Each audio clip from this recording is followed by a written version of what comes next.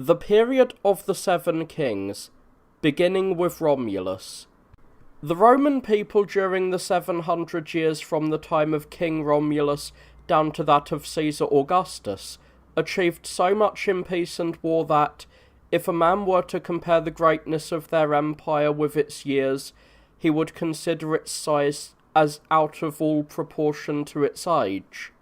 So widely have they extended their arms throughout the world that those who read of their exploits are learning the history not of a single people, but of the human race.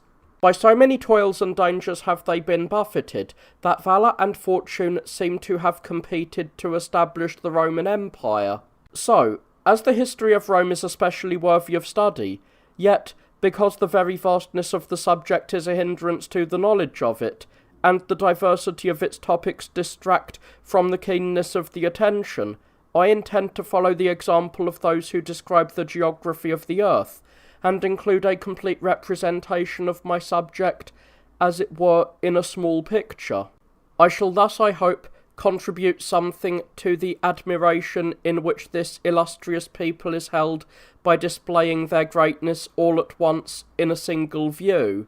If anyone were to contemplate the Roman people as he would a single individual, and review its whole life, how it began, how it grew up, how it arrived at what may be called the maturity of its manhood, and how it subsequently, as it were, reached old age, he will find that it went through 4 stages of progress. The first period, during which it was under the rule of kings, lasted for nearly 400 years, during which it struggled against its neighbours in the immediate vicinity of the capital. This period will be its infancy.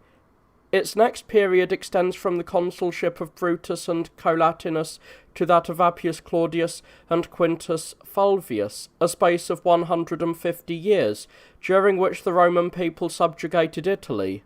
It was an age of extreme activities for its soldiers and their arms, and may therefore be called its youth.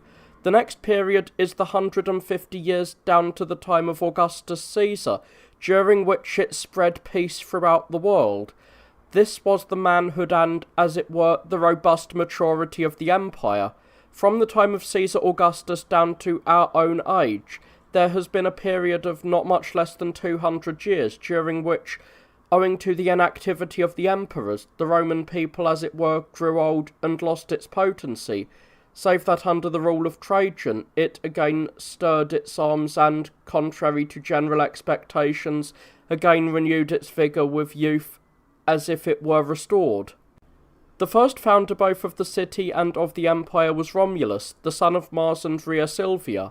That Mars was his father, the priestess confessed, when she was pregnant, and presently common report no longer doubted it when, by order of King Amulius, Romulus was thrown with his brother Remus into the river, but his life could not be destroyed. For not only did the Tiber stay its stream, but a she-wolf left her young to follow the infant's cries, offered them her udder and played the part of mother to them. Finding them in these circumstances under a tree, Faustulus, the shepherd of the royal flock, took them to his cottage and brought them up. Alba was at that time the chief city of Latium, having been built by Ilius.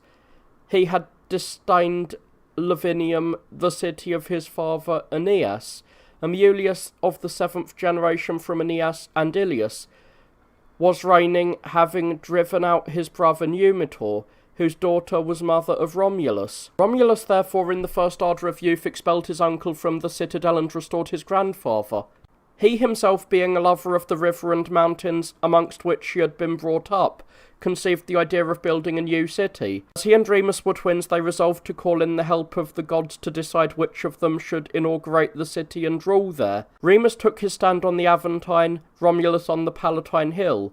Remus first observed 6 vultures, Romulus was after him in time, but saw more vultures, seeing 12. Being thus victorious in augury, he began to build the city, full of hope that it would prove warlike, for the birds accustomed to blood and prey seemed to indicate this. It was thought that a rampart was enough for the protection of the new city. In derision of its small size, Remus leapt over it, and was put to death for doing so, whether by his brother's order or not is unclear. At any rate, he was the first victim, and hallowed the fortification of the new city with his blood. Romulus had brought into being the idea of a city, rather than an actual city, for inhabitants were lacking. There was in the neighbourhood a grove, and this he made a place of refuge, and immediately an extraordinary number of men flocked thither, Latin and Tuscan shepherds, and even men from across the sea, Phrygians who had entered the country under Aeneas, and Arcadians who had come with Evander.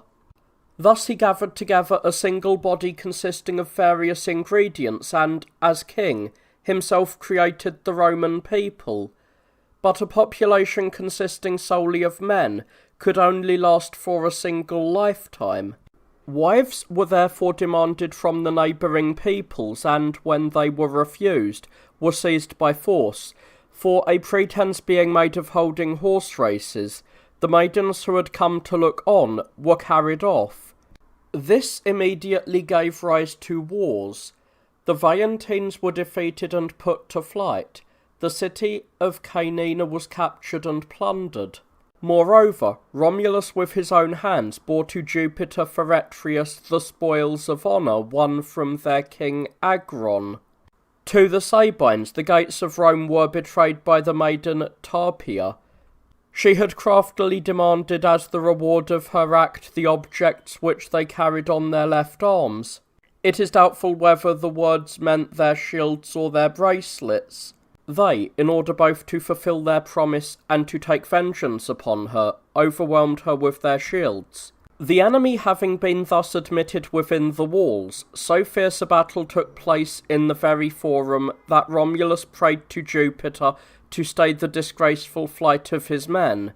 In commemoration of this, a temple was erected, and Jupiter received the title of the Stayer of Flight. At last, the women who had been carried off, with their hairs dishevelled, interposed between the furious combatants. Thus peace was made and a treaty concluded with Tatius, and a wonderful event followed, namely, that the enemy left their homes and migrated to the new city, and, by way of dowering their daughters, shared their ancestral wealth with their sons-in-law. Their strength rapidly growing, the king very wisely imposed the following new organisation upon the state.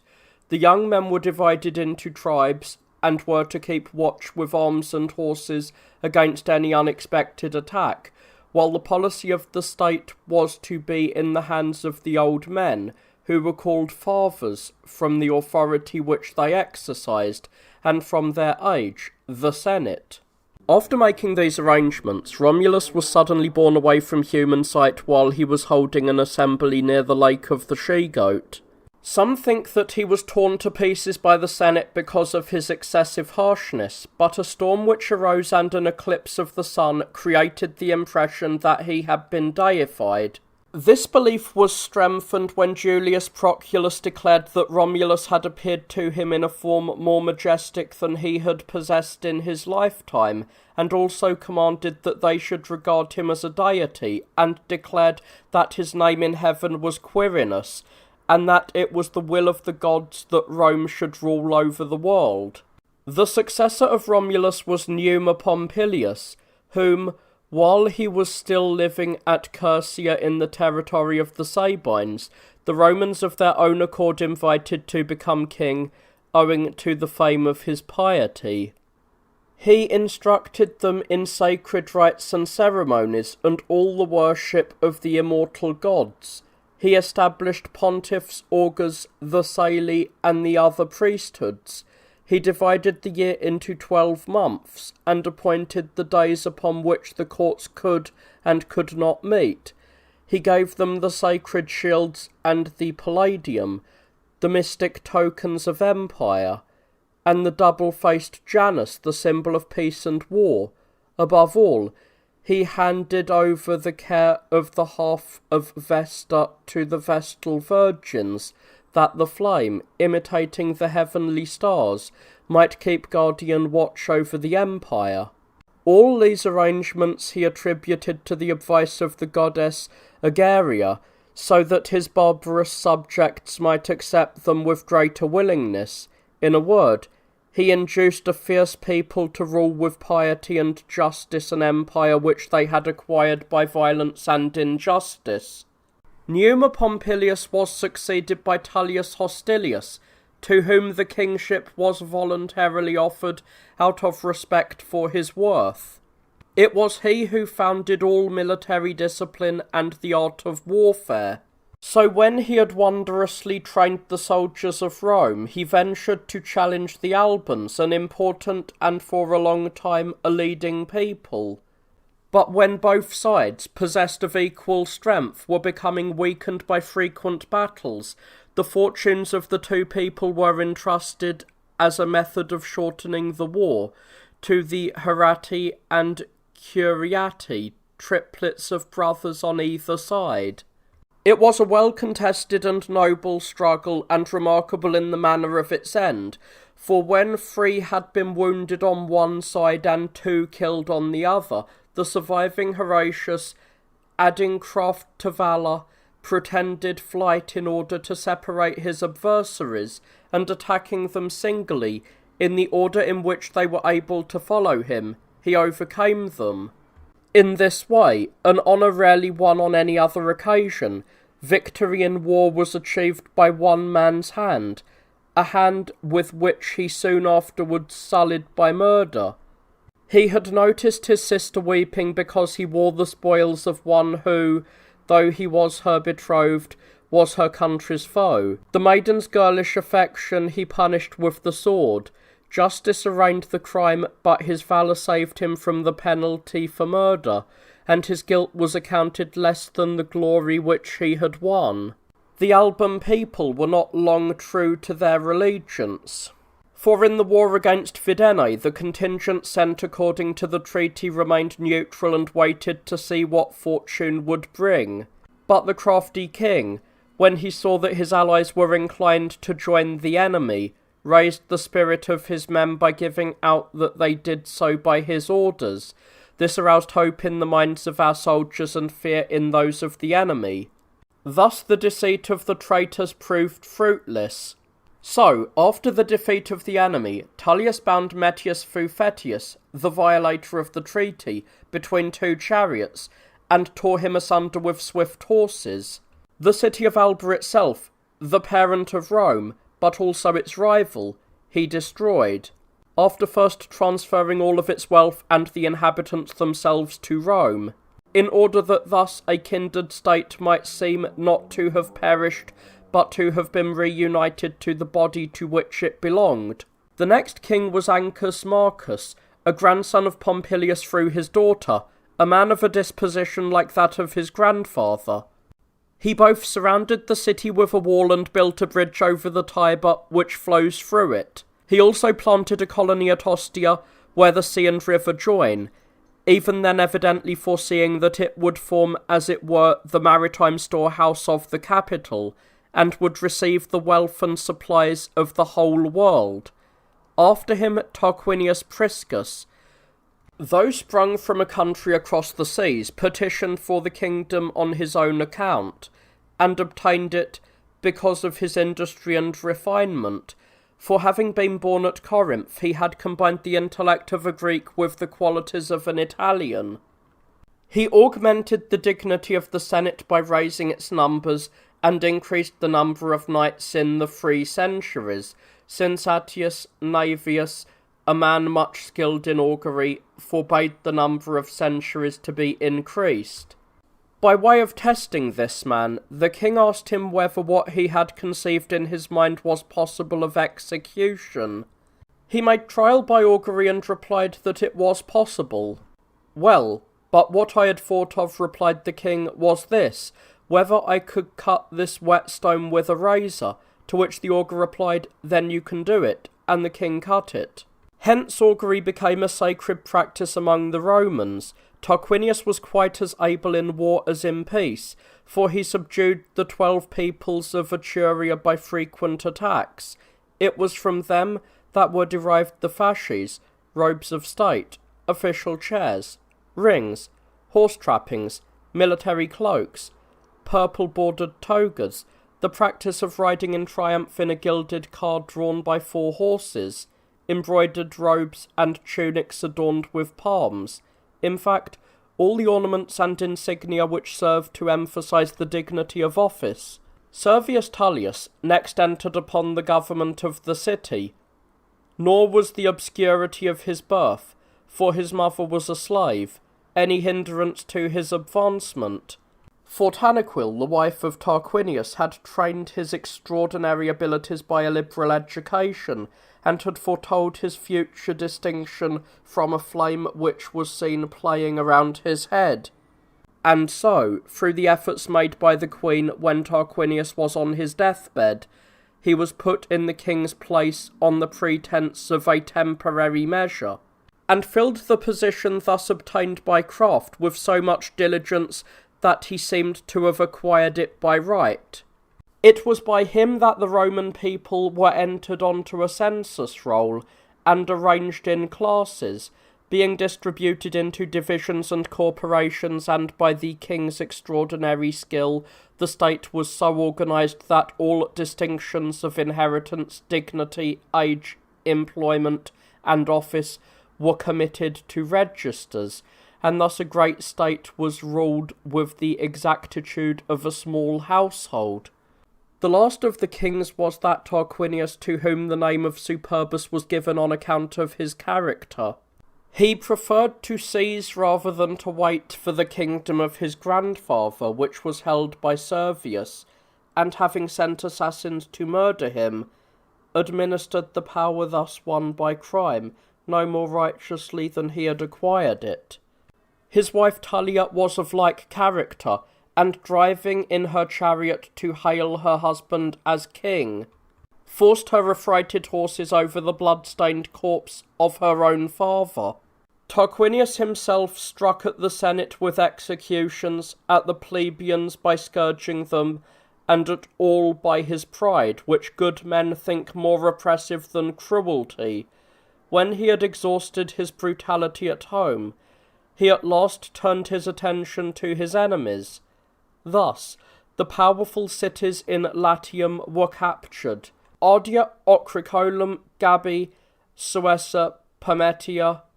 At the same time he was bloodthirsty towards his own family, for he did not hesitate to scourge his son, in order that by pretending to be a deserter he might inspire the confidence of the enemy. When his son had been welcomed at Gabii, as he had intended, and consulted by messengers as to what action he wished to be taken, he replied, "It is true," but in such a way as to give the impression that his pride forbade him to speak, by knocking off with his staff the heads of some of the poppies which had happened to be taller than the rest, thus signifying that the leading men were to be put to death. He erected from the spoils of the captured cities a temple, at the consecration of which the marvel is said to have occurred that, while the other gods permitted its erection, Juventas and Terminus refused to give way. The obstinacy of these deities pleased the seers, since they gave promise that the whole building would be strong and eternal. A more alarming incident was the discovery of a human head in the foundations when they were building the temple, but no one doubted that it was a most favourable omen, portending that here would be the seat of an empire and the capital of the world. The Roman people tolerated the king's pride as long as it was not accompanied by unlawful passion, but outrage of this kind on the part of his sons they could not endure. And when, after one of them had offered violence to Lucretia, a woman of the highest rank, she atoned for her dishonour by stabbing herself, and the rule of the kings was abolished forever. The period of its rule under the 7 kings forms the first age and, as it were, the infancy of the Roman people.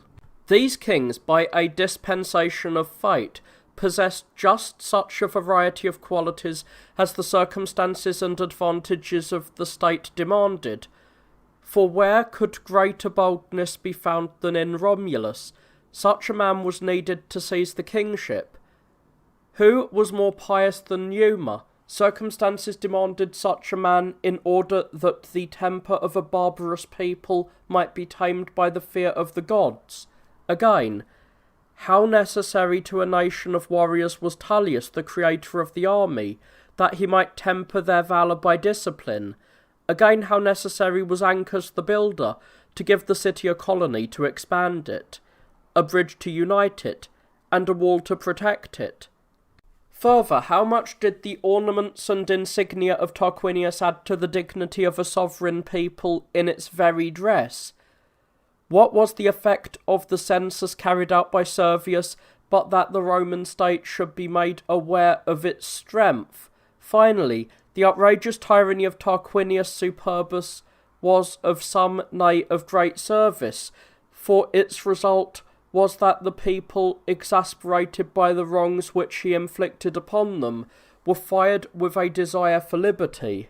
And so, under the leadership and guidance of Brutus and Collatinus, to whom the dying matron had entrusted the avenging of her wrong, the Roman people, as though urged by an impulse from heaven to assert the honour of insulted liberty and chastity, suddenly deposed their king, plundered his possessions, dedicated his lands to their god Mars, and transferred the rule to these same champions of their freedom, with a change, however, both of powers and title, for it was resolved that it should be an annual instead of a perpetual office, and that it should be exercised by two instead of by one, lest any abuse of power should arise through its possession by a single person, or for a very long period of time.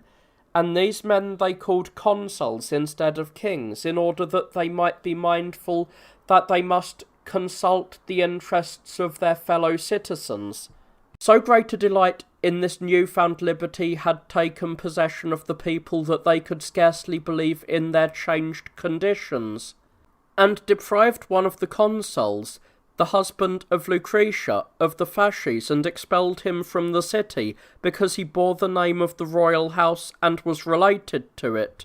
And so Horatius Publicola, who was chosen in his place, strove with the utmost zeal to promote the dignity of the newly freed people, for he lowered the fasces before them in the public assembly, and granted them the right of appeal against the decisions of himself and his colleague. He also removed his abode to the level part of the city, lest he should offend by appearing to occupy a commanding position.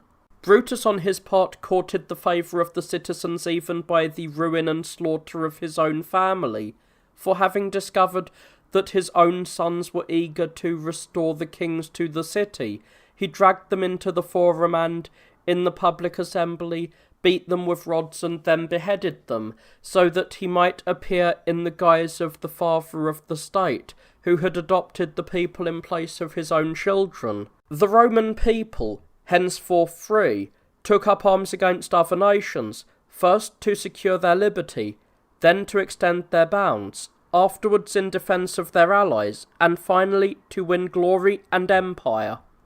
For they were continually harassed by their neighbours on every side, since they possessed not a clod of soil of their own, but the land immediately outside their walls belonged to their enemies, and, being placed as it were between the meeting places of two roads, between Latium and Etruria, they met the enemy outside all their gates. Finally, spreading just as a fever spreads, they attacked their enemies one by one, and, by continually fastening on the nearest of them, brought the whole of Italy under their sway. The first arms which the Roman people took up after the expulsion of the kings were for the defence of their liberty. For Porcina, the king of the Etruscans, arrived with a huge army and was eager to restore the Tarquini by force, although he pressed hard upon them both with arms and with famine, and, having seized the Janiculum, held the very approach to the city, they withstood and repelled him and finally inspired him with such admiration that, in spite of his superior strength, he actually concluded a treaty of friendship with an all but conquered enemy. It was on this occasion that these three prodigies and marvels of Rome made their appearance, Horatius, Mucius, and Cloelia, who, were they not recorded in our annals, would seem fabulous characters in the present day. For Horatius Cockles, finding that he could not alone drive back the enemies who threatened him on every side after the bridge had been broken down, swam across the Tiber without abandoning his arms. Mucius Scaevola by a stratagem attempted an attack upon the king in his own camp, and when he was seized after aiming a blow by mistake at his purple-clad attendants, he placed his hand in a blazing fire, and by a crafty device doubled the king's alarm. "Behold," he said, "and know from what sort of a man you have escaped. 300 of us have sworn to attempt the same deed." Meanwhile, incredible to relate, Mucius was unafraid, but the king was startled as though his own hand was burning. So much for the valour of the men. But that neither sex might lack praise, lo and behold, maidens too showed valour. Cloelia, one of the hostages handed over to the king, escaped from her gods and swam on horseback through the river of her native city. The king, indeed, alarmed at all these prodigies of valour, bade the Romans farewell and told them to keep their freedom. The Tarquini, however, continued the struggle until Brutus with his own hand killed Aruns, the king's son, and fell dead on his body from a wound dealt by his foe, as though he would pursue the adulterer even to the infernal regions. The Latins also supported the Tarquins in a spirit of rivalry and jealousy towards the Romans, wishing that a people which was gaining dominion abroad might at any rate be slaves at home. All Latium, therefore, summoned up their courage under the pretence of avenging the king. A battle was fought at Lake Regillus, for a long time with shifting fortunes, until Postumius, the dictator, himself adopting the new and remarkable stratagem of hurling a standard among the enemy, in order that it might be recovered. Cossus, the master of horse, ordered the cavalry to discard the bits, another new device, in order that they might charge with greater vigour. So desperate was the fight at last, that a tradition has been handed down that gods were present as spectators. 2 young men on white horses sped over the battlefield like stars across the heavens, and no one doubted that they were Castor and Pollux. The Roman commander, therefore, himself prayed to them and, bargaining for victory, promised them a temple, and carried out his promise as though in payment to the gods, who were his comrades in arms. Hitherto they had fought for their freedom. They presently were at war with these same Latins, persistently and without intermission, in defence of their frontier. Although it now seems incredible, Cora and Alsium were formidable. Satricum and Corniculum were provinces. Over Veruelae and Bovillae, I am ashamed to say it, but we triumphed. Tiber, now a suburban retreat, and Praeneste, now a charming summer resort, were attacked after the offering of solemn vows in the capital. Faetulia meant the same to us then as Carri means to us today. The Arician wood corresponded to the Hercynian forest, the Tiber to the Euphrates. The capture of Corioli, alas for the shame of it, was regarded as so glorious an achievement that Gnaeus Marcius became Coriolanus, taking the city into his name, as though he had conquered Numantia or Africa. Spoils won from Antium still exist, which Manius fixed up on the tribunal of the Forum after the capture of the enemy's fleet, if it can be called a fleet, for it consisted of only 6 beaked ships. In those primitive days, however, a fleet of that number was enough for a war at sea. but the most persistent of the Latins were the Aqui and the Volsci, who were, if I may use the phrase, the everyday enemies of Rome. These were subdued chiefly by Titus Quinctius Cincinnatus, the dictator who was summoned from the plough, and by a famous victory rescued the camp of the consul Manilius, which was beleaguered and almost captured. It happened to be the middle of the season of sowing, when the lictor found the patrician actually at work bending over the plough, setting out thence to the battlefield in order that he might keep up the tradition of his rustic employment. He made his conquered enemies pass like cattle under the yoke. The campaign being concluded, this farmer who had enjoyed a triumph returned to his oxen, and, ye heavens, with what speed! For the war was begun and finished within 15 days, so that it seemed for all the world as if the dictator had hurried back to finish the work on which he had left. From the direction of Etruria, the Veientines were persistent enemies, who attacked each year, so much so that the single family of the Fabii undertook to form a special force and waged a private war against them. The disaster which befell them is all too well known. Near Cremona, 300 of them, an army of patricians, were slain, and so the gate which sent them forth to the battle was branded with the name of the Evil Gate. But for this disaster, atonement was made by great victories, when the strongest cities were captured under different leaders and with different results. The Falisci surrendered voluntarily, Fidenae was consumed by its own flames, Veii was thoroughly plundered and destroyed. When the Falisci were being besieged, the honourable conduct of the Roman commander was a subject of admiration, and not without reason, for he actually sent back in chains a schoolmaster who offered to betray the city, together with the boys whom he had brought with him as hostages, for being a man of integrity and wisdom, he knew that the only true victory is that which is won with untainted honour and unimpaired dignity. The people of Fidenae, not being a match for the Romans with the sword, had armed themselves with torches, and had put on vari-coloured fillets resembling serpents in order to inspire terror, and had marched forth like furies, but their funeral attire was an omen of their overthrow. The 10-year-long siege which Veii sustained is an indication of its strength. It was the first occasion on which a Roman army spent the winter under tents of skin, and winter service was compensated by special pay, and the soldiers, at their own suggestion, were bound under a special oath not to return to the city until Veii had been captured. The spoils won from Lars Tolumnius, the king, were brought back in triumph and dedicated to Jupiter Feretrius.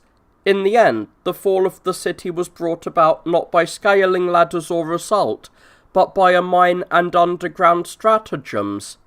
Lastly, the booty appeared so rich that a tithe of it was sent to Pythian Apollo, and the whole of the Roman people was summoned to plunder the city. Such was Veii in those days. Who now even remembers its former existence? What remains or traces are left of it? Our trust in our annals has a difficult task to make us believe that Veii ever existed. At this point, owing to the envy of the gods or to a decree of fate, the rapid progress of the growing empire was checked for a while by the invasion of the Gallic Senones. Whether this period should rather be considered harmful to the Roman people through the disasters which it brought, or glorious owing to the test which it gave them of their valour, I cannot say. At any rate, the force of calamity was such that I can only think that it was inflicted upon them by heaven as a test, because the immortal gods wished to know whether the Romans' valour deserved the empire of the world. The Gallic Senones were naturally a wild race and quite uncivilized. Moreover, by their vast stature and proportionately huge arms, and all sorts of other circumstances, they inspired such terror that they seemed created for the destruction of human life, and the ruin of cities.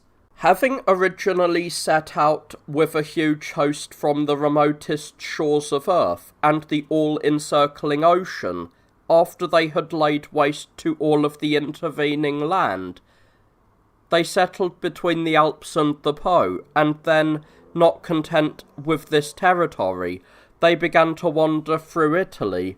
Finally they besieged the city of Clusium. The Romans intervened on behalf of their allies and confederates, and, according to the usual custom, ambassadors were sent to protest. But what sense of justice could be expected from barbarians? They only acted with greater ferocity, with the result that an open conflict ensued. The Senones turned away from Clusium and, as they marched upon Rome, were met by the consul Fabius with an army at the river Allia. One could not easily find a more disgraceful defeat, and so Rome has set a black mark against the day in its calendar. The Roman army having been routed, the enemy were approaching the walls of the city, and there was no garrison. It was then, as upon no other occasion, that the true Roman valour showed itself. In the first place, the older men, who held the highest offices, collected in the forum, and there consecrated themselves to the infernal deities, the chief pontiff performing the ceremony. They then immediately returned each to his own house, and, still clad in their official robes and rich attire, they seated themselves in their curule chairs, so that, when the enemy arrived, they might all die with proper dignity. The pontiffs and priests dug holes and buried some of the most sacred objects which were in the temples, and carried off others with them on wagons to Veii. At the same time, the virgins of the priesthood of Vesta, barefooted, accompanied the sacred objects in their flight. It is said, however, that a plebeian, Albinius, assisted the virgins in their escape, and having set down his wife and children, received them in his wagon. To such an extent, even in the utmost extremities, did the respect for religion prevail over personal affection.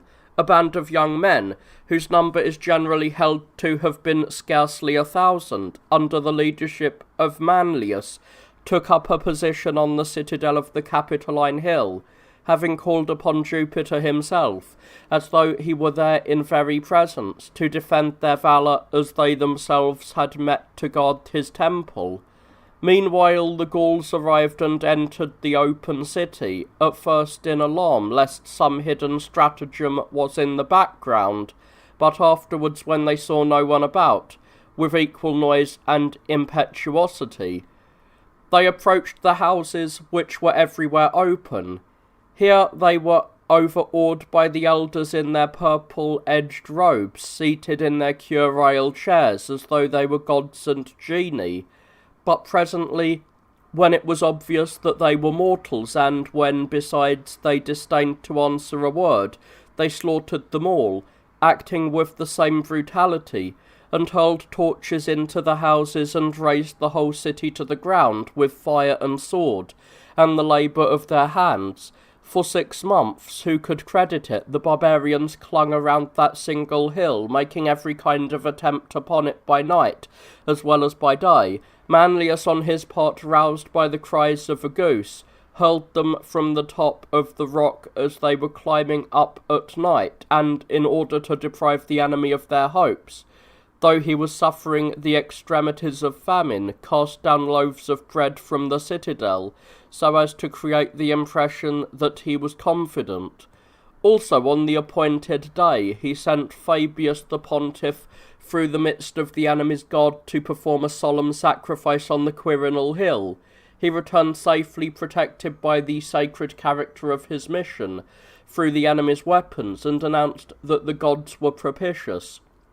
Finally, when the barbarians had been worn out by their own siege operations and were offering to depart for a payment of 1,000 pounds of gold, making their offer moreover in an insolent manner by throwing a sword on the scale to make the weight sum fair, and uttering the proud taunt, "Woe be to the vanquished," Camillus, suddenly attacking them from the rear, made such a slaughter as to wipe out all traces of the burning of the city with the deluge of Gallic blood. We are inclined to thank the gods that the destruction of the city was so complete, for they were the huts of shepherds that the fire overwhelmed, and the flames buried Romulus' poor little settlement. What other effect, then, did the fire produce except that the city, destined to be the abode of men and gods, seemed not so much to have been destroyed and overthrown as to have been sanctified and purified? Thus, when the city had been saved by Manlius and restored by Camillus, the Roman people rose up again against their neighbouring foes with increased vigour and force. First of all, not content with having driven away this particular tribe of the Gauls from the walls, Camillus followed them so closely as they were dragging their shattered remains across Italy, that today no trace is left of the Senones. On one occasion, a slaughter of them took place on the river Aneu, during which, in single combat, Manlius took from a barbarian, among other spoils, a torque of gold, which gave the name to the family of the Torquati. On another occasion in the Pontine territory, in a similar fight, Valerius, aided by a sacred bird which seated on his helmet, won spoils from the foe, and from this incident the Corvini derived their name. Moreover, some years later, near the lake of Vadimo in Etruria, Dolabella destroyed all that remained of the tribe, so that none might survive of the race to boast that they had burned the city of Rome. In the consulship of Manlius Torquatus and Decius Mus, the Romans turned their attention from the Gauls to the Latins, who, always their foes through rivalry of empire, at this time, in their contempt for the burned city, demanded the rights of citizenship and a share in the government and public offices, and declared to meet them in battle at Capua. Who will wonder that on this occasion the enemy yielded when one of the consuls put his own son to death, though he had been victorious, because he had fought against his orders, thus showing that to enforce obedience was more important than to achieve victory? While the other consul, as though acting upon a warning from the gods, with veiled head devoted himself to the infernal gods in front of the army, in order that by hurling himself where the enemy's weapons were thickest, he might open up a new path to victory among the track of his own lifeblood. After the Latins they attacked the race of the Sabines, who, forgetful of the relationship formed under Titus Tatius, had become as it were infected by the spirit of the Latins and had joined in their wars. During the consulship of Curius Dentatus, the Romans laid waste with fire and sword all the tract of country which is enclosed by the Anio and the sources of the Velnus, and bounded by the Adriatic Sea. By this conquest, so large a population and so vast a territory was reduced, that even he who had won the victory could not tell which was of the greater importance. Next, moved by the prayers of the Campanians, the Romans attacked the Samnites, not on their own behalf, but, what is more honourable, on that of their allies.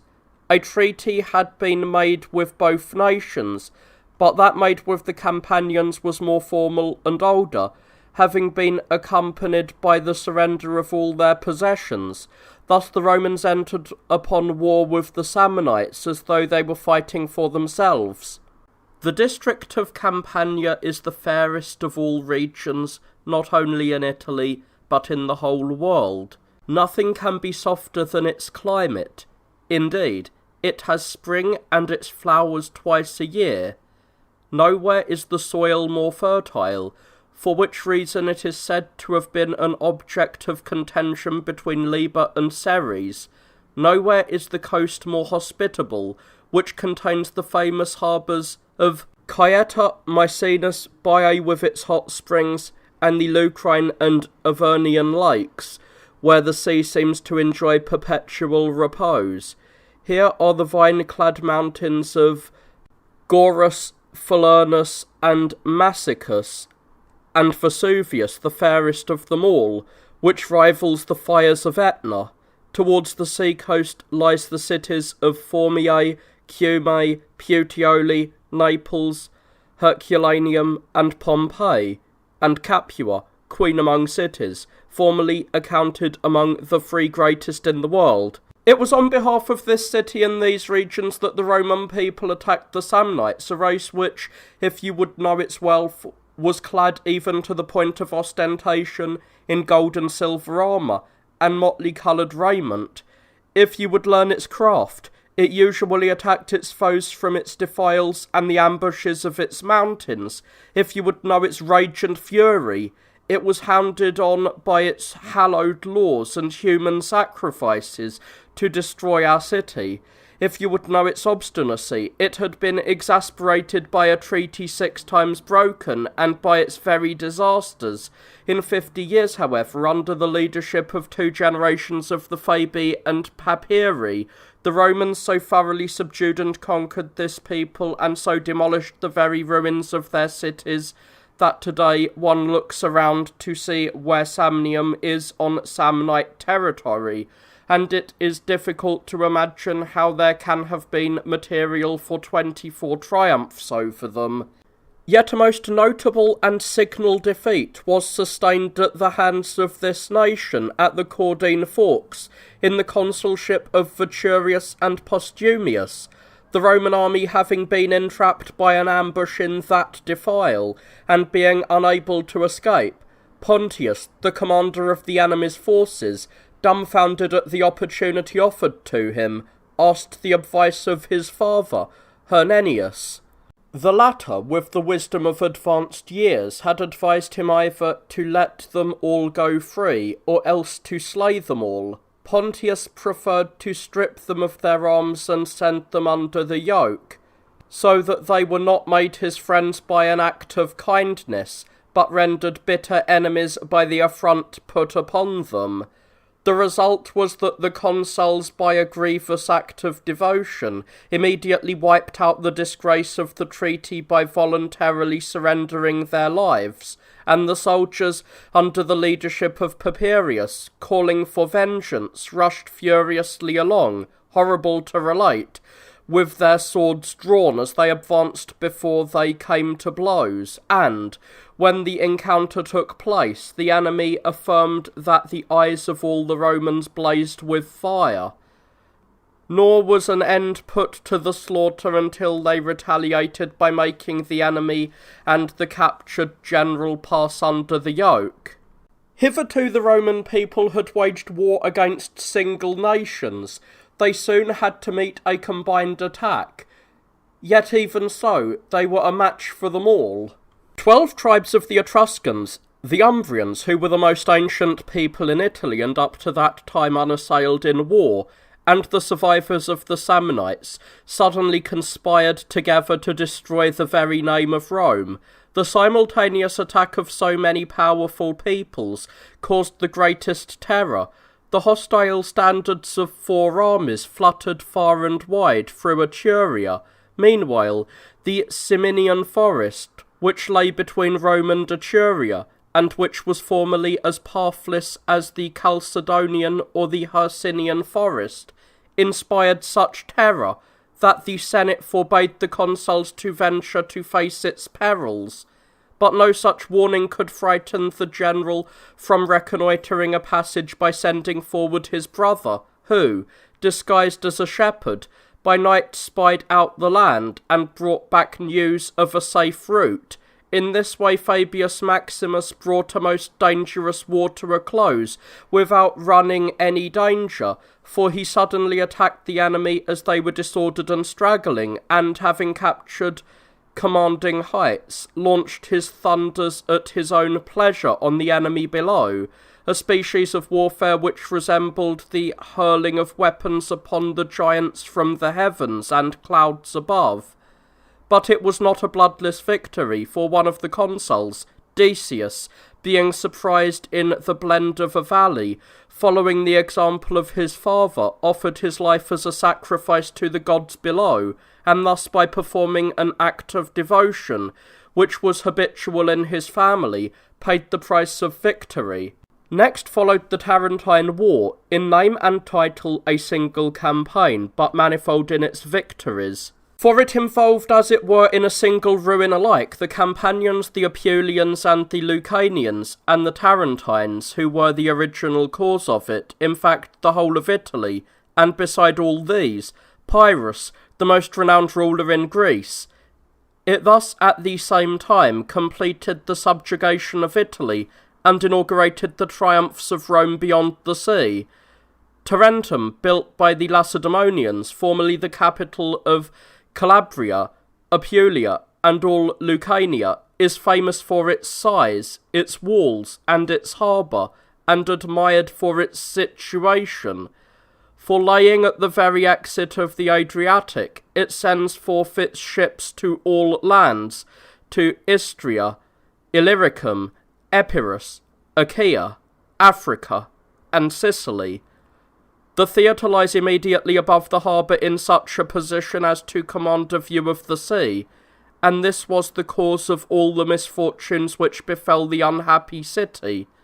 They happened to be celebrating a festival when they saw the Roman fleet rowing towards the shore, and thinking that they were enemies, they rushed out and began to hurl indiscriminate insults at them, asking who the Romans were and whence they had come.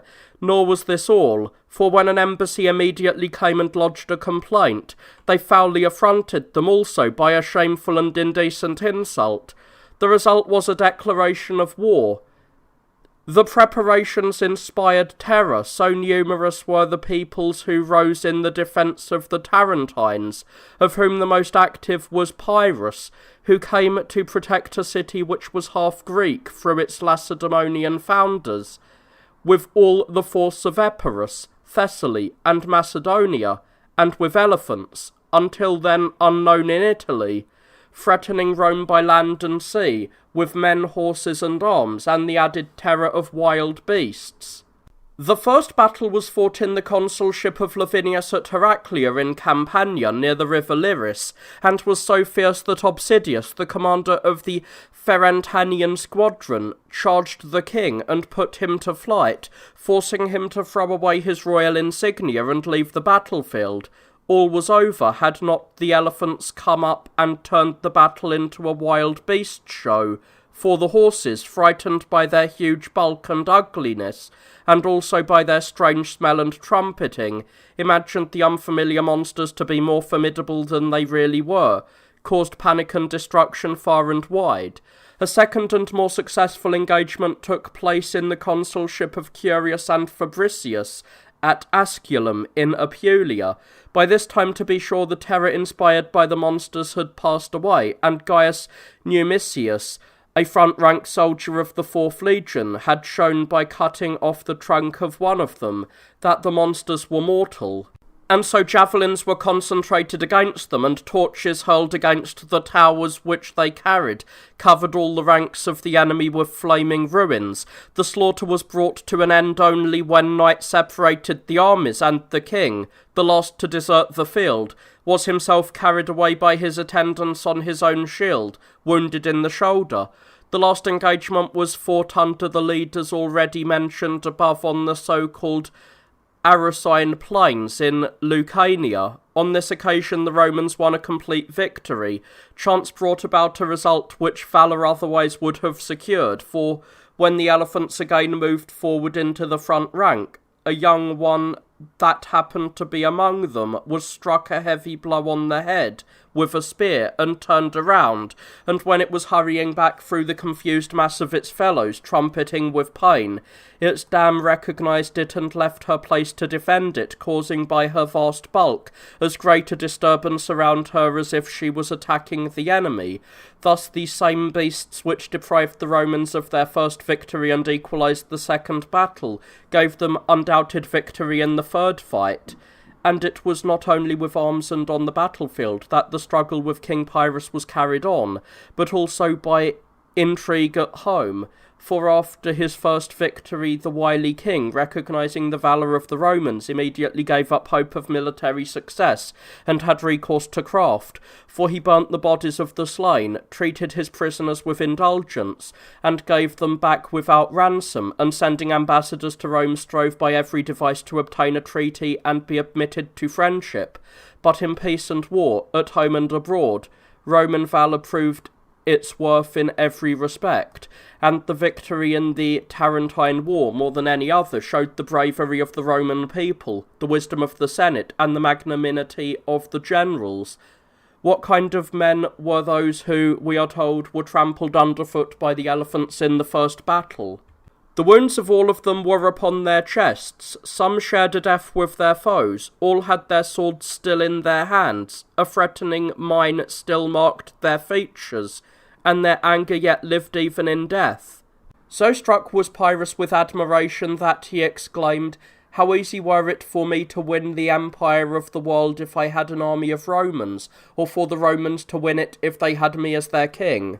Again, how great must have been their promptitude in replacing their losses, for Pyrrhus said, "I plainly see that I am sprung of the seed of Hercules, when I see all these heads of foes cut off springing up again from their blood, as they sprang up from the Hydra." Again, what was the character of the Senate? When on the proposal of Appius Cassius, the ambassadors of Pyrrhus had been expelled from the city with their presence, and the king asked them what they thought of the abode of their enemies, they confessed that the city seemed to them to be a temple, and the Senate an assembly of kings. Again, what kind of men were their generals? Even in the field, Curius sent back the physician who offered the head of Pyrrhus for sale, and Fabricius refused a share in his kingdom offered to him by the king. In peace, Curius preferred his earthenware vessels to Samnite gold, and Fabricius, with all the authority of the censorial office, stigmatized as a luxury the possession of 10 pounds of silver by Rufinus, a man of consular rank. Who then can wonder that with such moral principles and such military valour the Roman people were victorious, and that in their single war against the Tarentines they subdued within the space of 4 years the greater part of Italy, the bravest nations, the richest cities, and the most fertile regions? Or what can be more incredible than the contrast presented by the beginning of the war and its conclusion? Pyrrhus, victorious in the first battle, when all Campania trembled, laid waste the banks of the Liris and Fregellae, looked forth from the city of Praeneste upon a Rome which he had all but captured, and at a distance of only 20 miles, filled the eyes of the trembling citizens with his smoke and dust. Yet afterwards, when this same king had twice had his camp captured, and had been twice wounded, and had been driven as a fugitive over sea and land back to his own land of Greece, peace and tranquillity ensued, and so rich a spoil was gathered from so many wealthy races, that Rome could not contain the fruits of her victories. Scarcely did a fairer or more glorious triumph enter the city. Up to that time, the only spoils which you could have seen were the cattle of the Volscians, the flocks of the Sabines, the wagons of the Gauls, the broken arms of the Samnites. Now, if you looked at captives, they were Molossians, Thessalians, Macedonians, Bruttians, Apulians, and Lucanians. If you looked upon the procession, you saw gold, purple statues, pictures, and all the luxury of Tarentum. But upon nothing did the Roman people look with greater pleasure than upon those huge beasts, which they had feared so much, with towers upon their backs, now following the horses which had vanquished them, with heads bowed low, not wholly unconscious that they were prisoners. Then all Italy enjoyed peace, for who could venture upon resistance after the defeat of Tarentum, except that the Romans thought fit themselves to punish those who had been the allies of their enemies. The people of Picenum were therefore subdued, and their capital Asculum was taken under the leadership of Sempronius, who, when an earthquake occurred in the midst of the battle, appeased the goddess Earth by the promise of a temple. The Salentines and Brundisium, the capital of their country, with its famous harbour, shared the fate of the people of Picenum at the hands of the Romans under the leadership of Marcus Attilius. During the struggle, Pales, the goddess of shepherds, demanded further for herself a temple at the price of victory. The last of the Italians who came under the protection of Rome were the Volscians, the richest of all the Etruscans, who asked for help against those who had formerly been their slaves, and had used against their masters the liberty which the latter had granted them, and having shifted the power to themselves, were playing the tyrant in the state. They too were punished by the Romans under the leadership of Fabius Gerges. This period forms the Second Age, which may be called the youth of the Roman people, during which it was most vigorous and showed fire and heat in the flower of its strength. Hence there was still in it a certain spirit of ferocity inherited from shepherd ancestors, and an untamed spirit yet breathed. Hence it was that the army mutinied in camp and stoned the general Postumius when he denied them the spoils which he had promised them. That under Appius Claudius they refused to defeat the enemy when it was in their power to do so. That when under the leadership of Valero many refused to serve, the consul's fasces being broken. Hence it was that they punished with exile their most famous chiefs, because they opposed their will, Coriolanus for example, when he ordered them to till their fields, and he would have avenged his wrongs by force of arms, with even greater severity, if his mother Veturia had not disarmed him by her tears when he was already advancing, and Camillus himself, because he was thought to have divided the spoils of Veii unfairly between the people and the army. Camillus, however, a truer patriot, lived to grow old in the city of Veii, which he had captured, and afterwards took vengeance on behalf of those who implored his aid against the Gaulish foe. With the Senate, too, there were struggles which went beyond all justice and right, since the people even left their homes and threatened their country with desolation and ruin. The first dispute was due to the tyranny of the usurers. When these actually vented their fury upon their persons as though they were slaves, the common people took up arms and seceded to the Sacred Mount, and were with difficulty induced to return, and then only after their demands for a tribune had been granted, at the insistence of the eloquent and wise Menenius Agrippa. The fable, quite in the old style of oratory, which was most efficacious in promoting concord, is still remembered, in which he said that the members of the human body once revolted on the grounds that, while they all performed their functions, the stomach alone lived without doing any duty, but afterwards, when they found themselves dying, owing to their separation from it, they returned to a good understanding with the stomach, because they found that its service was to convert food into the blood which flows in them. The second disagreement occurred in the very centre of the city, and was caused by the lust of the decemvirate. 10 eminent citizens had been chosen by order of the people, and had jointly drawn up a code of laws derived from Greece, and the whole system of justice had been arranged upon 12 tables. But they afterwards still retained in the lawless spirit of the kings the fasces which had been entrusted to them. Appius attained such a spirit of insolence beyond all the rest, that he destined a freeborn maiden for dishonour, forgetful of Lucretia and the kings, and the code which he himself helped to draw up. And so when Virginius the maiden's father saw his daughter being dragged away to slavery after an unjust sentence, without a moment's delay he slew her in the middle of the forum with his own hand, and, moving up companies of his fellow soldiers, surrounded the whole band of tyrants with an armed force, and dragged them from the Aventine Hill to prison and in chains. The third insurrection was caused by the question of marriage dignity, arising from the demand that plebeians should intermarry with patricians. This disturbance burst into flames on the hill of Janiculum at the instigation of Canulius, the tribune of the people. The fourth insurrection was due to the desire for office and the demand that magistrates should be elected from among the plebeians also. Fabius Ambustus was the father of 2 daughters, one of whom he had given in marriage to Sulpicius, a man of patrician blood, while Stolo, the plebeian, had wedded the other. The the wife of the latter having been the object of somewhat insolent laughter on the part of her sister, because she had been alarmed by the sound of the lictor's staff, a sound which was unfamiliar to her in her own home. Stodlow could not endure the affront, and so when he obtained the tribunate, he extorted from the Senate against their will a share in public offices and magistracies.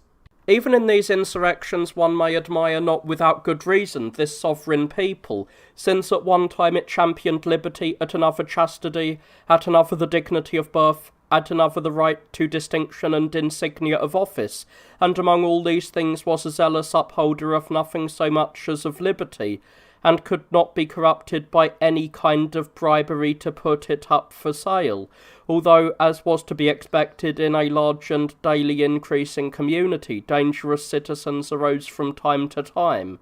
The people punished by immediate execution Spurius and Cassius, who were suspected of aiming at the royal power, the former through his excessive largesse, the latter by his agrarian law. The punishment of Spurius was undertaken by his own father, while Cassius was stabbed in the middle of the forum at the order of Quinctius, the dictator, by Servilius Aula, the master of his horse. Manlius too, the saviour of the capital, they hurled from the very citadel which he had himself defended, when he began to behave in a manner too arrogant and ill-fitting for a private citizen, on the strength of having set free a number of debtors. Such were the Roman people at home and abroad, in peace and in wars, as it passed through the stormy waters of its youth, that is to say, the second age of its empire, during which it subdued by force of arms all of Italy between the Alps and the Straits. Italy having been subdued and conquered, the Roman people having almost reached its 500th year, since it can truly be said to have reached maturity, was now robust and vigorous, if ever there is robustness, if ever vigour in a state, and became a match for the whole world. Thus arose the wonderful and incredible phenomenon that a people which had struggled in its own country 500 years, so difficult had it been to establish supremacy in Italy, during the next 200 years, overspread Africa, Europe and Asia, and finally the whole world with its wars and victories. The Romans, then victorious over Italy, having now extended their bounds to the Straits, halted for a space like a fire, which, having laid waste the woods that lie in its course, is held up by an intervening river. But soon, seeing in their neighbourhood a most wealthy prey which seemed somehow to have been rent away, and as it were torn from their own land of Italy, they were kindled with so strong a desire for its possession that, since it could not be attached to by a mole or a bridge, they resolved that it should be reunited by arms and warfare, and thus restored to the continent to which it belonged. But lo, the fates themselves opened a way, and an opportunity was offered by the complaints which Messana, a Sicilian state allied by treaty to Rome, made about the tyrannical behaviour of the Carthaginians. This people, like the Romans, coveted Sicily, and both nations at the same time, with equally strong desires and equal forces, were aiming at the empire of the world, on the pretext therefore of aiding their allies, but really stimulated by the desire for spoil. This rude pastoral people, whose proper element was the land, although the strangeness of the undertaking alarmed them, yet, so great is confidence inspired by courage, showed that for the brave it is a matter of indifference whether the fight is waged on horseback or on shipboard, on land or on sea. In the consulship of Appius Claudius they first launched the ships across the strait, so ill-famed for fabulous monsters, and swept by so violent a current. Yet so little were they alarmed that they welcomed the violence of the rushing tide as a godsend, and immediately without delay defeated Hiero of Syracuse with a suddenness that made him confess that he was defeated before he set eyes upon the enemy. In the consulship of Julius and Cornelius they ventured to meet the enemy at sea also. On this occasion the very speed with which they had constructed their fleet was an omen of victory, for within 60 days of the felling of the timber, a fleet of 160 vessels rode at anchor, so that it seemed as if the trees had not been made into ships by the art of man, but changed and altered hitherto by a dispensation of heaven. The ordering of the battle, too, was wonderful, since the heavy, slow Roman vessels came to grips with the swift and active craft of the enemy. Naught availed their usual manoeuvres of sweeping away the enemy's oars or frustrating their charge by flight, for grappling irons and strong appliances, which before the battle had caused much derision on the part of the enemy, fastened upon their ships and obliged them to fight as if it were upon dry land. Thus victorious off the Liparae Islands, after sinking or routing the enemy's fleet, they celebrated their first naval triumph. And how great was their joy! Duilius, who had been in command, not content with a single day's triumph, throughout his life, when he returned from supper, ordered torches to be lighted and pipes to play before him by way of celebrating a daily triumph. In comparison with Julius' great victory, the death of the other consul Cornelius in an ambush was a trifling loss, but his invitation to a pretended conference and consequent seizure was a good example of Carthaginian treachery. In the dictatorship of Calatinus, the Romans expelled almost all the Carthaginian garrisons from Agrigentum, Drepanum, Panormus, Eryx, and Lilybaeum. On one occasion there was a panic in the forest of Camarina, but by the extraordinary bravery of Calpurnius Flamma, a military tribune, we extricated ourselves. He with a chosen band of 300 men seized a knoll, which was beset by the enemy, and so delayed them long enough to give the whole army time to escape. By the glorious result of his action he equalled the fame of Leonidas at Thermopylae, the Roman hero being more illustrious in that he survived his great exploit, though he did not write anything in his own blood. In the consulship of Lucius Cornelius Scipio, when Sicily was already a suburban province of the Roman people, the war spread further, and they crossed over to Sardinia and the adjoining island of Corsica. They terrified the inhabitants by the destruction of Olbia in the former island and Aleria in the latter, and so completely cleared land and sea of the Carthaginians that only Africa itself still remained to be conquered. Under the leadership of Marcus Attilius Regulus, the war was now transferred to Africa.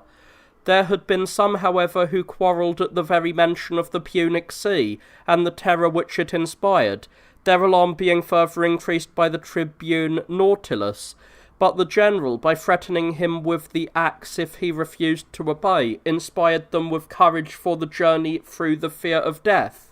All haste was then made with sails and oars, and the approach of the enemy so alarmed the Carthaginians that the gates of Carthage were almost opened and the city captured. The war began with the taking of Clypea, which projects as a citadel or watchtower from the Carthaginian coast. This and 300 other fortresses were destroyed, but the Romans had to contend not only with human beings, but also with monsters, for a serpent of wondrous size, which seemed to have been created for the defence of Africa, harassed their camp on the Bagradas. But Regulus, elsewhere victorious, having spread far and wide the terror of his name, and having slain or holding as prisoner a large number of the enemy's troops, and even their generals, and having sent in advance to Rome a fleet laden with immense spoils, and full of material for a triumph, was already threatening Carthage itself, the author of the war, with blockade, and pressing hard upon its very gates.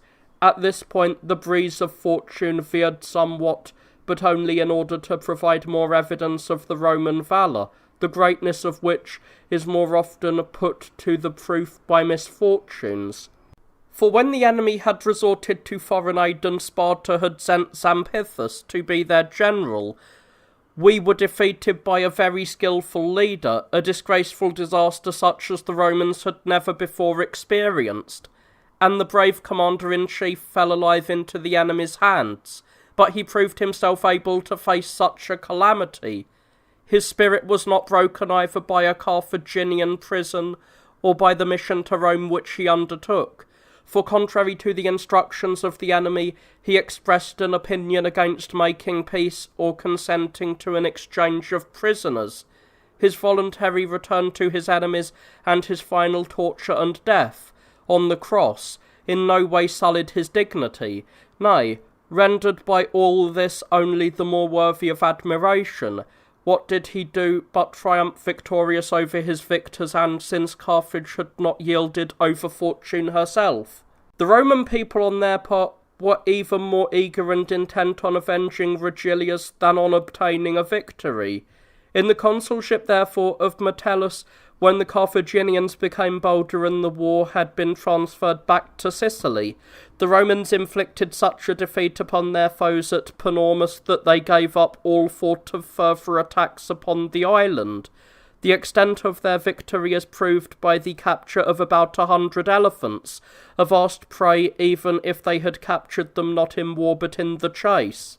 In the consulship of Appius Claudius, the Romans were defeated not by the enemy but by the gods, whose auspices he had despised, their fleet being immediately sunk on the spot where Appius Claudius had ordered the sacred chickens to be thrown overboard, because he was warned by them not to fight. In the consulship of Marcus Fabius Buteo, they defeated the enemy's fleet near Aegimerus in the African Sea, while it was actually sailing against Italy. But what a triumph was ruined by the storm which then occurred, when the fleet loaded with rich booty, driven by contrary winds, covered Africa and the shores of all the adjacent islands with its wreckage. A great calamity indeed, but it did not fail to redound to the honour of an imperial people, that it was a storm which had intercepted their victory, and a shipwreck which had destroyed their triumph. And seeing that the Carthaginian spoil floated off every promontory and island, even so the Roman people triumphed. In the consulship of Lutatius Catulus, the war was at last brought to a close near the islands called Agatae. No greater fight was ever fought at sea, for the enemy's fleet came up loaded with supplies, troops, towers, and arms. Indeed, you might say that all of Carthage was on board it. And it was this that caused its ruin, for the Roman fleet, easily handled, light and unencumbered, and in a way resembling a land army, was guided by its oars just as horses are guided by their reins in a cavalry engagement, and the beaks of the ships, moving rapidly to ram now this foe and now that, presented the appearance of living creatures, and so in a moment of time the enemy's vessels were cut to pieces and covered the whole of the sea between Sicily and Sardinia with their wreckage. In a word, so great was the victory that no question was raised of demolishing the enemy's walls. It seemed superfluous to vent their fury on a citadel and walls when Carthage had already been destroyed upon the sea. The Carthaginian war being ended, a period of rest ensued, brief indeed, for the Roman people to recover their breath. As a proof of peace and a genuine cessation of hostilities, the doors of the temple of Janus were closed for the first time since the reign of Numa, but immediately afterwards they were opened again quickly, for first the Ligurians and then the Isubrian Gauls, and also the Illyrians, races living at the foot of the Alps, that is, at the very entrance of Italy, began to give trouble at the continual instigation of some god, who feared that Rome's arms should suffer from rust and decay. In a word, both these races, continually active and, as it were, at our very doors, provided our recruits with practice in warfare. The Roman people sharpened the edge of their valour on these two peoples as on a whetstone, the Ligurians, who dwelt close to the foot of the Alps, being between the rivers Varus and Magra, encircled by thickly wooded undergrowth, were rather more difficult to find than to conquer. Protected by their position and their facilities for escape, this hardy and active race carried on depredations rather than war, as occasion allowed, and so after their tribes, the Saluvi, the Deciates, the Oxubi, the Ubuates, and the Ingoni had long successfully eluded defeat. Fulvius at last surrounded their lairs with a ring of fire, Baebius brought them down into the plains, and Posthumus so thoroughly disarmed them as scarcely to leave them any iron to till their soils. The Insubrian Gauls, who also dwelt near the Alps, possessed the spirit of wild beasts and stature greater than human, but, as experience proved, for just as their first onslaught was mightier than that of men, so their subsequent attacks were feebler than those of women. The bodies of the Alpine races reared in a moist climate have a certain similarity to our own snows, for as soon as they become heated in the fray, they immediately break into sweat and are dissolved by light exertion, as snow is melted by the sun. As often on previous occasions, so when Britomarus was their leader, they swore that they would not doff their belts until they had scaled the Capitol, and so it came to pass. For Aemilius defeated them and ungrit them on the Capitol. Soon afterwards, when Ariovistus was their leader, they vowed to dedicate to the war god a necklet made from the spoils of our soldiers. Jupiter intercepted their dedication, for Flaminius set up in honour of Jupiter a golden trophy made from their necklets. During the reign of Viridomarus, they had promised to offer up Roman armour to Vulcan, but their vows turned out otherwise, for their king was slain and Marcellus hung up in the temple of Jupiter Feretrius, the Spolia Optima, for the second time since Father Romulus had done so. The Illyrians, or Liberians, dwelt at the very roots of the Alps between the rivers Arissa and Titus, and spread widely along the coast of the Adriatic Sea. Under the rule of their queen Teutana, not content with depredations, they added crime to lawlessness. When our ambassadors came to protest against their delinquencies, they slew them not with the sword, but like sacrificial victims with the axe, and burnt to death the commanders of our ships. To make their actions still more insulting, it was a woman that gave the order. They were therefore thoroughly subdued by an army under Gnaeus Fulvius Centimalus, and the axe wielded against the necks of the chiefs made atonement to the shades of our ambassadors.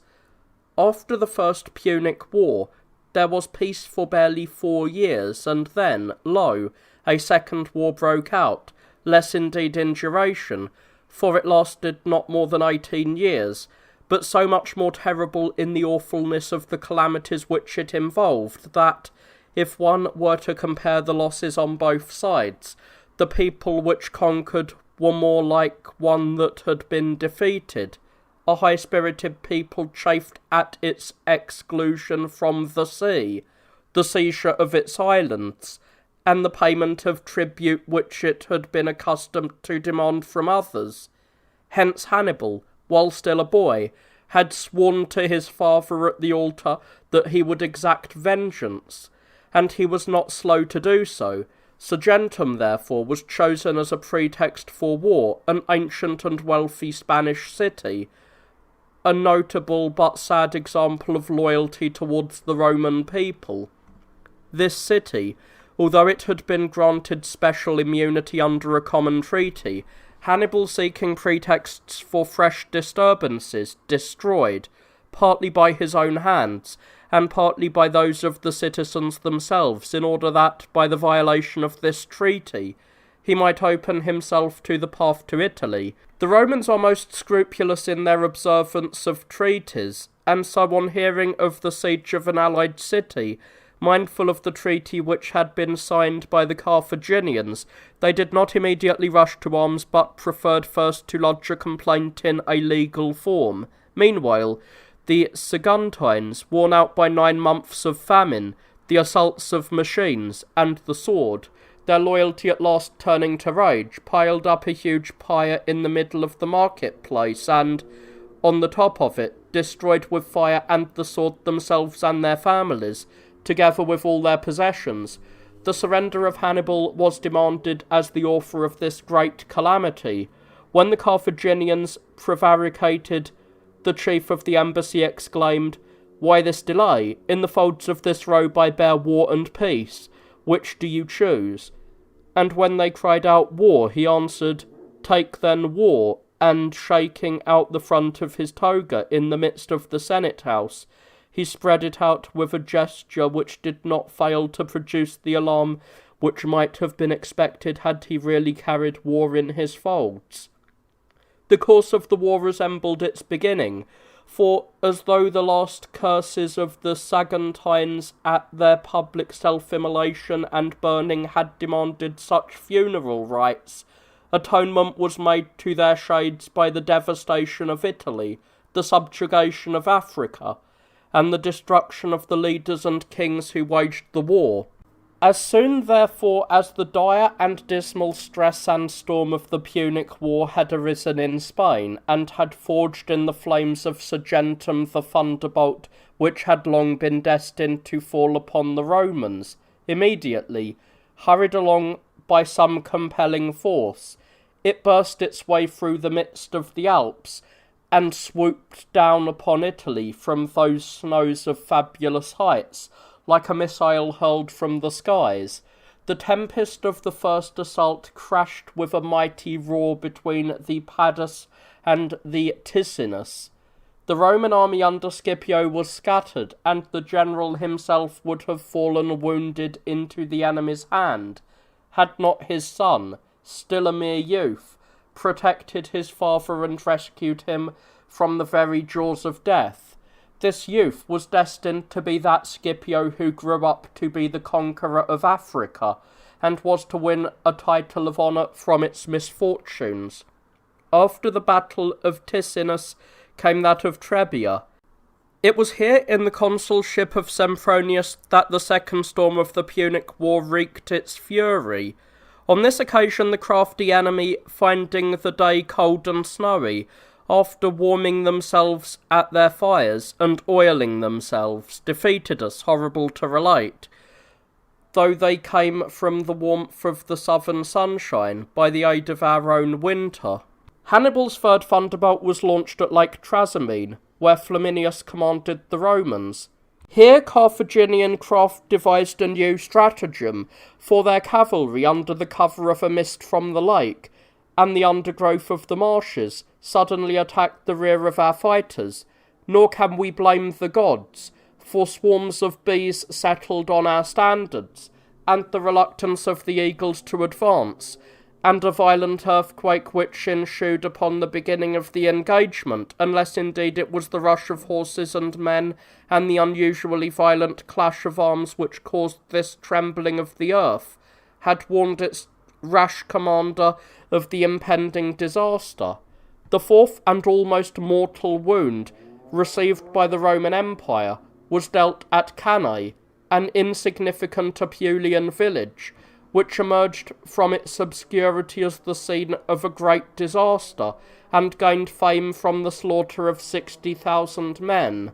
There the general, the battlefield, the atmosphere, and the weather, in fact all of nature, conspired to bring about the destruction of the unhappy army.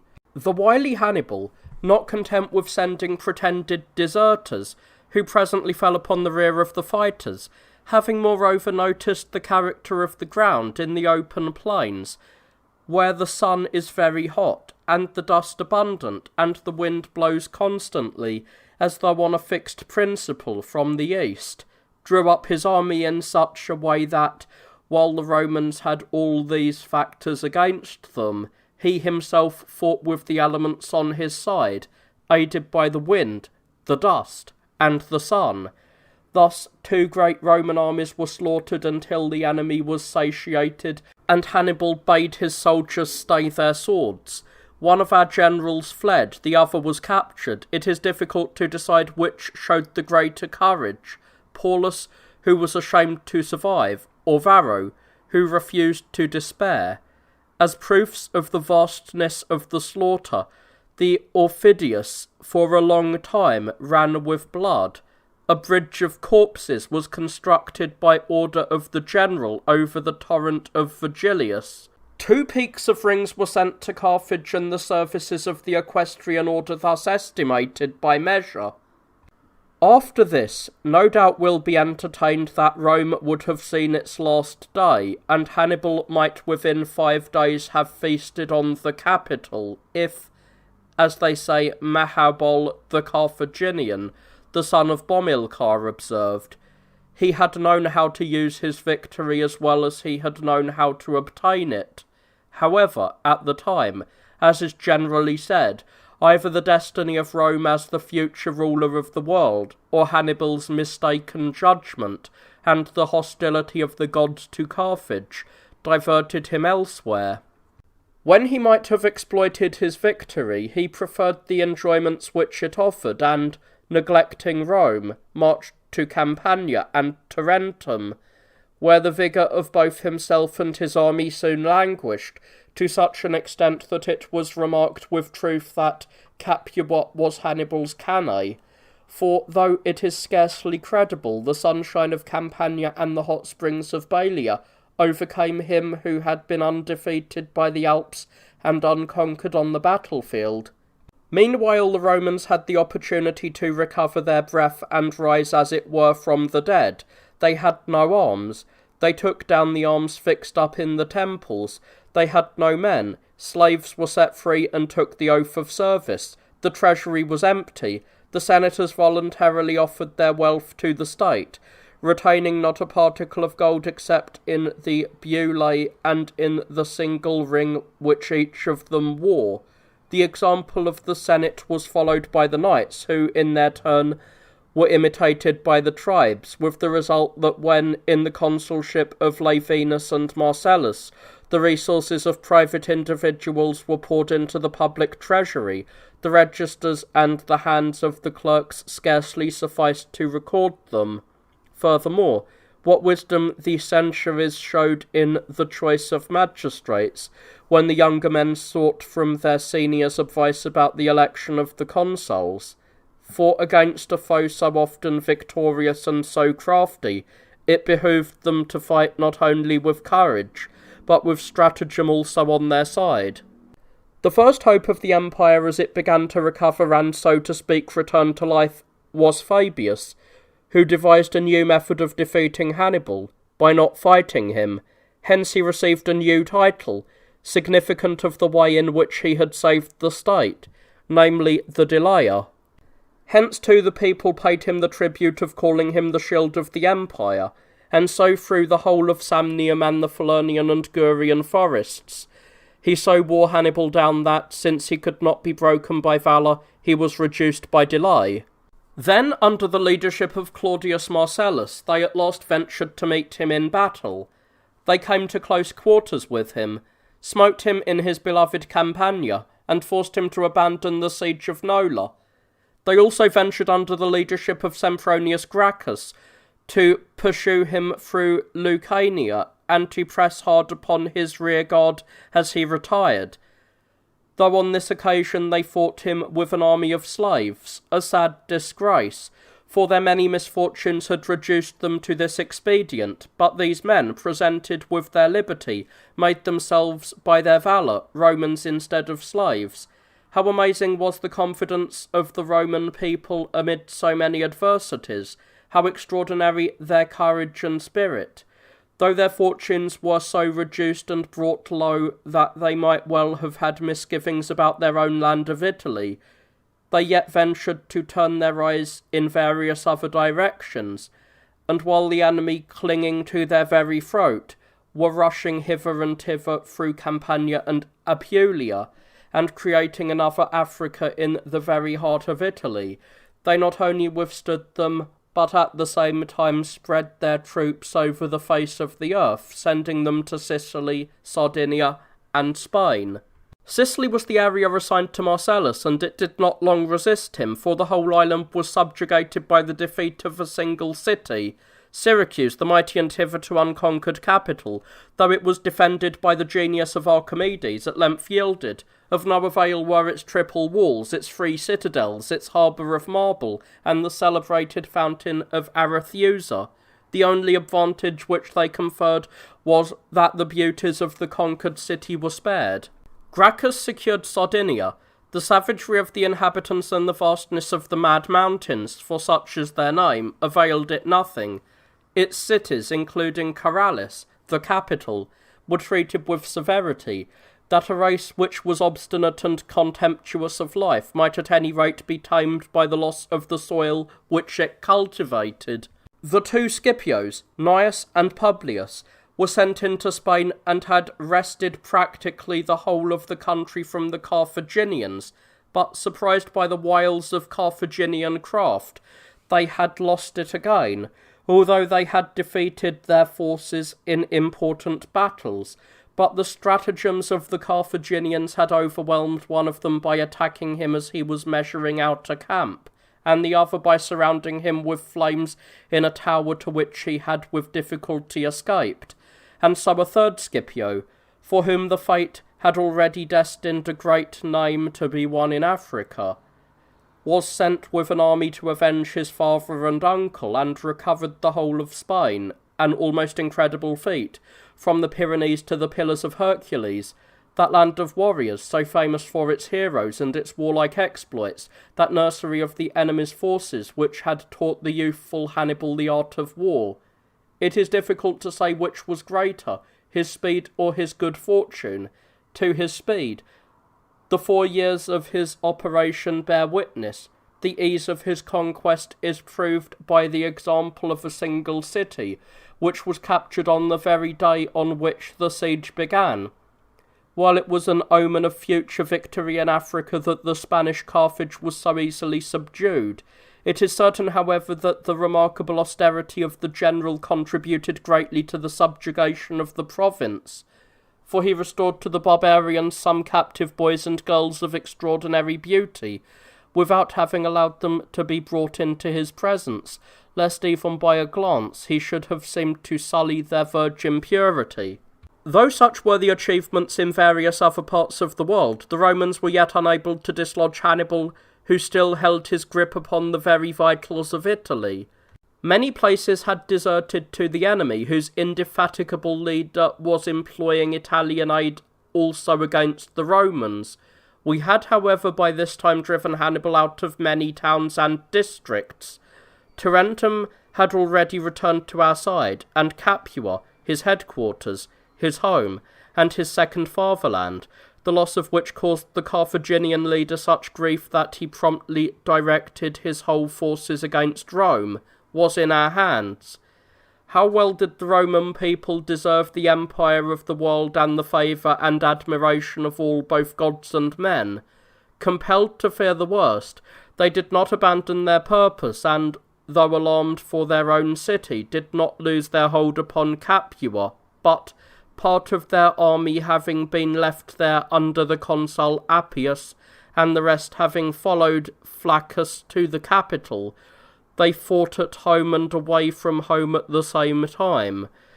Why then are we surprised that when Hannibal was moving his camp forward from the third milestone, the gods I say, and we shall feel no shame in admitting their aid, again resisted his progress? For at each advance of his, such a flood of rain fell and such violent gales arose that he seemed to have been repelled by the gods, not from heaven but from the walls of the city itself, and the capital.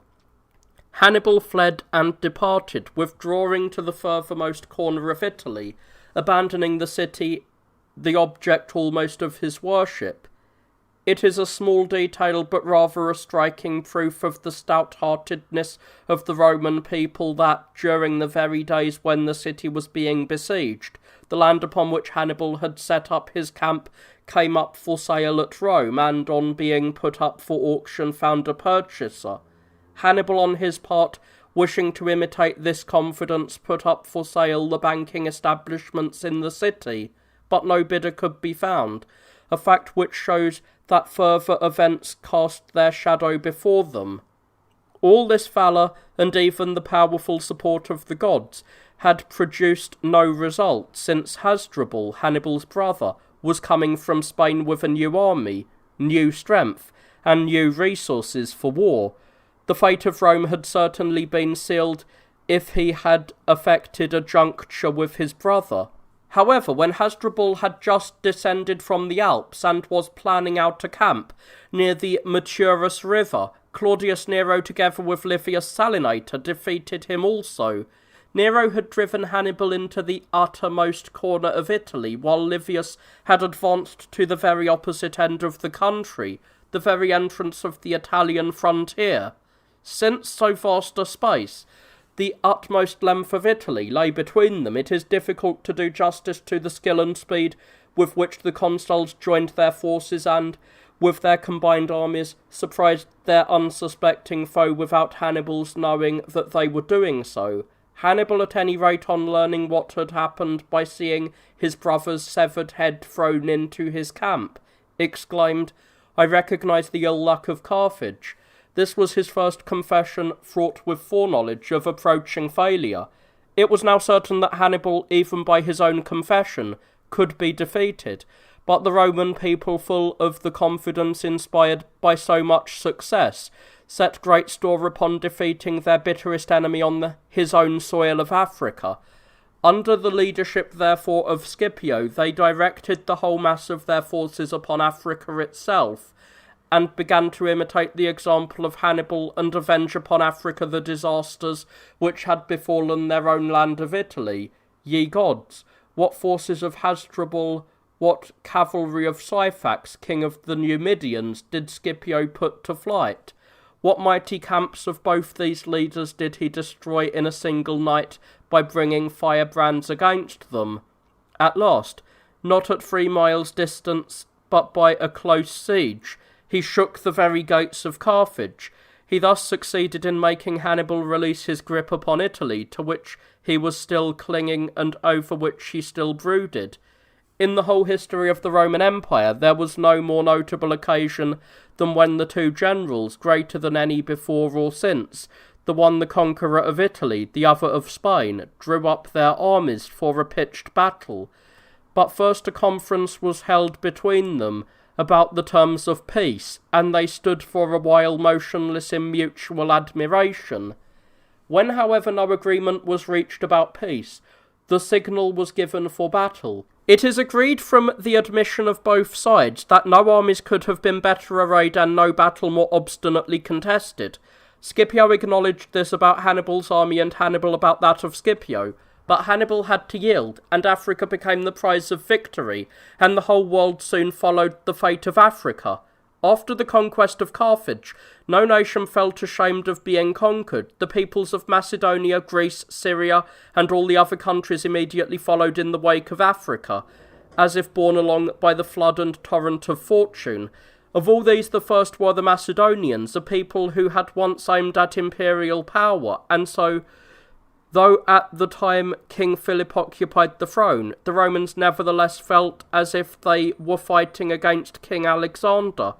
The Macedonian war gained importance rather from its name than from any consideration of the nation with whom it was waged. The original cause of the war was a treaty by which Philip had joined himself in alliance with Hannibal, at a time when he had long been dominating Italy. Subsequently, an additional pretext was afforded when the Athenians implored help against the injuries of the king, who was venting his fury beyond any rights which victory conferred on their temples, altars, and even sepulchres. The Senate resolved to grant help to such important supplicants, for by this time kings and leaders, peoples and nations of the world were beginning to seek protection from Rome. In the consulship of Lavinus, therefore, the Roman people first entered the Ionian Sea and coasted along all the shores of Greece, with their fleet in a kind of triumphal procession, for they bore in the front of their vessels the trophies of Sicily, Sardinia, Spain, and Africa, and the bay tree which sprouted on the prow of the flagship promised certain victory. Attalus, king of Pergamum, was there of his own accord to help us. The Rhodians were there, a naval people who spread consternation everywhere at sea with their ships, as did the consul on land with his horsemen and foot soldiers. King Philip was twice defeated, twice driven into flight, twice despoiled of his camp, but nothing caused the Macedonians greater fear than the sight of their wounds, which, having been dealt not with darts or arrows or any Greek weapon, but by huge javelins and no less huge swords, gaped wider than was necessary to cause death. Indeed, under the leadership of Flaminius, we penetrated into the mountains of the Chionians, hitherto impassable, and the river Aulus, which flows through deep gorges, the very gates of Macedonia. To have effected an entrance into this country meant victory, for afterwards the king, who had never ventured to meet us in the field, was overwhelmed near the hills which they call Cynocephaly, in a single engagement, which could hardly be called a regular battle. To Philip, then, the consul granted peace and restored to him his kingdom, and afterwards, that no foe might remain, subdued Thebes and Euboea and Lacedaemon, which attempted resistance under its tyrant Nabis. To Greece, Flaminius restored its ancient constitution, that it might live under its old laws and enjoy its ancestral liberty. What joy there was, what cries of delight there were, when this proclamation was made, as it happened at the Quinquennial Games in the theatre of Nemea. How they were vying with one another in their applause, what flowers they showered upon the consul. Again and again they bade the herald repeat the declaration by which the liberty of Achaia was proclaimed, and they took as much delight in the consul's decision as in the most harmonious concert of pipes and strings.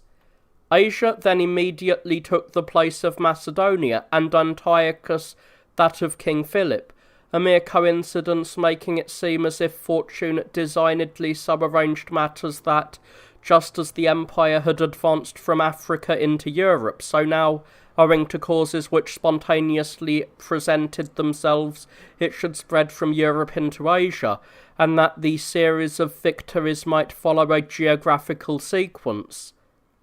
A report never represented any war as more formidable than this, as the Romans besought them of the Persians and the East, of Xerxes and Darius, of the days when impassable mountains were said to have been cut through and the sea hidden with sails. Moreover, threats from heaven alarmed them, for the statue of Apollo at Cumae was in a constant sweat, though it was really due to the fear of the god in his affection for his beloved Asia. No land indeed is richer than Syria in men, resources, and arms, but it had fallen into the hands of so poor-spirited a king that the most noble fact about Antiochus was his conquest by the Romans. The two persons who instigated the king to undertake this war were, on the one hand, Thoas, prince of Aetolia, who complained that he had not received due credit from the Romans for the support given by his army against the Macedonians, and on the other hand, Hannibal, who, defeated in Africa, now a fugitive and unable to rest in peace, was scouring the whole world to find an enemy to fight against the Roman people. And indeed, how great would have been the peril if King Antiochus had entrusted himself to his guidance, and the unhappy Hannibal had had all the resources of Asia at his command. The king, however, confident in his own powers and royal title, thought it enough merely to set war in motion. Europe without doubt belonged to the Romans by right of conquest, yet Antiochus demanded back as of hereditary right a European city, Lysimachia, which had been founded by his ancestors on the coast of Thrace. This action, like the rising of some star, stirred up the storm of war in Asia. The mightiest of kings, however, content with his bold declaration of war, marched out of Asia with loud noise and tumult, and immediately seizing the islands and coasts of Greece, spent his time in ease and luxury, as though he had already won the day. The island of Euboea, lying close to the mainland, is separated therefrom by the narrow straits of Euphrates, whose waters continually ebb and flow. Here he set up his tents of cloth of gold and silk, within the very sound of the straits, whose waters as they flowed past murmured in harmony with the music of pipes and strings, and having collected roses, though it was winter, from every quarter, that he might seem in some way at any rate to act the general, held his levies of maidens and boys. Against this king, then, already defeated by his own luxury, the Roman people, in the consulship of Vasilius Glabrio, advanced while he was in the island, and immediately drove him into flight by the mere announcement of their approach. They pursued him in his headlong flight, and at Thermopylae, a spot memorable for the glorious defeat of the 300 Spartans, even this scene did not inspire him with confidence enough to make a stand, forced him to own them victories by land and sea.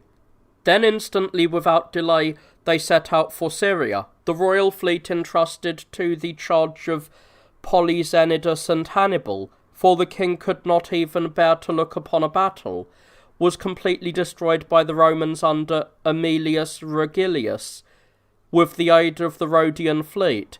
Let not Athens be overproud. In Antiochus we defeated Xerxes. In Aemilius we had the equal of an Alcibiades. At Ephesus we rivalled Salamis. Then, under the consul Scipio, whose brother the great Africanus, the recent conqueror of Carthage, was serving voluntarily under him as second in command, it was decided utterly to defeat King Antiochus. He had entirely abandoned the sea, but we carried the war beyond it, and our camp was pitched near the river Meander and Mount Sipylus. Here the king had taken up a position with an incredible number of auxiliaries and other troops. He had 300,000 foot soldiers and an equal number of cavalry and chariots that were armed with scythes. He had also protected both his flanks with elephants of huge size, brilliant with gold, purple, and silver, and the sheen of their own ivory.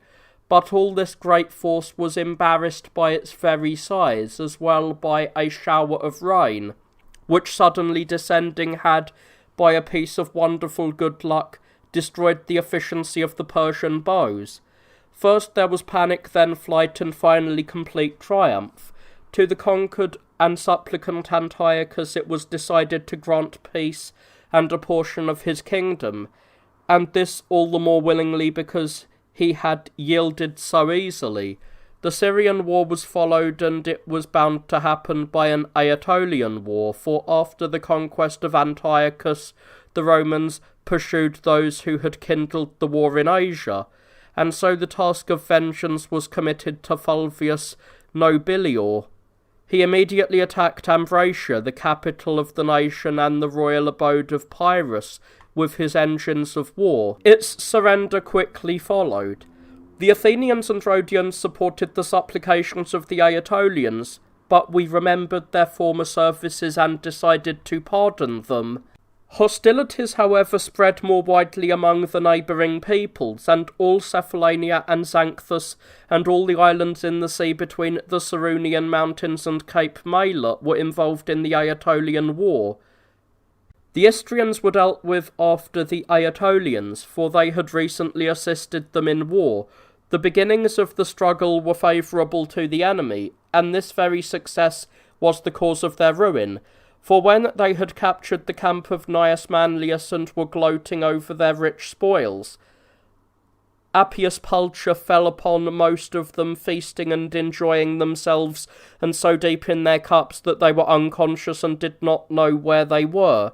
Thus, as they yielded up their blood and breath, they disgorged the ill-gotten spoils of victory. Their king, Apulo himself, who had been placed upon a horse, from which he frequently fell in his intoxicated and dizzy condition, was with difficulty at last made to understand, when he woke up, that he was a prisoner. The disastrous termination of the Syrian war involved Gallo Graecia also. Whether its inhabitants had really been among the auxiliaries of King Antiochus, or whether Manlius Vulso in his eagerness for a triumph had pretended that they were, is uncertain. In any case, though he was victorious, he was refused a triumph, because the Romans did not approve of the pretext under which he had gone to war. The race of the Gallo-Graecians, as their name implies, were of mixed and confused origin. They were the remnants of those Gauls who had laid Greece waste under the leadership of Brennus, and then, taking an easterly direction, settled in the middle of Asia, and so, just as seeds of cereal degenerate in a different soil, so their natural ferocity was softened by the mild climate of Asia. They were therefore routed and put to flight in 2 engagements, although at the approach of the enemy they had left their homes and retired to the highest mountains. The Tolostobogi had occupied Olympus, the Tectosagi Megaba. Dislodged from both these places by slings and arrows, they surrendered under a promise of perpetual peace. Some of them, however, after they had been bound, caused astonishment by trying to sever their bonds by biting them with their teeth, and offering their throats to one another to be strangled. The wife of their king, Orgiacon, who had suffered violation at the hands of a centurion, achieved the remarkable exploit of escaping from custody and carrying to her husband the head of her licentious foe, which she had cut off. While nation after nation was involved in the disaster of the Syrian war, Macedonia again raised her head. The memory and recollection of its former greatness spurred that valiant people to action. Also, Philip had been succeeded by his son Perseus, who thought that it ill accorded with the high repute of the nation that Macedonia, once conquered, should remain forever conquered. Under his leadership, therefore, the Macedonians rose with much more vigour than under his father. They had induced the Thracians to support their efforts, and had thus tempered the Macedonian persistence with Thracian energy, and Thracian savagery with Macedonian discipline. A further advantage was the skill of their leader, who, having surveyed the topography of his territory from the summit of Mount Haemus, pitched his camp in an inaccessible spot, and so fortified his realm with arms and the sword that he seemed to have left no means of access except to an enemy who should descend from the sky. But the Roman people, under the consul Marcus Philippus, having entered the province and having carefully explored the approaches by the lake of Ascuris and by the Perhabian mountains, effected an entrance over the heights which seemed inaccessible even to birds, and by a sudden inroad surprised the king, who thought himself safe and feared no such attack. Such was his alarm that he ordered all his money to be thrown into the sea, lest it should be lost, and his fleet to be burned, lest it should be set on fire. Under the consul Paulus, after large and more frequent garrisons had been established, other methods were used to take Macedonia by surprise, through the remarkable skill and perseverance of the general, who threatened an attack at one point and broke through at another. His mere approach so alarmed the king that he did not dare to take an active part in the war, but committed the management of it to his generals. Being defeated, therefore, in his absence, he fled to the sea, and to the island of Samothrace, relying on the well-known sanctity of the place, as though temples and altars could protect one whom his own mountains and arms had been unable to save. No king ever clung more tenaciously to the memory of the great position which he had lost.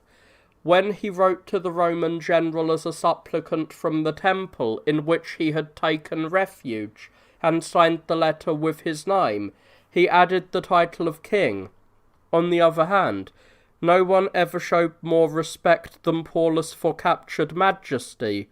When his enemy came into his presence, he received him upon his tribunal, invited him to his own table, and warned his own children to respect fortune whose power was so great.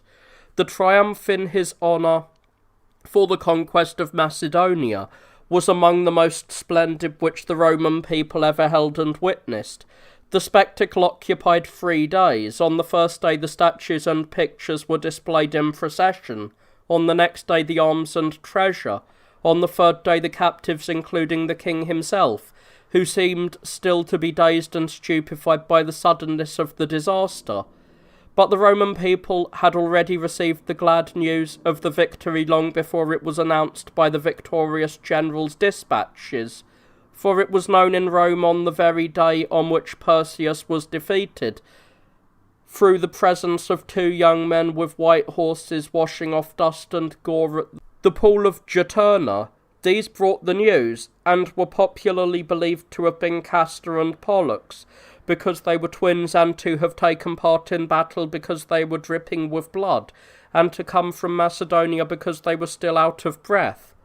The contagion of the Macedonian War involved the Illyrians, since they served as mercenaries in the pay of King Perseus, in order to cause a diversion in the rear of the Romans. They were subjugated without delay by the praetor Anicius. It sufficed to destroy Scordia, their capital, and their submission immediately followed. Indeed, the end of the war occurred before the news that it had begun could reach Rome, by a dispensation of fate which made it seem as if the Carthaginians and Macedonians had made compact together that they should both be conquered for a third time. Both nations began hostilities at the same time.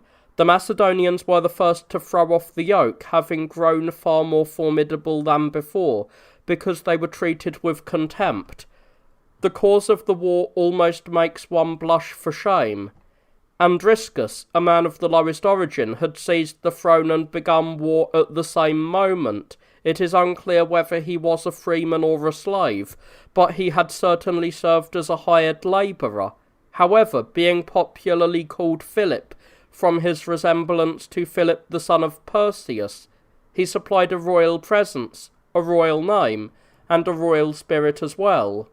The Roman people then, despising all these pretensions and considering the praetor Juventius as a match for him, rashly engaged him when he was strongly supported not only by the Macedonians, but by vast numbers of Thracian auxiliaries, and though they had never been beaten by real kings, they were defeated by this pretended and stage-play monarch. However, ample vengeance was taken by the consul Metellus for the loss of the praetor and his legion, for he not only punished the Macedonians by enslaving them, but also brought back in chains to the city the instigator of the war, who was surrendered to them by a Thracian prince with whom he had taken refuge. Fortune, however, thus smiled upon him in his misfortune, that the Roman people triumphed over him as though he had been a real king. The Third Punic War was brief in its duration, for it was brought to an end within 4 years, and much less difficult in comparison with the earlier wars, for it was fought not so much against an army in the field as against the city itself. In its results, however, it was by far the most important, for at last an end was made to Carthage. If one considers the significance of the 3 periods, the first saw the beginning of the war, the second saw it given a decisive turn, the third saw its final end. The pretext of the war was that, contrary to an article in the treaty, the Carthaginians had equipped a fleet and army, though it was only against the Numidians. Massinissa, it is true, caused frequent alarms on their frontier, but the Romans supported this monarch as a good friend and ally. Deciding upon war, they discussed what was to happen when it was conquered. Cato, with implacable hatred, kept declaring, even when he was consulted on other subjects, that Carthage must be destroyed. Scipio Nasica thought that it had to be preserved, lest, if the fear of the rival city were removed, prosperity should begin to have a demoralizing effect. The Senate decided upon the middle course, namely that the city should merely be removed to another site, for they could imagine nothing which redounded more to their credit than that Carthage should still exist, but a Carthage which they need not fear, and so in the consulship of Manlius and Censorius, the Roman people attacked Carthage and burnt within the very site of the city the fleet which had been voluntarily surrendered because hopes of peace had been raised. They then summoned the chief citizens and ordered them to leave Carthaginian territory if they wished to save their lives. This demand by its severity so kindled their wrath that they preferred to suffer any extremity, and so they immediately gave up all hope of the national cause, and with one voice the cry was raised, to arms, and it was resolved to resist by every means in their power, not that any hope remained, but because they preferred that their country should be ruined by the hands of the enemy, rather than by their own. Their spirit of furious resistance may be understood from the fact that they tore off the roofs of their houses for material to construct a new fleet, and that in the munition factories gold and silver were melted down instead of bronze and iron, while the women contributed their hair to form cords for the engines of war. Under the consul Mancinus, a hot siege was kept up by land and sea. The harbours were blocked up. The first, then the second, and finally the third wall was dismantled. But Bursa, as they called their citadel, held out like a second city. Though the destruction of the city was just as good as certain, yet it seemed as if fate required a Scipio to make an end for Africa. The state therefore turned to another Scipio and demanded that he should complete the war. This man, the offspring of Paulus Macedonicus, had been adopted by the son of the great Africanus for the glory of the family, for the grandson was destined by fate to overthrow the city which his grandfather had shattered. But just as the bite of a dying animal is always most deadly, even so Carthage half destroyed caused more trouble than when it was whole. While the enemy had been driven into the sole remaining stronghold, the Romans had also blocked up the harbour from the sea. The Carthaginians thereupon excavated another harbour on another side of the city, though not with the object of escaping. But at a point when no one imagined that they could break out, a fleet as it were sprang suddenly into birth and sallied forth, while at the same time, now by day and now by night, some new structure or engine of war or some fresh band of desperate men started forth like a sudden flame from the ashes of a burned fire. When the position finally became hopeless, 36,000 men led, though it is scarcely credible, by Hasdrubal surrendered themselves.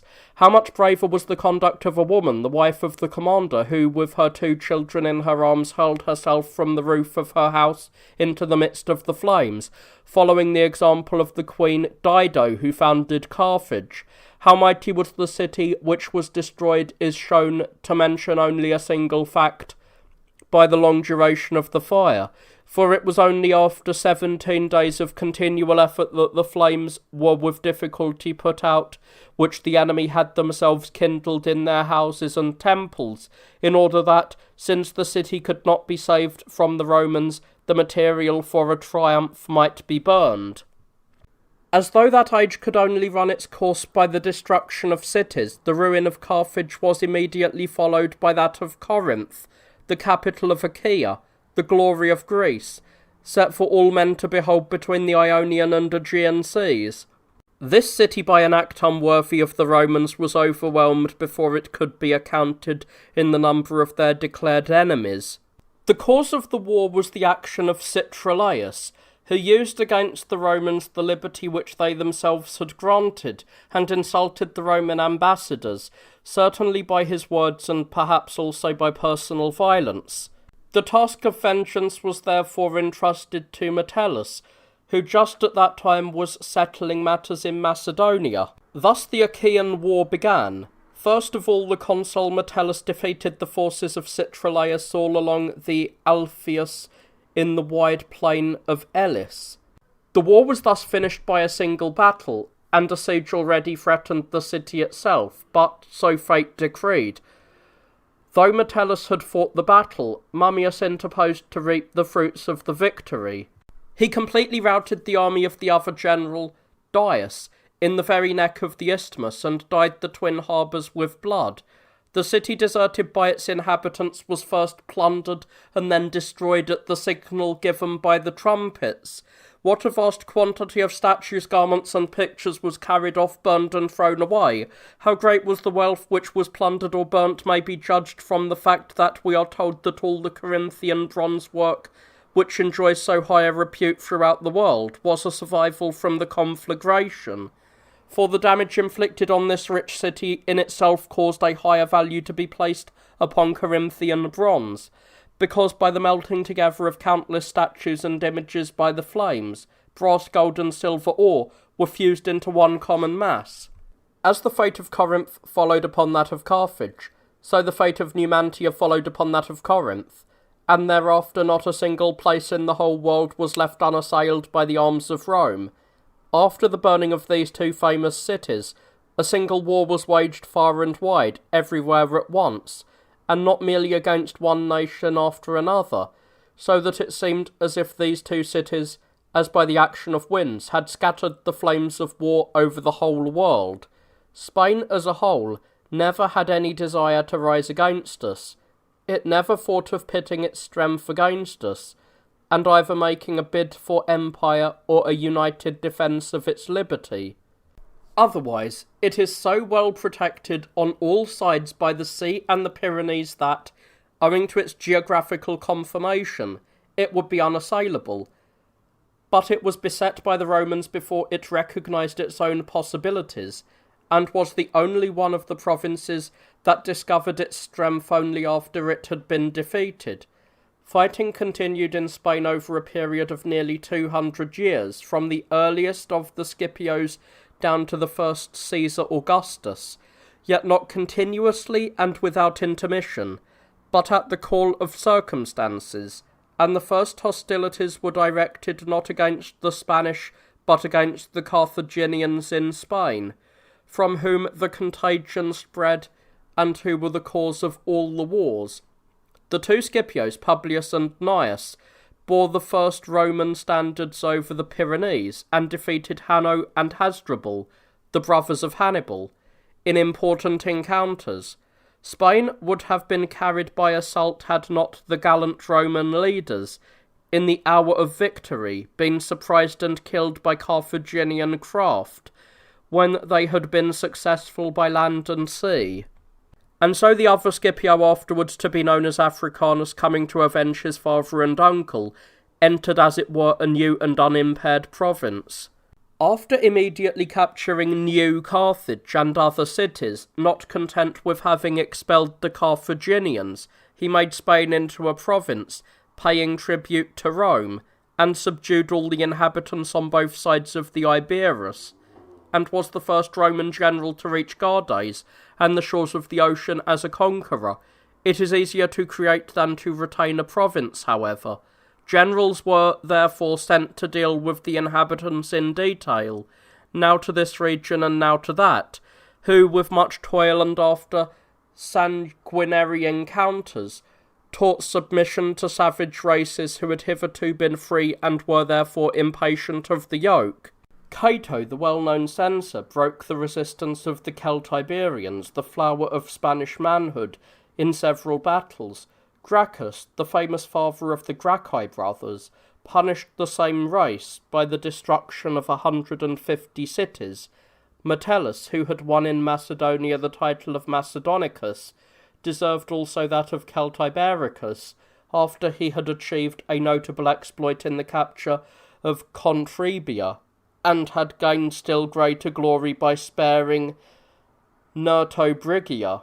Lucullus conquered the Turduli and Vaesae, from whom the younger Scipio had won the Spolia Optima in a single combat to which their king had challenged him. Decimus Brutus conquered a much wider district, which included the Celts and Lusitanians and all the peoples of Calacia and the River of Oblivion, much dreaded by the soldiers, and after marching victorious along the shores of the ocean, did not turn back until, not without a certain dread of impiety and a feeling of awe, he beheld the sun sinking into the sea, and its fires quenched in the waters. But the chief trouble in the contest lay with the Lusitanians and the Numantians, and not without reason, for they were the only Spanish tribe that possessed leaders. There would have been trouble also with all the Celtiberians had not the leader of their rising, Olyndisus, a man of great craft and daring, if only fortune had favoured him. been put out of the way early in the war. This man, brandishing a silver spear which he claimed had been sent from heaven, and behaving like a prophet, had attracted general attention, but having with corresponding temerity approached the consul's camp under cover of night, he ended his career by the javelin of a sentry close to the very tent of the consul. The Lusitanians were stirred to revolt by Viratius, a man of extreme cunning, who from being a hunter became a brigand, and from a brigand suddenly became a leader and a general, and, if fortune had favoured him, would have become the Romulus of Spain. Not content with defending the liberty of his countrymen, for 14 years he laid waste with fire and sword all the land on both sides of the Iberus and Tagus, attacked the camps of the Praetorians and the Roman garrisons, defeated Claudius Eunomius, almost completely exterminating his army, and fixed up in his native mountains trophies adorned with the official robes and fasces which he had captured from us. At last Fabius Maximus had overcome him also, but his victory was spoilt by the conduct of his successor Popilius, who, in his eagerness to finish the campaign, assailed the enemy leader, when he was already defeated and was contemplating the final step of surrender, by craft and stratagem and private assassins, and so gave him the credit of seeming to have been invincible by any other method.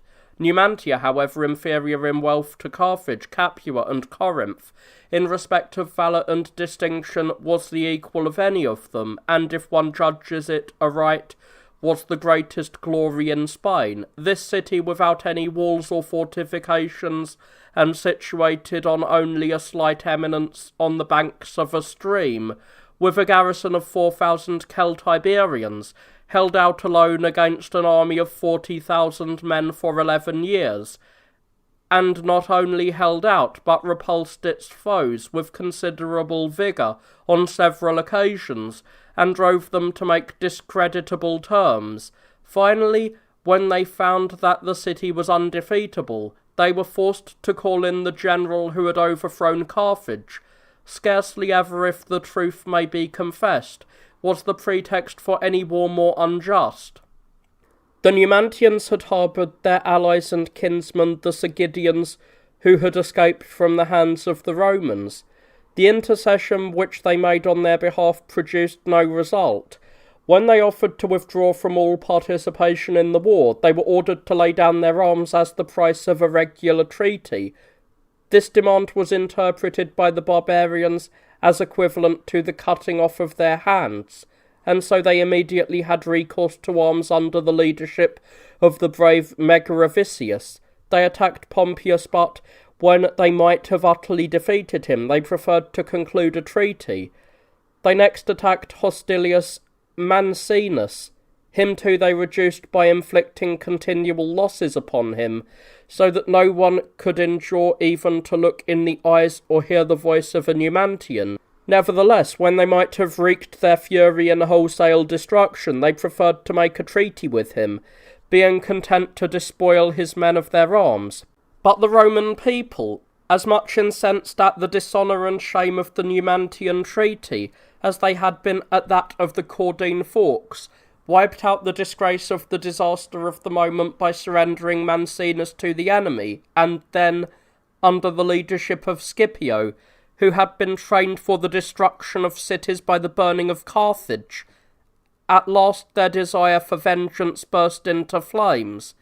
At first he had a harder struggle in the camp than in the field, and more with his own soldiers than with the Numantians, for, worn out with continual excessive and for the most part servile tasks, on the ground that they did not know how to fight, they were ordered to carry more than the usual number of stakes, and, because they refused to stain themselves with blood, they were bidden to befoul themselves with mud. In addition to this, the women and camp followers and all the baggage except that which was absolutely necessary was dispensed with. It is a true proverb which says that a general has the army which he deserves. The troops having been thus reduced to discipline, a battle was fought, and the sight of the Numantians in flight, which no one had ever expected to see, was actually realised. They were willing to surrender if conditions were imposed to which men of spirit could submit, but since Scipio desired a complete and unqualified victory, they were first reduced to the necessity of rushing into the fray resolved to die, and after they had first gorged themselves with, as it were, a funeral banquet of half-raw flesh and calia, a name which they give to a local drink made from corn, their intention was perceived by the general, and so, ready though they were to die, no opportunity was given them of fighting, when famine pressed hard upon them, for they were surrounded by a trench and breastwork and 4 camps. They begged the general to allow them to engage him, so that he might slay them like men, and when their request was refused, they determined to make a sortie. This resulted in a battle in which very many of them were slain, and, as hunger pressed them hard, they lived for a while on the dead bodies. Finally they made up their minds to flee, but this was prevented by their wives, who cut the girths of their horses, a grievous wrong, but due to their affection. Despairing therefore of escape, and in a revulsion of rage and fury, they, under the leadership of Rhoeogenes, made an end to themselves, their families, and their native city with the sword, with poison, and with general conflagration. All glory to a brave city, a city blessed, so it seems to me, even in its misfortunes, for it loyally helped its allies, and with so small a force withstood for so long a period, a people which was supported by the resources of its worldwide empire. Having been finally overcome by the greatest of generals, it left the enemy no cause for exultation, for not a single Numantian was left to be led in triumph as a prisoner. The city being poor provided no spoils. Their arms they themselves burned. Only the name of the city remained, over which they could triumph. Hitherto the Roman people had been glorious, illustrious, humane, upright, and right-minded. The rest of their history during this period, though equally grand, was more disturbed and disgraced by their vices, which increased with the very greatness of their empire, so much so that, if one were to subdivide this third age, which saw conquests beyond the seas, and to which we have allotted 200 years, he would reasonably and justly admit that the first 100 years during which they subdued Africa, Macedonia, Sicily, and Spain might be named in the language of the poets golden, and the following 100 years an age of iron and bloodshed, or whatever is still more terrible.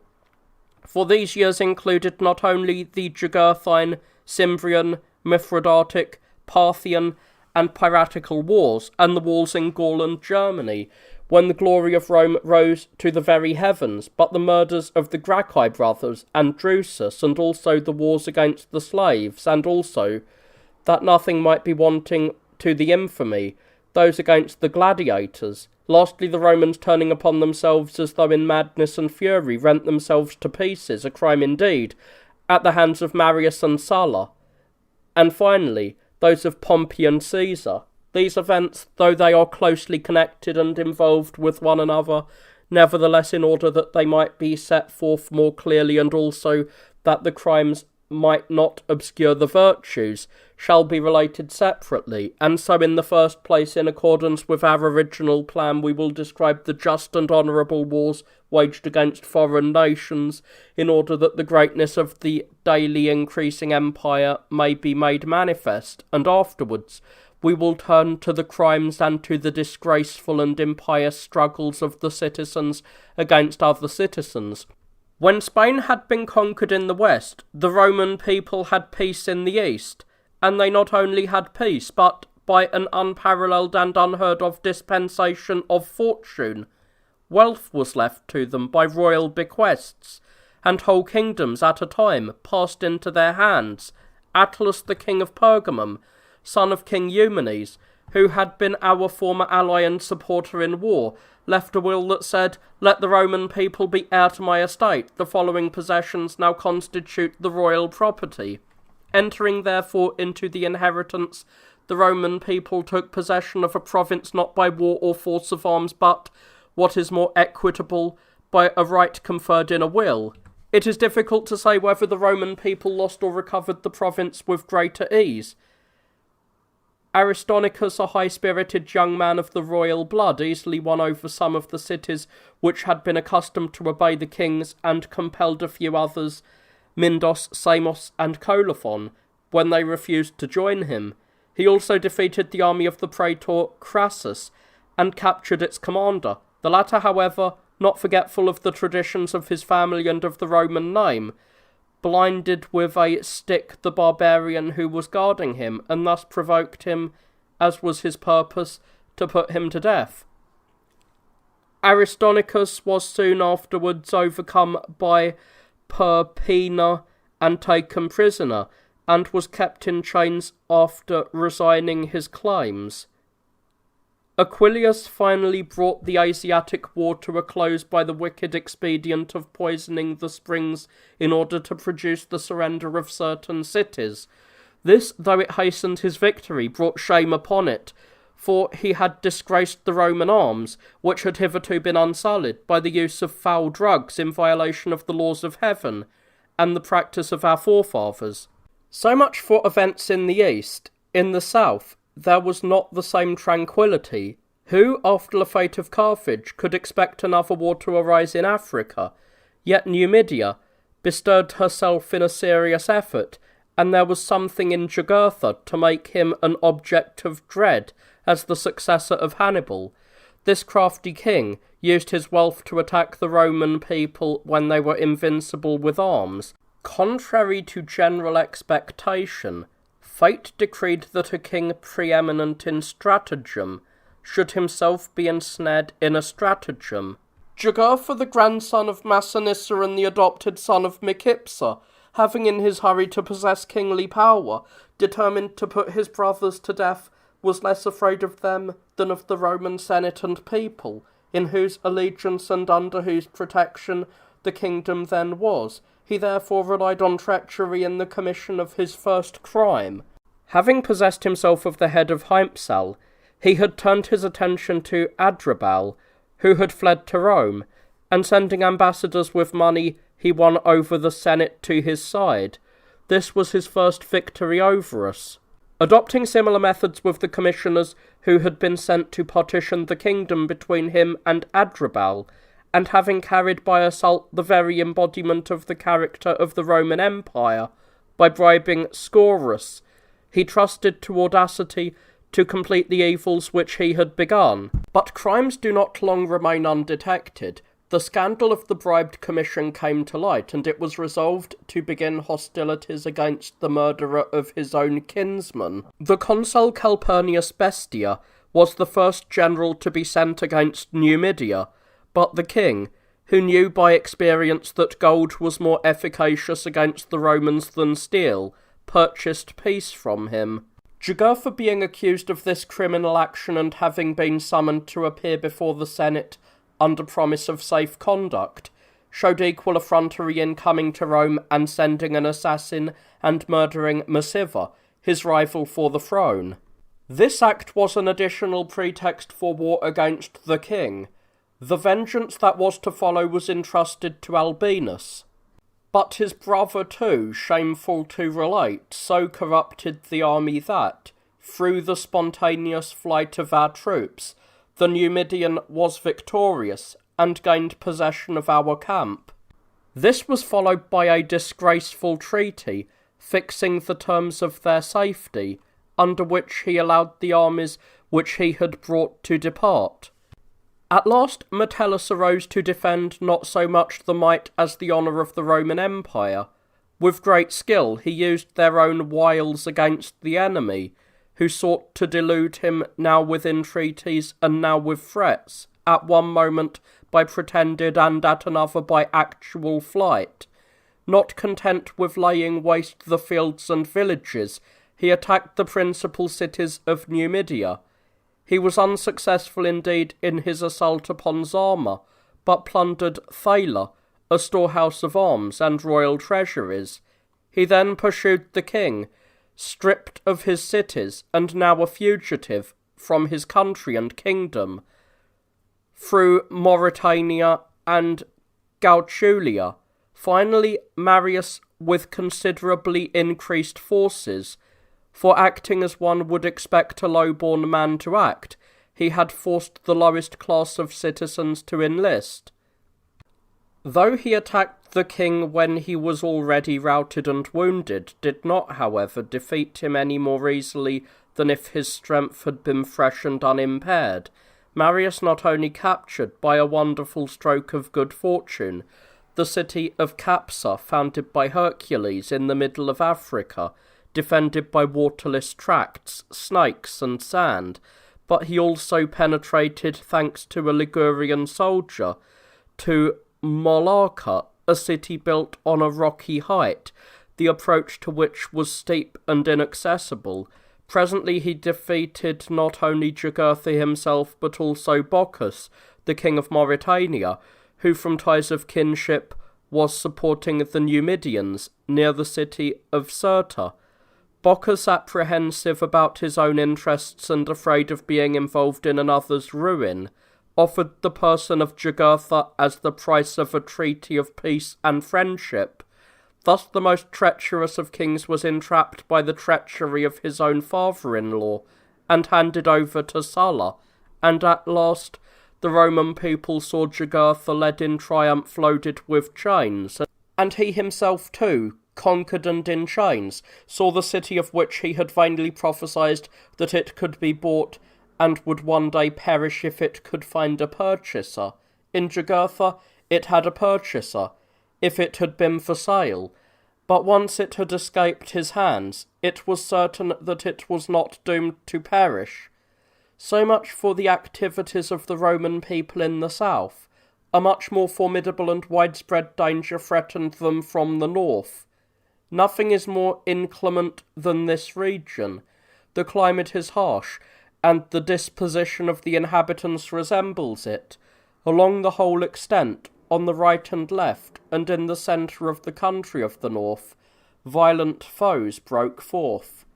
The Saluvi felt the first shock of our arms on the other side of the Alps, when the loyal and friendly city of Marseille complained of their behaviour. The Allobroges and Arvini were next attacked, when similar complaints against them on the part of the Aedui demanded our help and assistance.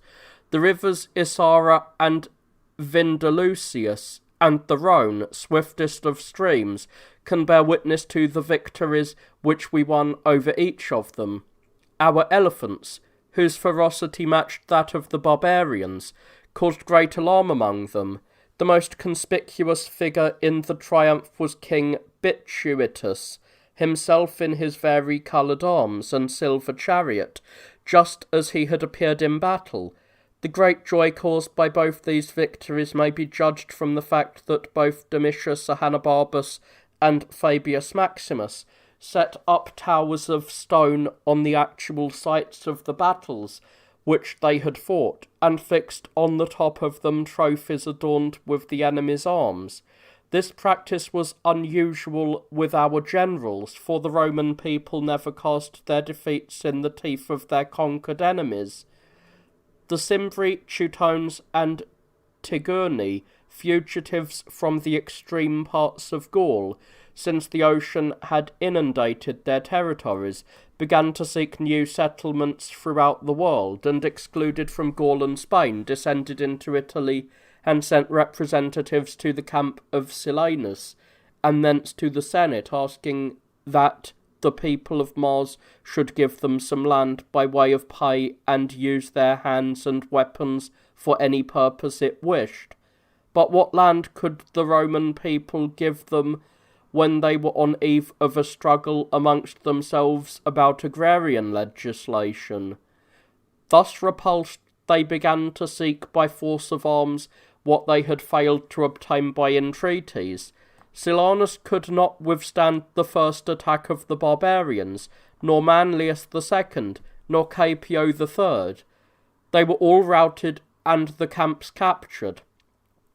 There would have been an end of Rome if that age had not had the good fortune to possess Marius. Even he did not dare to meet the enemy immediately, but kept his soldiers in camp until the irresistible fury and rage, which in barbarians takes the place of courage, spent itself. The barbarians therefore made off, jeering at our men. Such was their confidence that they would capture Rome, advising them to give the many messages which they had for their wives. With a speed which amply fulfilled their threats, they bore down towards the Alps, which form the barriers of Italy, in 3 detachments. Marius, with wonderful celerity, immediately by taking the shorter route, outstripped the enemy, and, coming upon the Teutones first at the very foot of the Alps, what a defeat he inflicted upon them, ye heavenly powers, at the place called Aqua Sextia. The enemy held the valley and the river flowing through it, while our men had no water supply. It is uncertain whether the general acted designedly, or whether he converted a mistake into a stratagem. At any rate, the valour of the Romans, under the constraint of necessity, gave them victory. For when the men demanded water, Marius replied, "If you are men, there it is yonder for you." With such ardour then did they fight, and such was the slaughter of the enemy, that the victorious Romans drank as much barbarian gore as water from the blood-stained stream. Their king, Tutor Bodus himself, who had been accustomed to vault over 4 or even 6 horses, could scarcely find one to mount when he fled, and, having been captured in a neighbouring forest, was a striking figure in the triumphal procession, for, being a man of extraordinary stature, he towered above the trophies of his defeat. The Teutones having been thus absolutely destroyed, attention was next directed to the Cimbri. This people, though it is scarcely credible, had already descended during the winter, which increases the height of the Alps, from the Tridentite ranges like an avalanche into Italy, attempting at first to cross the river Atasis, not by a bridge or in boats, but, with the stupidity of barbarians, by swimming. When they had vainly tried to stem the current with their hands and shields, they blocked it by hurling trees into it, and so crossed. If they had immediately marched upon Rome with hostile intent, the danger would have been great, but in Venetia, a district in which the Italian climate is almost at its softest, the very mildness of the country and of the air stopped their vigour. When they had been further demoralized by the use of bread and cooked meat and the delights of wine, Marius opportunely approached them. They came of their own accord, for the barbarians have no trace of fear, and asked our general to name a day for the battle, and so he appointed the morrow.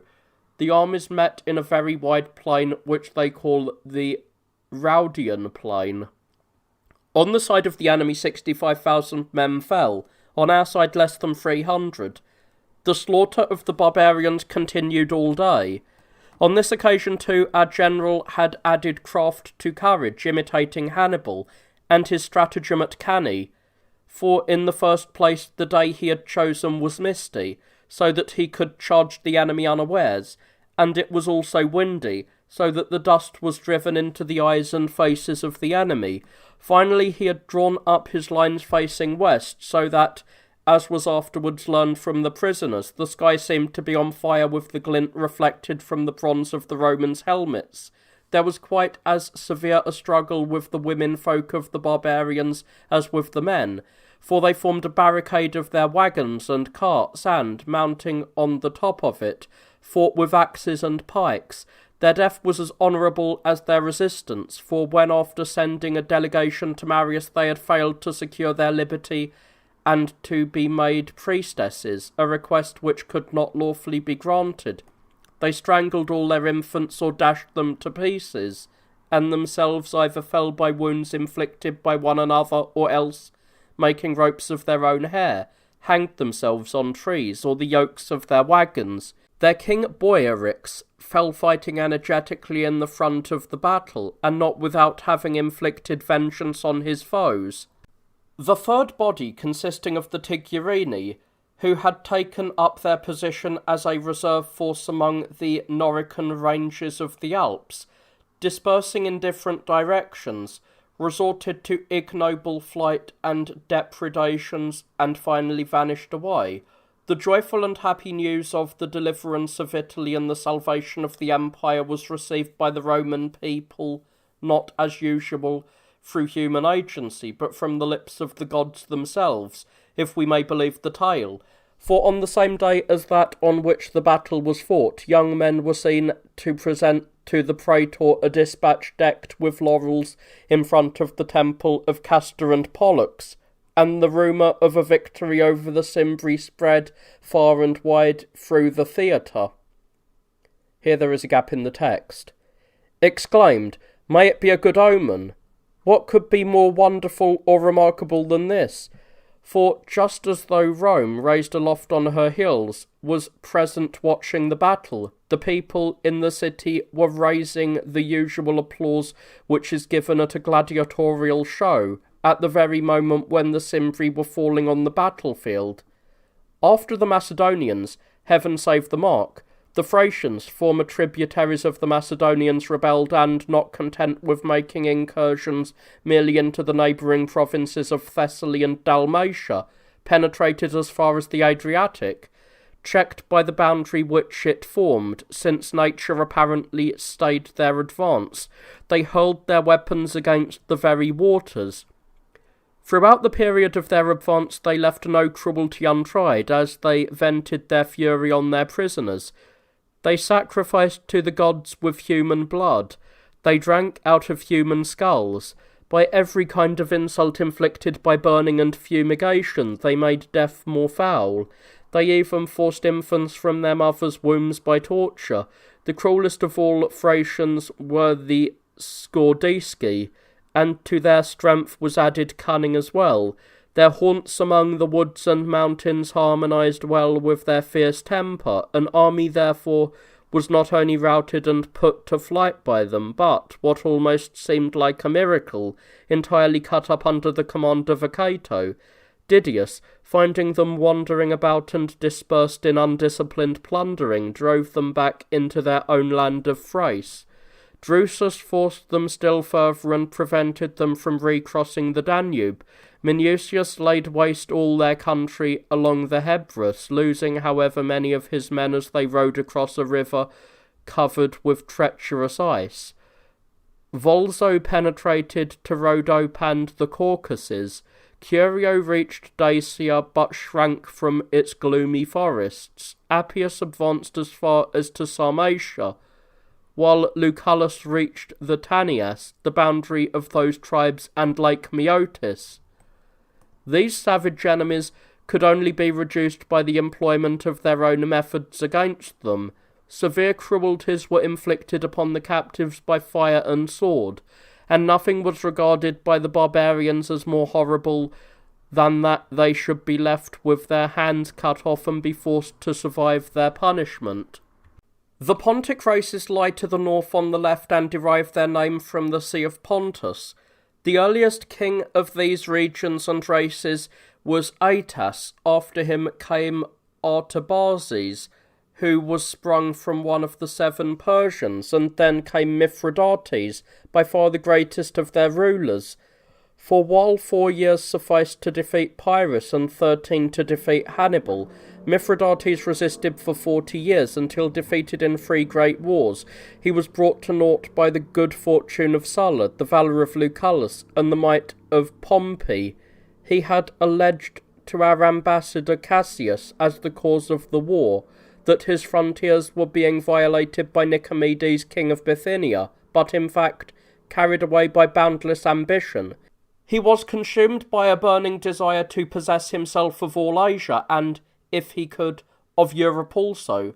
Our weakness gave him hope and confidence, for a tempting opportunity was offered while we were preoccupied by civil wars, and the activities of Marius, Sulla, and Sertorius made it known far and wide that the flank of the empire was unprotected. While the state was thus wounded and distracted, suddenly, as though it had chosen the opportune moment, the tempest of the Pontic War broke forth from the furthest outpost of the north, against a people who were both weary and preoccupied.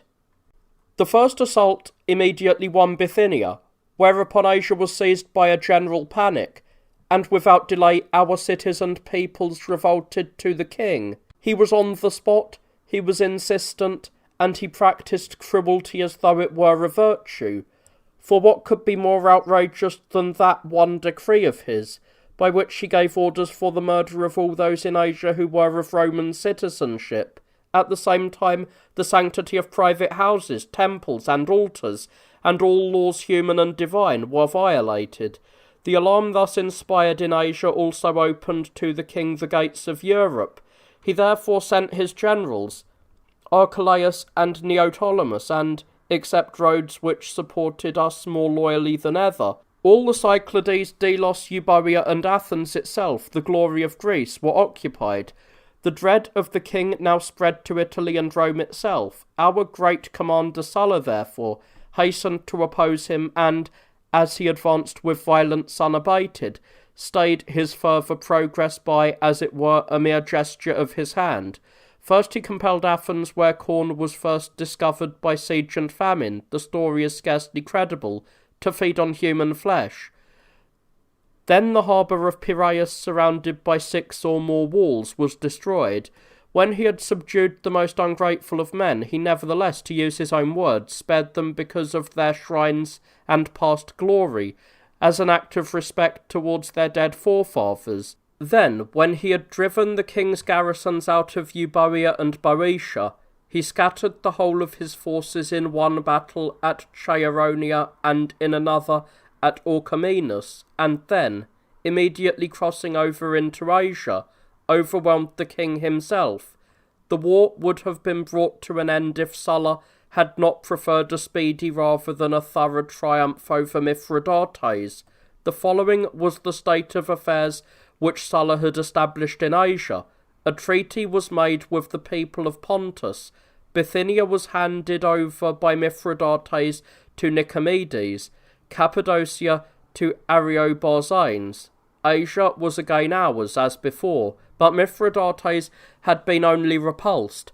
This condition of affairs, so far from breaking the spirit of the people of Pontus, only inflamed them. For their king, lured on as it were by the bait of Asia and Europe, now sought to recover them by right of arms, as though they did not belong to others, but had been snatched from him, because he had failed to retain his conquests. And so, just as fire not wholly extinguished bursts forth again into greater flames, so Mithridates with greatly increased forces, and indeed over the whole weight of his kingdom, overran Asia afresh by land and sea and river. The noble city of Cyzicus, with its citadel, walls, harbour, and marble towers, is the glory of the coast of Asia. This he had attacked with all his forces, as though it were a second Rome. But a messenger who, by an extraordinary feat, had made his way through the midst of the enemy's fleet, buoyed up by an inflated skin, steering with his feet and presenting to distant observers the appearance of some sea monster, had inspired the townspeople with confidence to resist by the news of Lucullus' approach. Soon afterwards, when ill fortune went over to the king's side, and, owing to the length of the siege, famine afflicted him, and pestilence as a result of famine, he retreated. Lucullus followed him and dealt him so heavy a blow that the rivers Granicus and Aesopus ran with blood.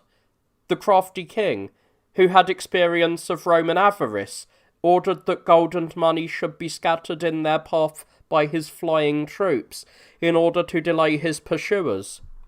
His flight by sea was no more fortunate than by land, for a tempest which arose in the Black Sea attacked his fleet of more than 100 ships, laden with material for war, and shattered them with such terrible loss as to produce the effect of a naval defeat, and make it appear as if Lucullus, by some compact with the waves and storms, had handed over the king to the wind to be defeated.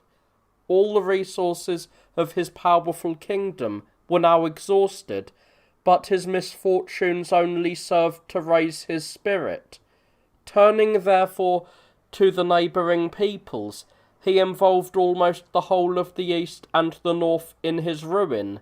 The Iberians, the Caspians, the Albanians, and both the Armenian peoples were rallied to his cause, fortune thus seeking fresh opportunities to win honour, fame, and new titles of glory for her favourite Pompey.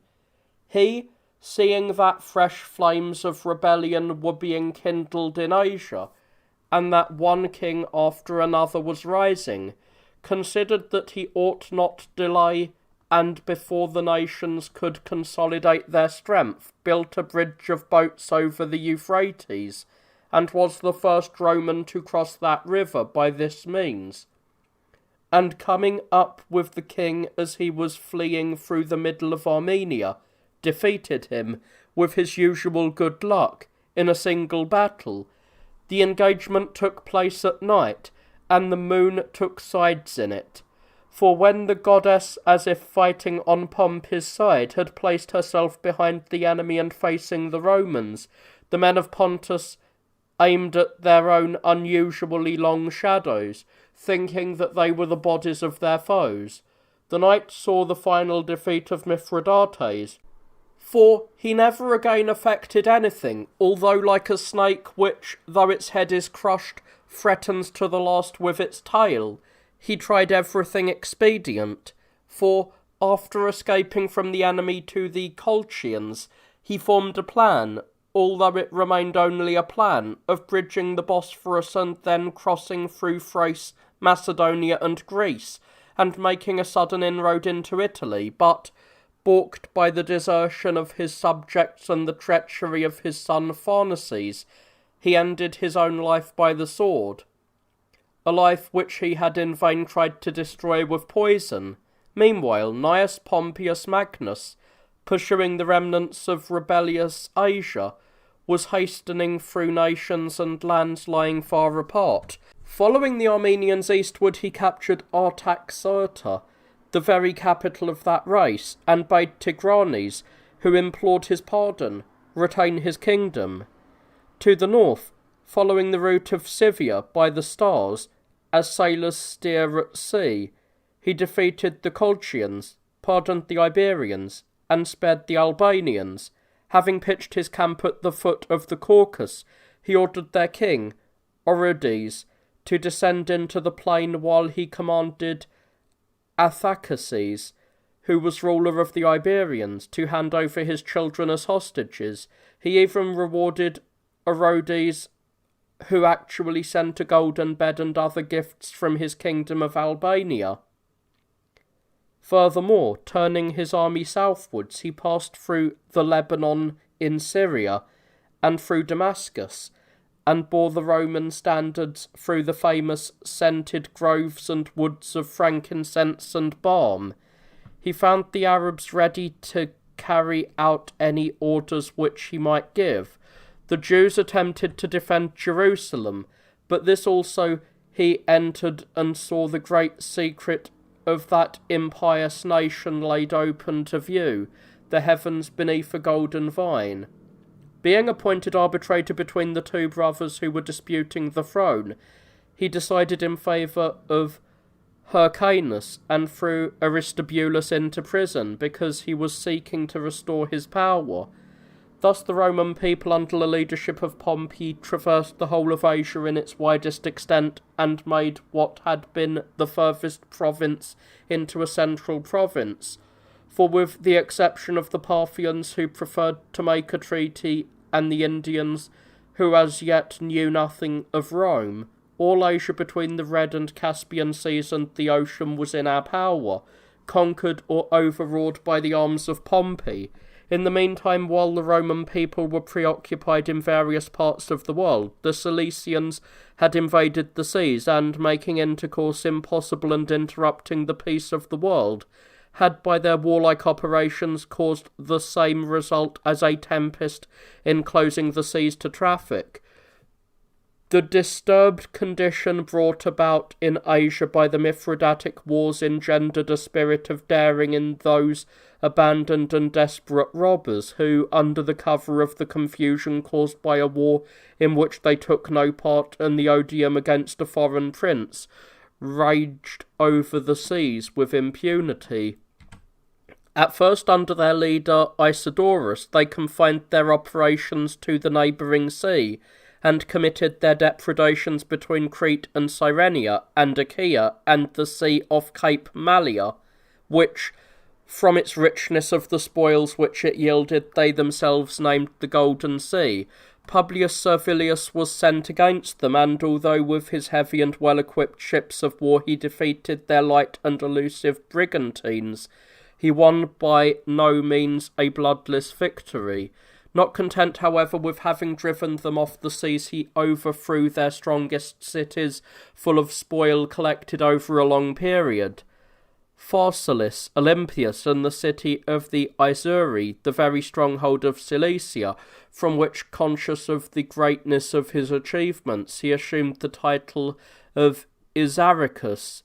But the pirates, though overcome by so many disasters, would not on that account confine themselves to the land, but, like certain animals whose nature fits them equally well for living in the sea and on the earth, as soon as ever the enemy had gone away, impatient of remaining ashore, they launched forth again upon their natural element, the sea, and, extending their operations over a far wider area than before, were eager to create a panic on the coasts of Sicily and our own Campania by a sudden attack. Cilicia was therefore deemed worthy of being conquered by Pompey, and was added to his sphere of operations against Mithridates, Pompey determining to make an end once and for all of the pest which had spread over the whole sea, approached his task with almost superhuman measures. Having at his disposal an ample force both of his own ships and of those of our allies the Rhodians, he extended his operations from the mouth of the Black Sea to that of the ocean with the aid of numerous commanders and captains. Gellius was placed in charge of the Tuscan Sea, Plotius over the Sicilian Sea, Attalus occupied the Ligurian Gulf, Pomponius the Gallic Gulf, Torquatus commanded in the Balearic waters, Tiberius Nero in the Straits of Gades, where the threshold of our sea opens. Lentulus Marcellinus watched over the Libyan and Egyptian seas, the young sons of Pompey over the Adriatic, Terentius Varro over the Aegean and Ionian seas, Metellus over the Pamphylian and Capio over the Asiatic Sea, while Porcius Cato sealed the very mouth of the Propontis with ships stationed so close to one another as to form as it were a gate.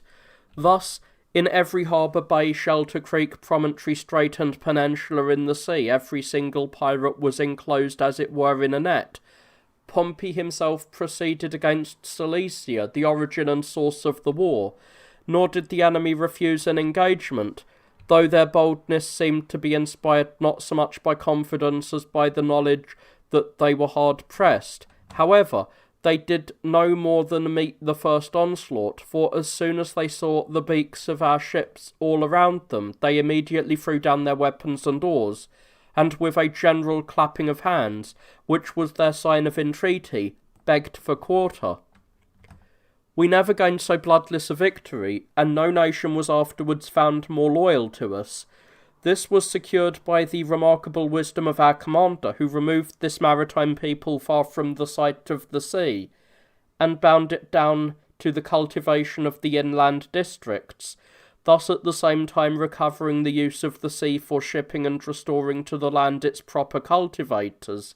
In this victory, what is most worthy of admiration, its speedy accomplishment, for it was gained in 40 days, or the good fortune which attended it, for not a single of our ships was lost, or its lasting effect, for there never were any pirates in the Mediterranean again. The Cretan War, if the truth is to be told, was due solely to our desire to conquer that famous island. It was thought to have supported Mithridates, an offence which we resolved to punish by force of arms. Mark Antony made the first attack upon the island with such expectation of victory and confidence that he carried more fetters than arms on board his ship. And so he paid the penalty of his rashness, for the enemy cut off most of his ships and hung the bodies of their prisoners from the sails and tackle, and then, spreading their sails, the Cretans returned in triumph to their harbours.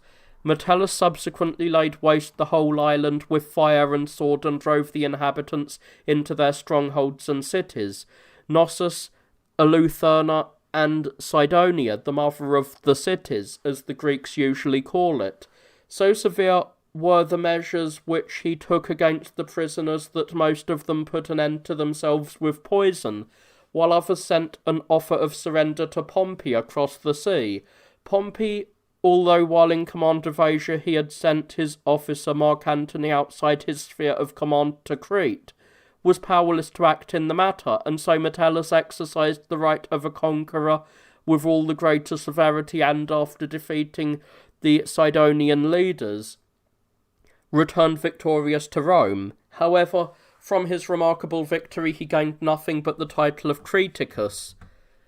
Seeing that the family of Metellus Macedonicus had become accustomed to the assumption of surnames won in war, after one of his sons had become Creticus, it was not long before the other received the name of Bellericus. The Balearic Islanders at this period had ravaged the seas with their piratical outrages. You may wonder that savages who dwelt in the woods should venture even to look upon the sea from their native rocks, but they actually went on board roughly constructed ships, and from time to time terrified passing ships by attacking them unexpectedly. When they had espied the Roman fleet approaching from the open sea, thinking it an easy prey, they actually dared to assail it, and at the first onslaught covered it with a shower of stones and rocks. They fight with 3 slings apiece, and who can wonder that their aim is so accurate, seeing that this is their only kind of arm, and its employment their sole pursuit from infancy? A boy receives no food from his mother except what he has struck down under her instruction. But the alarm caused among the Romans by their slinging of stones did not last long. When it came to close fighting, and they experienced the attacks of the beaks of our ships and our javelins, they raised a bellowing like cattle and fled to the shore, and scattering among the neighbouring hills, had to be hunted down before they could be conquered. The fate of the island was sealed, and so Cyprus too was taken over without any fighting. This island, rich in ancient wealth and therefore dedicated to Venus, was under the rule of Ptolemy, but such was the fame of its riches, and not without cause, that a people which had conquered nations and was accustomed to make gifts of kingdoms ordered, on the proposal of Publius Clodius, the tribune of the plebs, that the property of a king allied to themselves and still living should be confiscated. Ptolemy, on hearing the news of this, anticipated fate by taking poison, and Porcius Cato brought the wealth of Cyprus in Liburnian galleys to the mouth of the Tiber. This replenished the treasury of the Roman people more effectively than any triumph. Asia having been subdued by the might of Pompey, fortune handed over to Caesar all that remained to be conquered in Europe.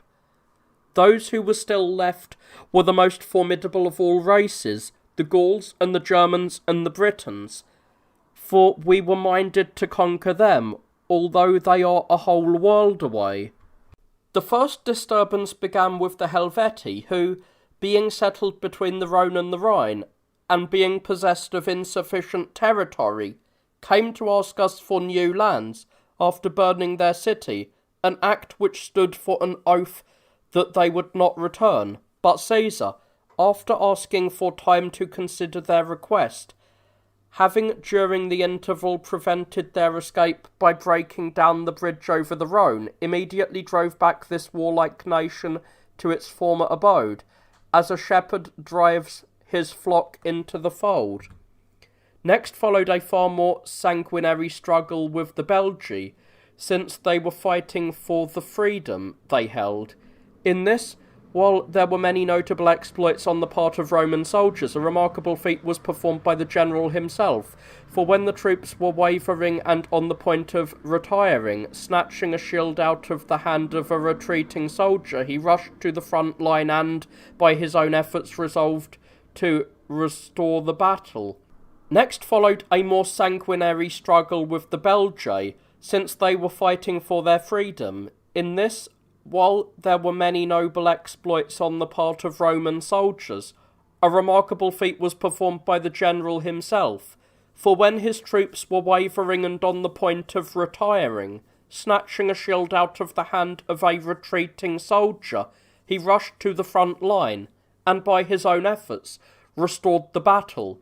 Next came a naval war with the Veneti, but it was a struggle rather against the ocean than against the enemy's fleet, for their vessels were rude and clumsy and went to pieces as soon as they had felt the beaks of our ships. But the battle was obstructed by the shallow water, since the ocean, retiring with usual fall of tide in the very middle of the engagement, seemed to take a part in the struggle. The operations of the war varied with the nature of the people and the country. The crafty Aquitani betook themselves to caves. Caesar ordered that they should be blockaded there. The Morini scattered among their forests. Caesar ordered that the forests should be burned. Let no one say that the Gauls are mere savages, for they can act with cunning. Injuriomarus stirred up the Treveri, Ambiorix the Eubrones. In Caesar's absence, those two tribes banded together and attacked the lieutenant generals. Idutiomarus was bravely repulsed by Dolabella, and his head was brought back to the camp. Ambiorix, however, defeated us by the stratagem of an ambush set in a valley, with the result that our camp was plundered and we lost the Lieutenant General Arencilus Cotta and Titus Sabinus. No immediate vengeance was taken upon the king, who eluded our vigilance by perpetual flight across the Rhine. The Rhine, therefore, was not left unattacked, for indeed it was not right that it should harbour and protect our enemies with impunity. The first battle against the Germans on the river was fought on the most just of pretexts, for the Aedui complained of their incursions, and how great was the insolence of King Ariovistus. When our ambassadors told him to come to Caesar, he replied, "Who is Caesar? Let him come to me if he likes. What does it matter to him what we in Germany do? Do I interfere with the Romans?" So great was the alarm inspired in the camp by this unknown people, that there was a general making of wills even in the camp square. But the vaster the stature of our enemies, the more were they exposed to our swords and other weapons. The ardour of our soldiers in the fray cannot be better illustrated than by the fact that when the barbarians protected themselves by forming a tortoise with their shields raised over their heads, the Romans actually leaped on top of the shields, and from there fell upon their throats with their swords. Further complaints against the Germans were brought by the Tencteri. On this occasion, Caesar took the initiative and crossed the Moselle by a bridge of boats and made for the Rhine itself, and the enemy in the Hercynian forests. But the whole tribe had fled away to their woods and marshes, so great was the panic caused by the appearance of the Romans on the further bank of the river. Nor was this the only occasion on which the Rhine was crossed, but he penetrated across it a second time by a bridge which he had built. The alarm of the enemy was even greater this time, for when they saw their Rhine placed as it were a prisoner under the yoke of the bridge, they fled again to their woods and marshes, and, to Caesar's bitter disappointment, no enemy remained to be conquered. Having penetrated everywhere by land and sea, he turned his gaze towards the ocean, and, as if this world of ours sufficed not for the Romans, set his thoughts on another. He therefore collected a fleet and crossed over to Britain with wonderful speed, for, starting from the harbour of the Moroni at the third watch, he disembarked upon the island before midday. The shores were crowded with a confused throng of the enemy, and their chariots were hurrying to and fro in panic at the strange sight before their eyes. This panic was as good as a victory for Caesar, who received arms and hostages from his frightened foes and would have advanced further if the ocean had not taken vengeance on his presumptive fleet by wrecking it. He therefore returned to Gaul, and then, with a larger fleet and increased forces, made another attempt against the same ocean and the same Britons. Having pursued them into the Caledonian forests, he made one of their kings, Casulianus, a prisoner. Content with these achievements, for he sought a reputation rather than a province, he returned with greater spoil than before, the very ocean showing itself more calm and propitious, as though it confessed itself unequal to opposing Caesar. The greatest and at the same time the last of all the risings in Gaul took place when Vercingetorix, a chief formidable alike for his stature, his skill in arms, and his courage, endowed too with a name which seemed to be intended to inspire terror, formed a league alike of the Arverni and Briturges, and at the same time of the Carnutes and Sequani. He at their festivals and councils, when he found them collected in the greatest crowds in their groves, roused them by his ferocious harangues to vindicate their ancient rights and freedoms. Caesar was absent at the time, holding a levy at Ravenna, and the Alps had been swollen by winter snows. Hence they thought that his passage was blocked. But Caesar, starting just as he was on the receipt of the news, by a most successful act of daring made his way across Gaul with a light armed force through ranges of mountains never before crossed, and over ways and snows never trodden before, and collected his troops from distant winter quarters, and was in the middle of Gaul before the terror of his approach had reached its borders. Attacking the cities which were the headquarters of the enemy's forces, he burnt to the ground Avarsium, which was defended by 40,000 men, and Alessa, which had a garrison of 250,000. All the most important operations were concentrated around Gergovia, in the territory of the Arverni. This mighty city, defended by a wall and citadel and steep riverbanks, had a garrison of 80,000 men. Caesar, surrounding it with a rampart, a palisade, and a trench into which he admitted water from the river, and also 18 towers and a huge breastwork, first reduced it by starvation, and then, when the defenders attempted to make sallies, cut them down at the ramparts and palisades, and finally reduced them to surrender. The king himself, to crown the victory, came as a supplicant to the camp, and placing before Caesar his horse and its trappings and his own arms, exclaimed, "Receive these spoils, thou thyself, bravest of men, have conquered a brave enemy." While in the north the Roman people, by the hand of Caesar, were conquering the Gauls, in the east they received a serious blow from the Parthians. Nor can we complain of fortune. It was a disaster which admitted of no consolation. Both gods and men were defied by the avarice of the consul Crassus, in coveting the gold of Parthia, and its punishment was the slaughter of 11 legions, and the loss of his own life.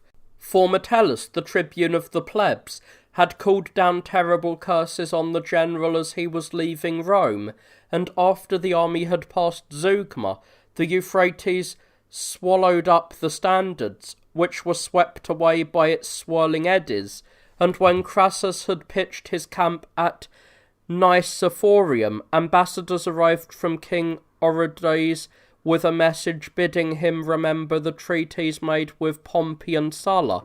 Crassus, who coveted the royal treasures, answered not a word that had any semblance of justice, but merely said that he would give his reply at Seleucia.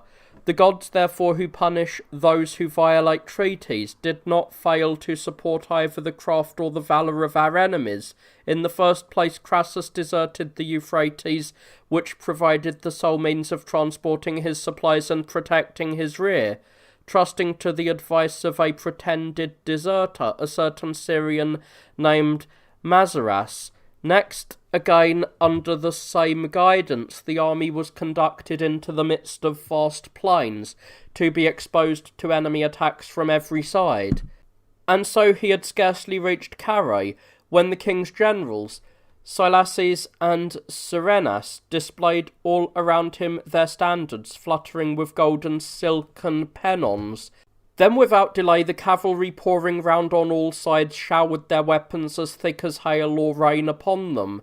Thus the army was destroyed in lamentable slaughter. The consul himself, invited to a parley, would on a given signal have fallen alive into the hands of the enemy, had not the barbarians, owing to the resistance of the tribunes, used their swords to prevent his escape. The general's son they overwhelmed with missiles almost within his father's sight. The remnants of the unhappy army scattered wherever their flight took them, through Armenia, Cilicia, and Syria, scarcely even brought back the news of the disaster. The head of Crassus was cut off, and with his right hand taken back to the king, and treated with mockery which was not undeserved, for molten gold was poured into his gaping mouth, so that the dead and bloodless flesh of one whose heart was burned with lust for gold was itself burnt with gold. Such are the events overseas of the third period of the history of the Roman people, during which, having once ventured to advance outside Italy, they carried their arms over the whole world. The first 100 years of this period were pure and humane and, as we have said, a golden age free from vice and crime, while the innocence of the old pastoral life was still untainted and uncorrupted, and the imminent threat of our Carthaginian foes kept alive the ancient discipline. The following 100 years, which we have traced from the destruction of Carthage, Corinth, and Numantia, and the inheritance of the Asiatic kingdom of Attalus down to the time of Caesar and Pompey, and of their successor Augustus, with whose history we still have to deal, were as deplorable and shameful owing to internal calamities as they were illustrious for the glory of their military achievements.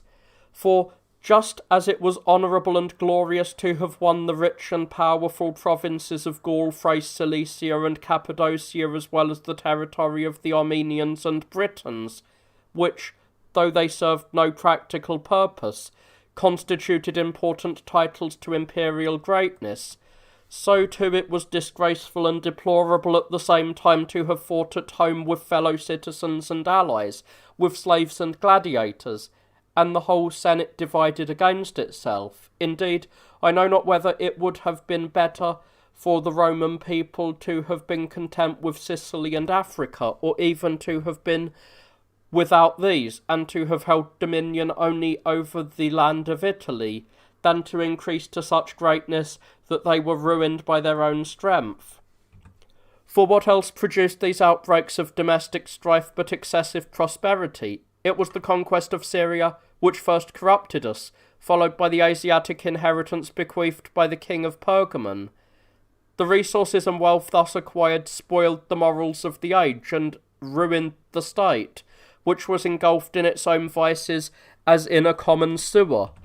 For what else caused the Roman people to demand from their tribunes land and food except the scarcity which luxury had produced?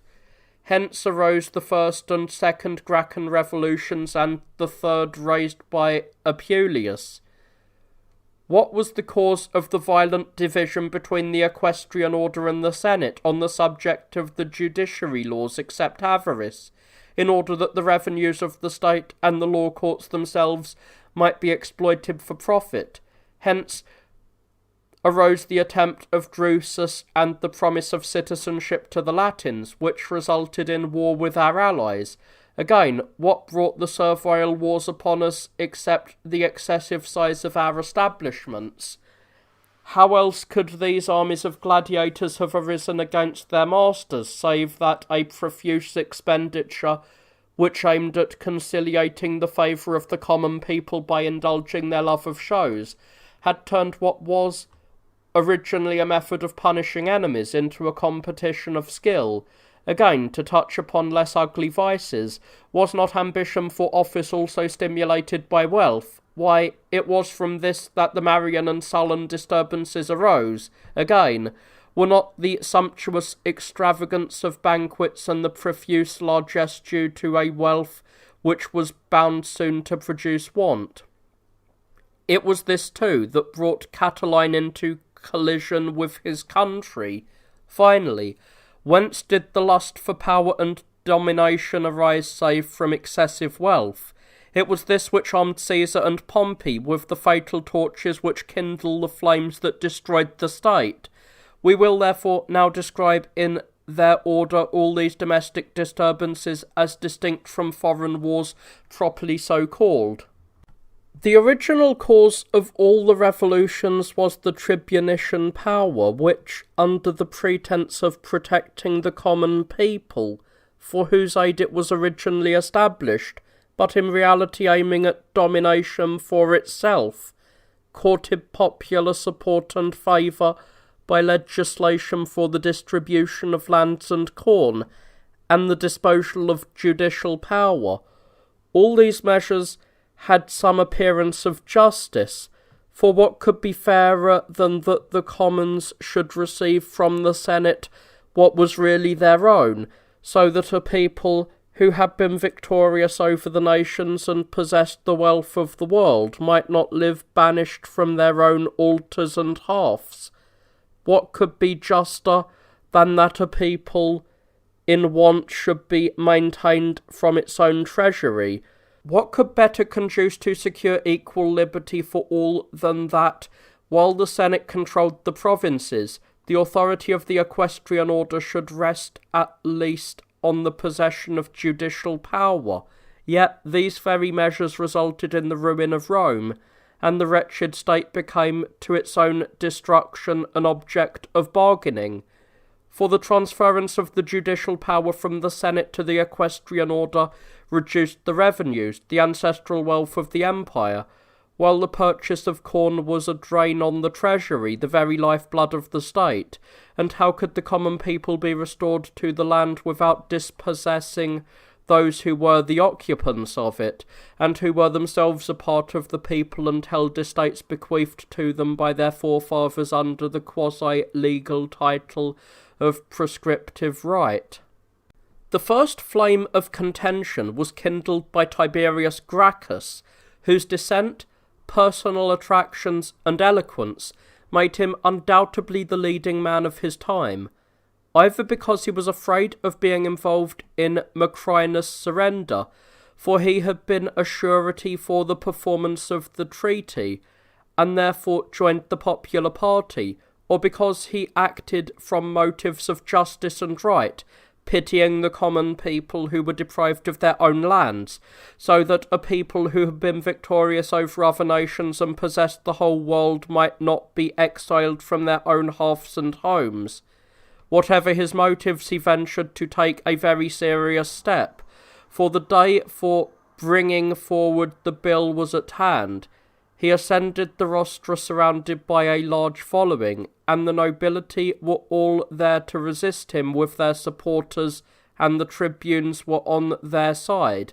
But when Gracchus saw Gaius Octavius was going to veto his proposals, he laid hands upon him, contrary to the rights of the tribunician college, and the privilege of the office, and expelled him from the rostra, and so frightened him with the instant threat of death, that he was forced to retire from his office, having thus obtained his election as one of the free commissioners for distributing land, when at the meeting of the comitia he demanded the prolongation of his term of office, in order to carry out the work which he had begun.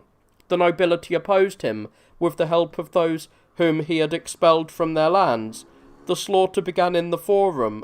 Then, when he had taken refuge in the capital, and was urging the commons to come to the defence of his person, with the gesture of touching his head with his hand, he gave rise to the idea that he was demanding the kingship and a royal diadem. The people, under the leadership of Scipio Nasica, having been roused to take up arms, he was put to death with some show of legality. Immediately after this, Gaius Gracchus was fired with an equal zeal to avenge his brother's murder and to champion his proposals. By similar methods of disturbance and terrorism, he incited the commons to seize the lands of their forefathers, and promised that the inheritance recently received from Attalus should be used to feed the people, and becoming headstrong and tyrannical on the strength of his second election to the tribunate, he was pursuing a successful course with the support of the common people.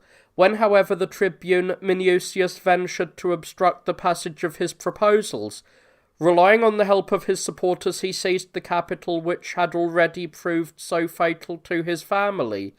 Being driven thence, after the loss of his adherents, he betook himself to the Aventine, where, being assailed by a body of senators, he was put to death by the consul Oppimus. Insults were also offered to his remains after his death, and a price was put to his assassin for the sacred head of a tribune of the people. Apuleius Saturninus continued nevertheless to promote the Gracchan proposals. So great was the encouragement given him by Marius, always a bitter opponent of the nobility and relying moreover on his position as consul. Aulus Ninius, his rival for the tribunate, having been openly murdered at the elections, Apuleius attempted to introduce in his place Gaius Gracchus, a man without a tribe, without anyone to vouch for him, and without a name, who, by a forged title, tried to foist himself upon the Gracchan family. Revelling unchecked in all these outrageous acts of violence, Apuleius devoted himself so zealously to passing the proposals of the Gracchi that he even compelled the Senate to take an oath in their support, by threatening that he would obtain a sentence of banishment against those who refused. There was one, however, who preferred exile, namely Metellus. After his departure, when all the nobility were thoroughly cowed, Apuleius, now in the third year of his tyranny, became so utterly reckless that he even disturbed the consular elections by a fresh murder.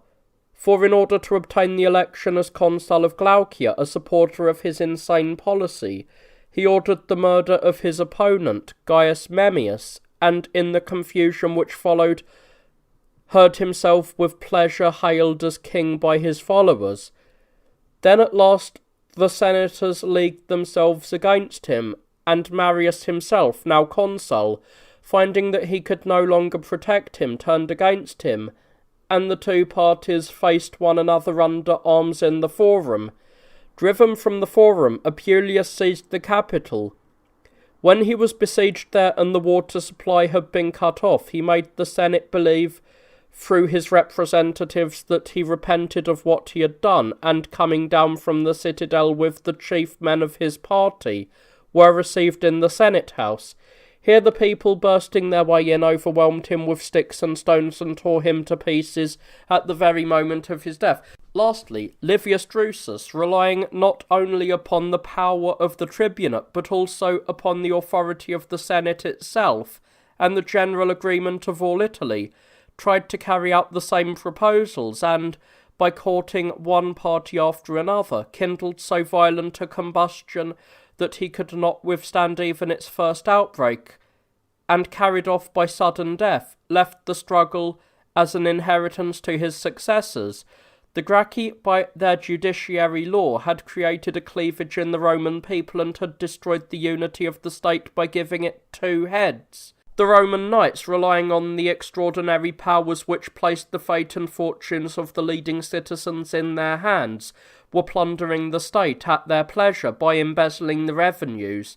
The Senate, crippled by the exile of Metellus and the condemnation of Rutilius, had lost every appearance of dignity.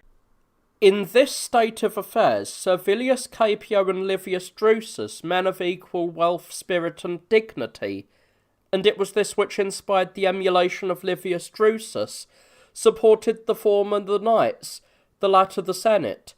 Standards, eagles, and banners were it is true, lacking, but the citizens of one and the same city were as sharply divided as if they formed two camps. First of all, Caepio, attacking the Senate, singled out Scaurus and Philippus, the chief men of the nobility, and prosecuted them for bribery.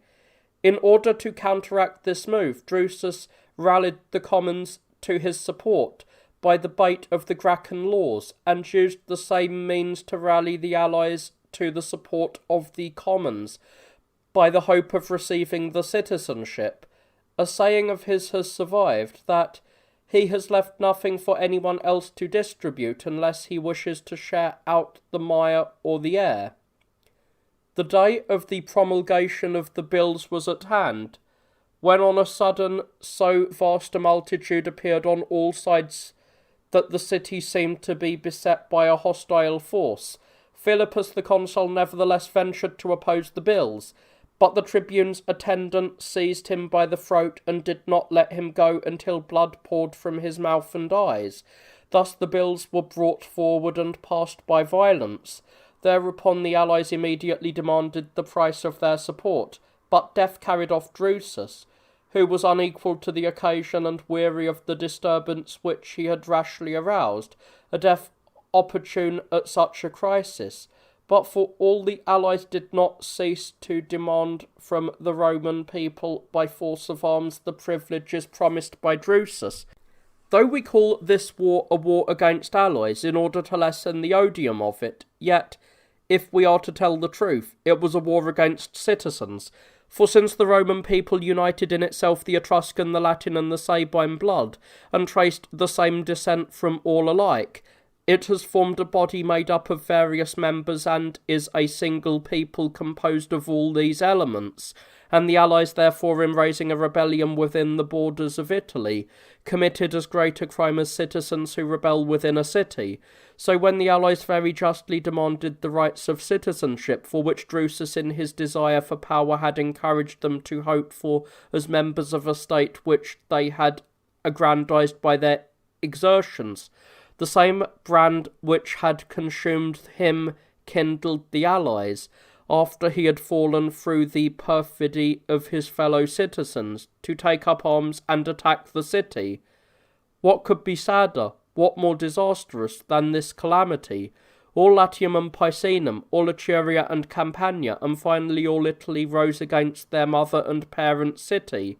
The flower of our bravest and most trusted allies were led, each under the several standards, by the most eminent leaders from the country towns. Popedius commanding the Marsians and Pelegni, Afranius the Latins, Plotius the Umbrians, Agentius the Etruscans, and Telesinus the Samnites and Lucanians, the people who had been the arbiters of the fate of kings and nations, failed to rule themselves, and Rome, the conqueror of Asia and Europe, was attacked from Corfinium. The first plan of campaign was to murder the consuls, Julius Caesar and Marcus Philippus, on the Alban Mount, amid the sacrifices and altars at the celebration of the Latin festival.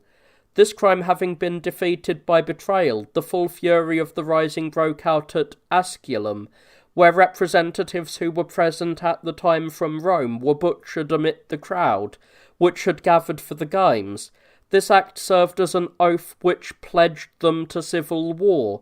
Thereupon from all sides the various calls to arms rang out through the peoples and cities of every part of Italy, as Popedius, the leader and instigator of the war, hurried from place to place. The devastation wrought by Hannibal and Pyrrhus was less serious, lo. Ocriculum, Gramentum, Faeciulae, Carciolae, Acernia, Nuceria, and Picentia were utterly laid waste by fire and sword. The forces both of Rutilius and of Caepio were routed. Julius Caesar himself, after the loss of his army, being brought back still dripping with blood, was borne through the midst of the city with pitiable funeral rites. But the great good fortune of the Roman people never so great as in the hour of misfortune, asserted itself afresh in all its vigour, attacking the various peoples separately. Cato scattered the Etruscans, Gabinius the Marsians, Carbo the Lucanians, and Sulla the Samnites, while Pompeius Strabo wasted the whole country with fire and sword and did not make an end of slaughter until the destruction of Asculum. He made atonement in some measure by the shades of so many armies and consuls and to the gods of the devastated cities. Although we fought with allies, in itself an impious act, yet we fought with men who enjoyed liberty and were of free birth, but who could tolerate with equanimity wars waged by a sovereign people against slaves. The first attempt at war on the part of slaves took place in the city itself in the early days of its history under the leadership of Herdonius the Sabine. On this occasion, while the state was taken up with the troubles caused by the tribunes, the capital was besieged and afterwards rescued by the consuls, but it was a local rising rather than a war. It is difficult to believe that, at a later date, while the forces of the empire were engaged in various parts of the world, Sicily was far more cruelly laid waste in a war against slaves than during the Punic War. The land, so rich in corn, a province lying as it were at our very doors, was occupied by large estates in the possession of Roman citizens. The numerous prisons for slaves employed in tilling the soil and gangs of cultivators who worked in chains provided the force for the war. A certain Syrian named Eunice. The seriousness of our defeat causes his name to be remembered. Counterfeiting an inspired frenzy and waving his dishevelled hair in honour of the Syrian goddess, incited the slaves to arms and liberty on the pretence of a command from the gods. In order to prove that he was acting under divine inspiration, he secreted in his mouth a nut which he had filled with sulphur and fire, and by breathing gently, sent forth a flame as he spoke. This miracle first of all collected 2,000 men from those whom he encountered, but presently, when the prisons had been broken open by force of arms, he formed an army of more than 60,000 men, adorning himself in order to fill up the cup of his wickedness with the insignia of royalty. He laid waste fortresses, villages, and towns with pitiable destruction. Nay, even the camps of the praetors were captured, the most disgraceful thing that can occur in war. Nor will I shrink from mentioning the names of those commanders who were Manlius, Lentulus, Piso, and Hyesephus. Thus, those who ought to have been hauled away by the overseers themselves pursued Praetorian generals in flight from the battlefield. At last, punishment was inflicted upon them under the leadership of Parpenia, who, after defeating them and finally besieging them at Enna, reduced them by famine as effectually as by plague, and requited the surviving marauders with fetters, chains, and the cross. He was content with an ovation for his victory over them, so that he might not sully the dignity of a triumph by the mention of slaves.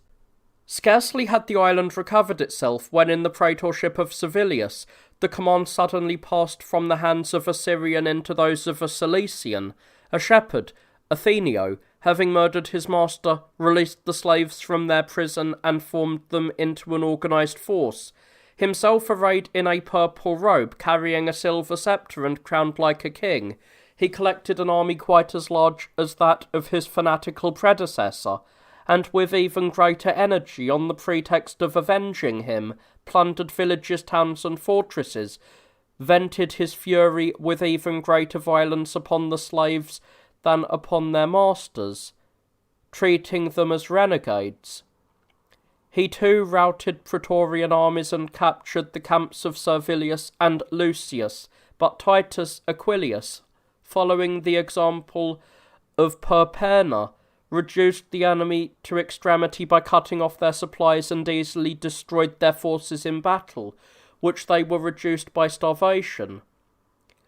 They would have surrendered had they not, in the fear of punishment, preferred voluntary death.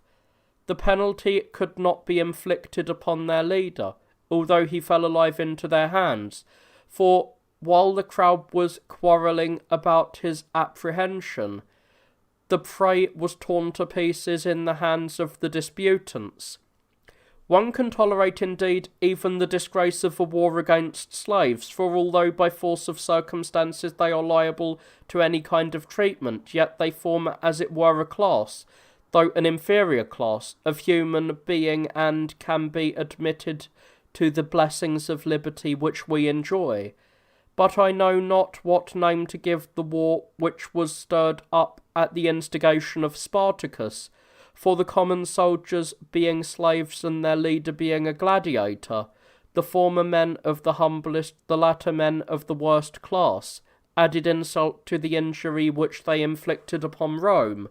Spartacus, Crixus, and Onimus, breaking out of the gladiatorial school of Lentulus with 30 or rather more men of the same occupation, escaped from Capua, when, by summoning the slaves to their standard, he had quickly collected more than 10,000 adherents. These men, who had been originally content merely to have escaped, soon began to wish to take their revenge also. The first position which attracted them, a suitable one for such ravaging monsters, was Mount Vesuvius.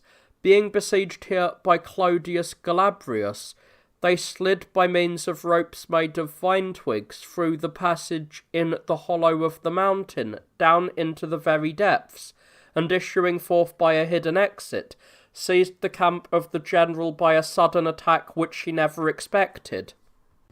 Then they attacked other camps, that of Vernius and afterwards that of Foranus, and they ranged over the whole of Campania. Not content with the plundering of country houses and villages, they laid waste to Nola, Norica, Thurii, and Metapontum with terrible destruction. Becoming a regular army by the daily arrival of fresh forces, they made themselves rude shields of wickerwork, and the skins of animals, and swords and other weapons by melting down the iron in their slave prisons. That nothing might be lacking which was proper to a regular army, cavalry was procured by breaking in herds of horses which they encountered, and his men brought to their leader the insignia and fasces captured from the praetors. Nor were they refused by the man who, from being a Thracian mercenary, had become a soldier, and from a soldier a deserter, then a highwayman, and finally, thanks to his strength, a gladiator. He also celebrated the obsequies of his officers who had fallen in battle, with funerals like those of Roman generals, and ordered his captives to fight at their pyres, just as though he wished to wipe out all his past dishonour by having become, instead of a gladiator, a giver of gladiatorial shows. Next, actually attacking generals of consular rank, he inflicted defeat on the army of Lentulus in the Apennines, and destroyed the camp of Publius Cassius at Mutina. Elated by these victories, he entertained the project, in itself a sufficient disgrace to us, of attacking the city of Rome. At last a combined effort was made, supported by all the resources of the empire, against the gladiator, and Licinius Crassus vindicated the honour of Rome, routed and put to flight by him. Our enemies, I am ashamed to give them this title, took refuge in the furthest extremes of Italy, here being cut off in the angle of Brutium, and preparing to escape to Sicily, but being unable to obtain ships, they tried to launch rafts of beams and casks bound together with ribes on the swift waters of the straits.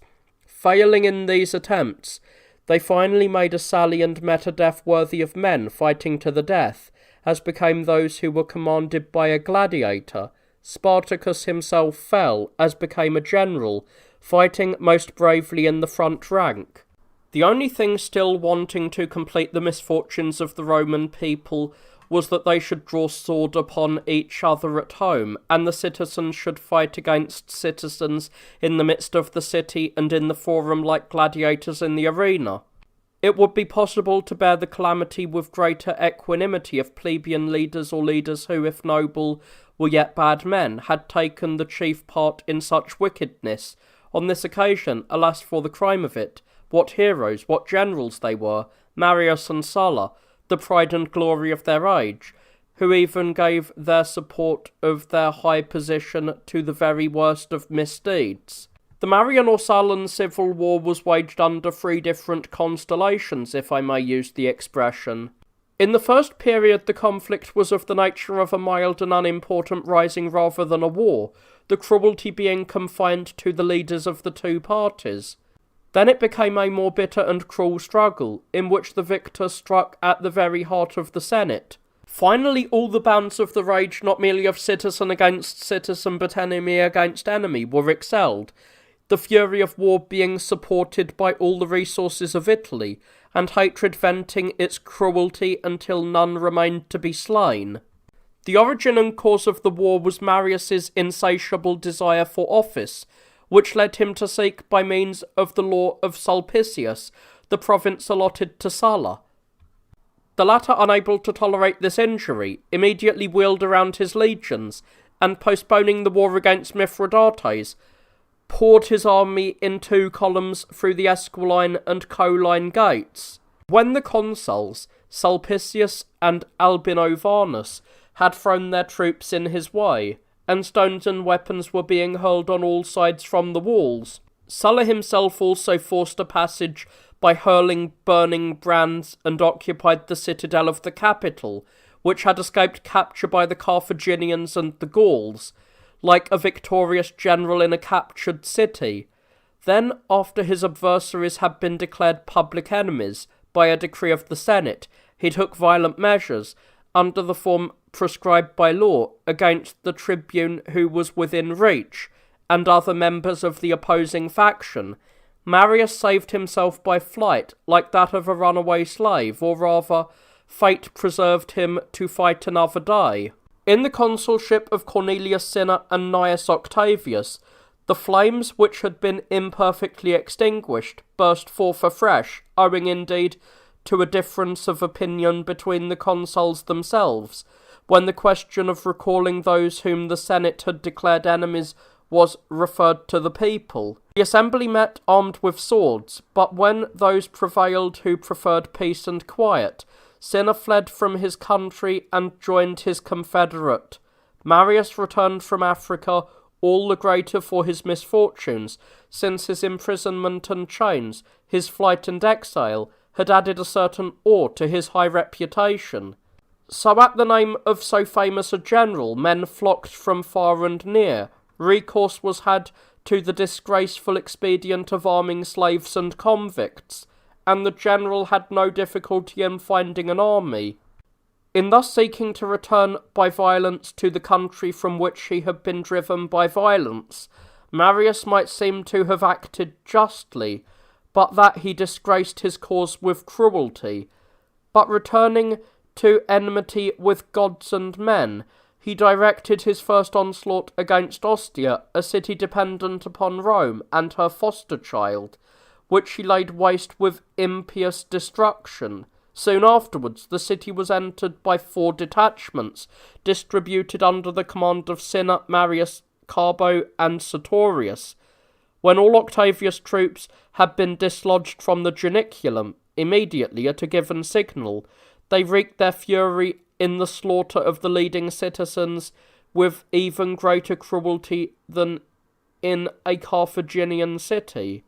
The head of the consul Octavius was displayed on the rostra, that of Antonius, an ex-consul, on Marius' own table. Caesar and Fimbria were butchered at their household shrines of their own homes. The elder and younger Crassus were slain in the sight of one another. Baebius and Numitorius were dragged through the forum on the hooks of the executioners. Catulus saved himself from the insults of his enemies by swallowing fire. Merula, the priest of Jupiter in the Capitol, bespattered the visage of the god himself with the blood from his veins. Ancarius was stabbed in the presence of Marius himself, because, forsooth, when he saluted him, Marius had not stretched out to him his hand, which was to decide his fate. All these deaths of senators were the result of Marius' 7th consulship, between the 1st and the 9th of January. What would have happened if he had completed his full year of office? In the consulship of Scipio and Norbanus, the third storm of civil rage broke out in all its fury. On the one side stood 8 legions and 500 cohorts in arms, while on the other side Sulla was hastening back from Asia with his victorious army. And indeed, since Marius had acted so cruelly towards the supporters of Sulla, what cruelty was needed that Sulla might take vengeance upon Marius? Their forces first met at the river Vulturnus near Capua. The whole army of Norbanus was immediately routed, and Scipio's forces were promptly overwhelmed after hopes of peace had been held out to them. Then the consuls, the younger Marius and Carbo, as though despairing of victory and desirous of not perishing unavenged, offered sacrifices beforehand to their own shades with the blood of the Senate. The Senate house was besieged, and the senators were led out thence for execution as from a prison. What countless deaths took place in the Forum, the Circus, and the innermost recesses of the temples! Mucius Scaevola, the priest of Vesta, clinging to the altar of the goddess, was almost buried in the flames which burnt upon it. Lamponius and Telesinus, the leaders of the Samnites, were laying waste Campania and Etruria with even more brutality than Pyrrhus or Hannibal, and were exacting vengeance on their own account, under the pretence of helping their cause. But all the enemy's forces were defeated, those under Marius at Scariportus, those under Telesinus at the Colline Gate. However, the end of the fighting was not also the end of the killing, for even after peace was made, swords were drawn and punishment was inflicted upon those who had surrendered voluntarily. The slaughter of more than 70,000 men by Sulla at Scariportus and the Colline Gate was a lesser crime, for it was what one expects in war, but he ordered 4,000 unarmed citizens who had surrendered to be slain in the Villa Publica. Do not all these 4,000 slain in peace really outnumber those other 70,000?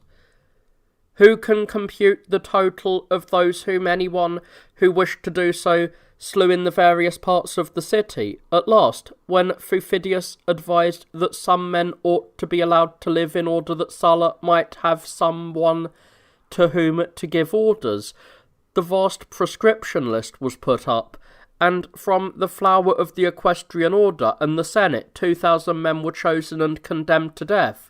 It was an edict for which there was no precedent. It would be tedious after this to relate the insulting end of Carbo and Serranus, the deaths of Platori and Venuli, how Babius was torn to pieces not by the sword but by men's hands like a wild beast, and how Marius, the brother of the general, after his eyes had been gouged out, was kept alive for some time after his hands and feet had been broken off, so that he might die limb by limb. One could endure the punishment of individuals, but the most renowned towns of Italy were put up for auction. Spolitium, Praeneste, Florentia.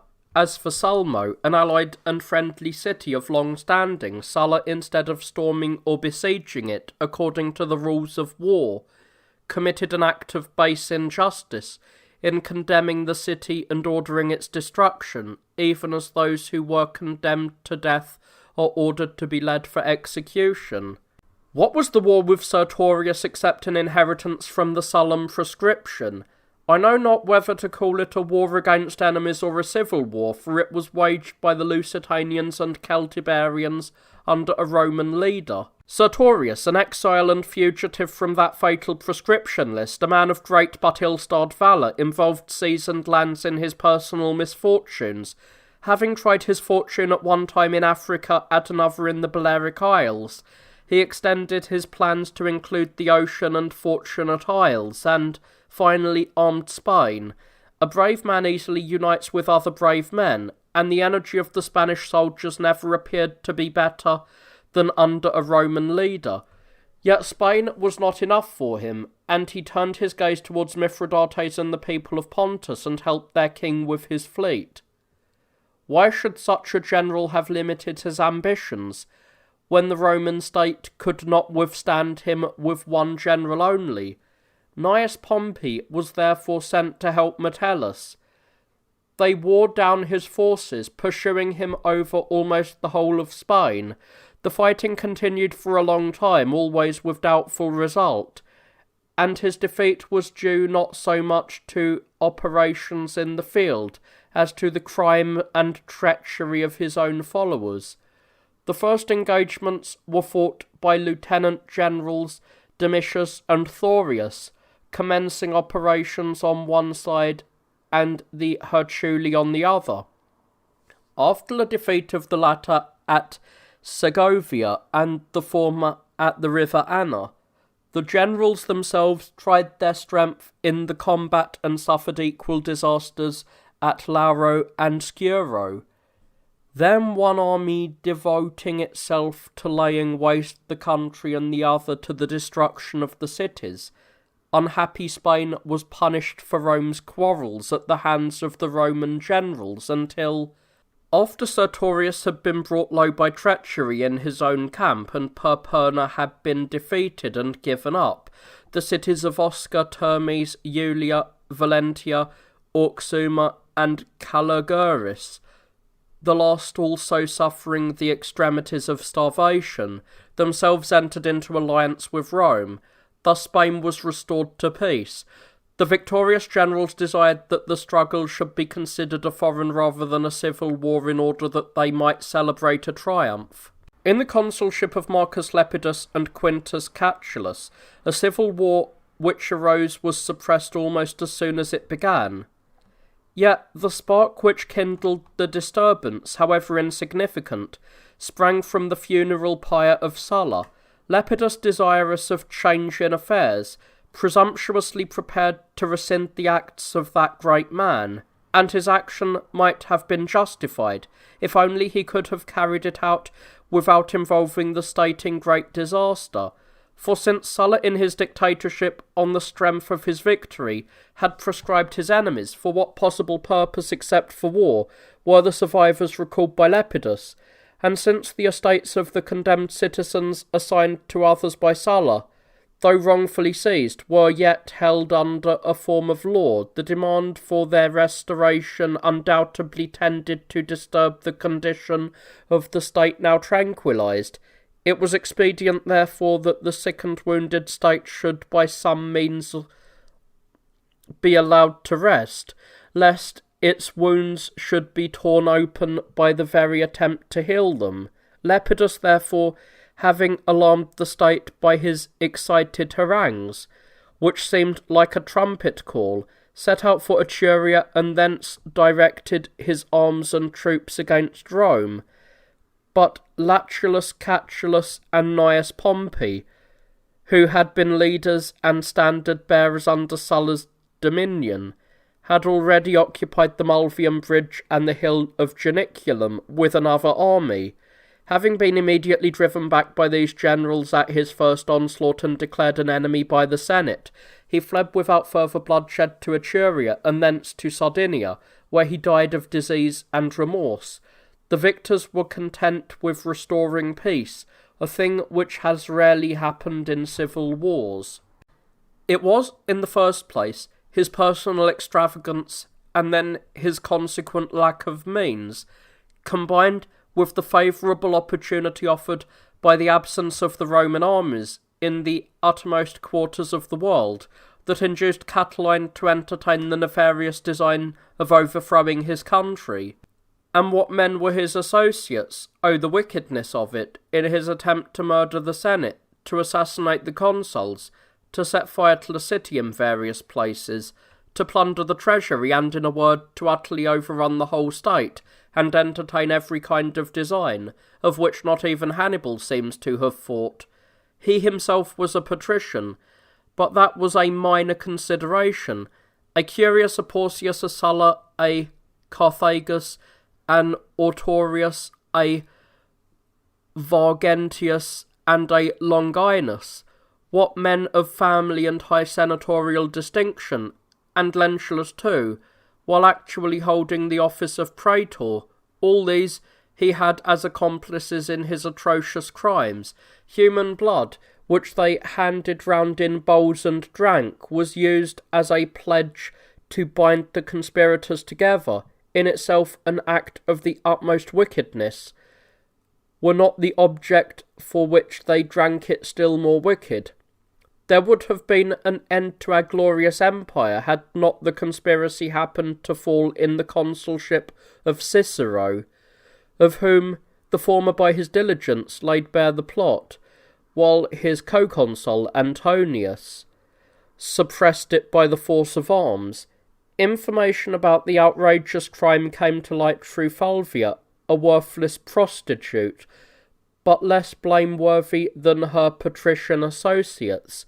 The consul, having called the Senate together, made a speech against the accused, who was present, but the only result of his action was that his enemy left Rome, and as he went, threatened openly and without disguise that he would extinguish the flames which he had kindled in general ruin.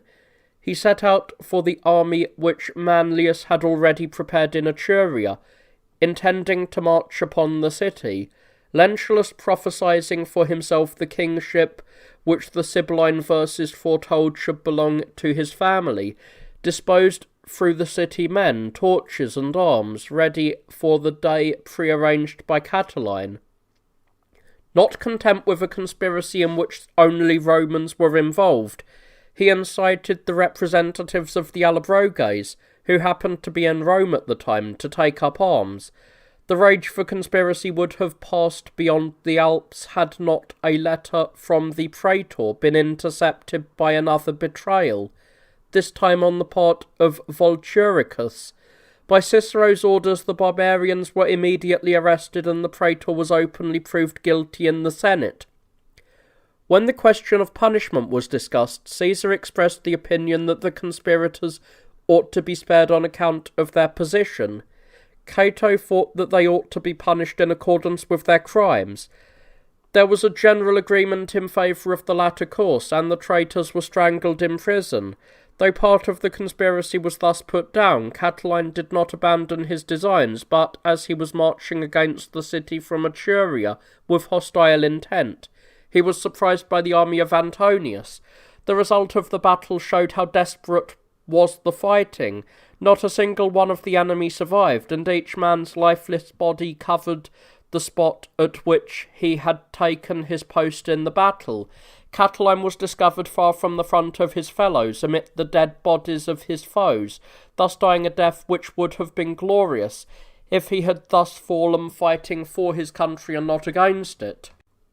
Almost the whole world having now been subjugated, the Roman Empire was too strong to be overcome by any foreign power. Fortune, therefore, envying a people that was sovereign of the world, armed it to its own destruction. The fury of Marius and Cinna had indeed formed a prelude, and as it were a preliminary trial within the city. The thunder of the storm raised by Sulla had rolled over a wider area, but within the confines of Italy. The rage of Caesar and Pompey, like a flood or a fire, involved the city and Italy, and then tribes and nations, and finally the whole extent of the empire. It cannot therefore justly be called merely a civil war, nor a war between allies, nor yet a foreign war, but was rather a war with all these characteristics and something worse than a war. If one looks at the leaders, the whole Senate was ranged on one side or the other. If one considers the forces engaged, on one side were 11 legions, on the other 18, all the flower and strength of Italy's manhood. If one looks at the aid given by the Allies, one finds on one side the levies of Gaul and Germany, on the other of Diotarus, Ariobarzanes, Tarquodiemotus, Cotys, and Rascopolis, all the strength of Thrace, Cappadocia, Macedonia, Cilicia, Greece, and the whole East. If one considers the duration of the war, it lasted for 4 years, a short period in view of the destruction which it wrought. If one looks at the ground and space which it covered, it began in Italy. It next directed its course into Gaul and Spain, and then, returning from the west, settled into full force upon Epirus and Thessaly. Thence it suddenly leapt across into Egypt, where it cast a backwards glance upon Asia, brooded over Asia, and finally wheeled back into Spain, where it at last died out. But the close of the war did not see the end of party hatred, which did not subside until the rancour of those who had been defeated sated itself with the murder of the victor in the city itself, in the midst of the Senate. The cause of this great calamity was the same which caused all our other calamities, namely excessive good fortune. In the consulship of Quintus Metellus and Lucius Afranius, when the majesty of Rome held sway throughout the whole world, and Rome was celebrating in the theatre of Pompey her recent victories and her triumphs over the people of Pontus and Armenia, the excessive power enjoyed by Pompey excited, as often happens, a feeling of envy among her ease-loving citizens. Metellus, because his triumph over Crete was shorn of its splendour, and Cato, who always looked askance upon those in power, began to decry Pompey and clamour against his measures. Annoyance at this drove Pompey into opposition and induced him to seek support for his positions. Crassus happened at the time to be at the height of a reputation due to his birth, wealth, and the high office which he had held, and yet he wished to increase his riches. Gaius Caesar's fame for eloquence and courage was now enhanced by his tenure of the consulship, but Pompey occupied a higher position than either of them. Caesar therefore being desirous of winning, Crassus of increasing, and Pompey of retaining his position, and all alike being eager for power, readily came to an agreement to seize the government. So, each striving with the support of the others to win glory for himself, Caesar entered upon the government of Gaul, Crassus upon that of Asia, and Pompey upon that of Spain. They possessed 3 great armies, and the rule of the whole world was vested in these by association of the 3 leaders. This domination lasted for 10 years in accordance with their compact, because they were restrained by fear of one another. But when Crassus had fallen fighting against the Parthians, and Julia, Caesar's daughter and the wife of Pompey, by the bond of marriage maintained friendly relations between her father-in-law and son-in-law, had died, rivalry immediately broke out. Caesar's power now inspired the envy of Pompey, while Pompey's eminence was offensive to Caesar. Pompey could not brook an equal or Caesar a superior. Oh, the wickedness of it! They strove for first place as though the fortune of a great empire could not find room for both of them. And so, in the consulship of Lentulus and Marcellus, the bond of agreement was first broken. The Senate, in other words Pompey, began to agitate for the appointment of a successor to Caesar, and he was not inclined to object provided that his name should be considered for the coming elections for consulship. The granting of the consulship to him in his absence, which the tribunes of the people had recently declared with the support of Pompey, was now refused, through secret machinations on the part of Pompey, and it was urged that he should come and stand as a candidate in accordance with ancient precedent. Caesar, on the other hand, demanded that the decree should be put into execution, and refused to disband his army unless the compact held good. A decree was therefore passed declaring him a public enemy. Caesar, exasperated at this, determined to defend by arms the prizes which he had won by arms. The first arena of the civil war was Italy, the strongholds of which Pompey had occupied with light garrisons, but Caesar's sudden attack carried all before it. The first trumpet call was sounded at Arteminium. Libo was driven out of Etruria, Thermus from Umbria, Domitius from Corfinum. The war would have terminated without bloodshed if Caesar could have surprised Pompey at Brundisium, and he would have captured him, if he had not escaped by night through the entrance of the beleaguered harbour. A shameful tale. He, who was but lately head of the Senate and arbiter of peace and war, was fleeing in a storm-beaten and almost dismantled vessel over the sea which had been the scene of his triumphs. The flight of the Senate from the city was as discreditable as that of Pompey from Italy. Caesar, on his entrance into Rome, found it almost deserted, owing to the fear which he inspired, and made himself consul. When the tribunes showed themselves slow in unlocking the sacred treasury, he ordered it to be broken open, thus taking possession of the revenue and inheritance of the Roman people before he assumed the government.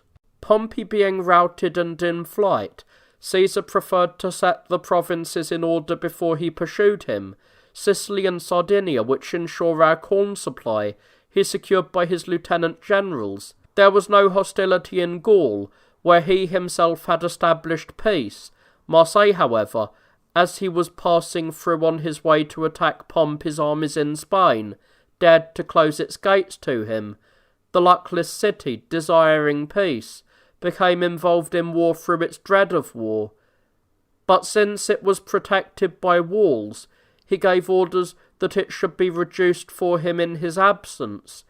This, though only a Greek city, failing to justify its reputation for effeminacy, had the courage to break through the enemy's circumvallation, and to burn their engines of war, and even to engage them at sea. But Brutus, to whom the operation had been entrusted, defeated and overcame them by land and sea.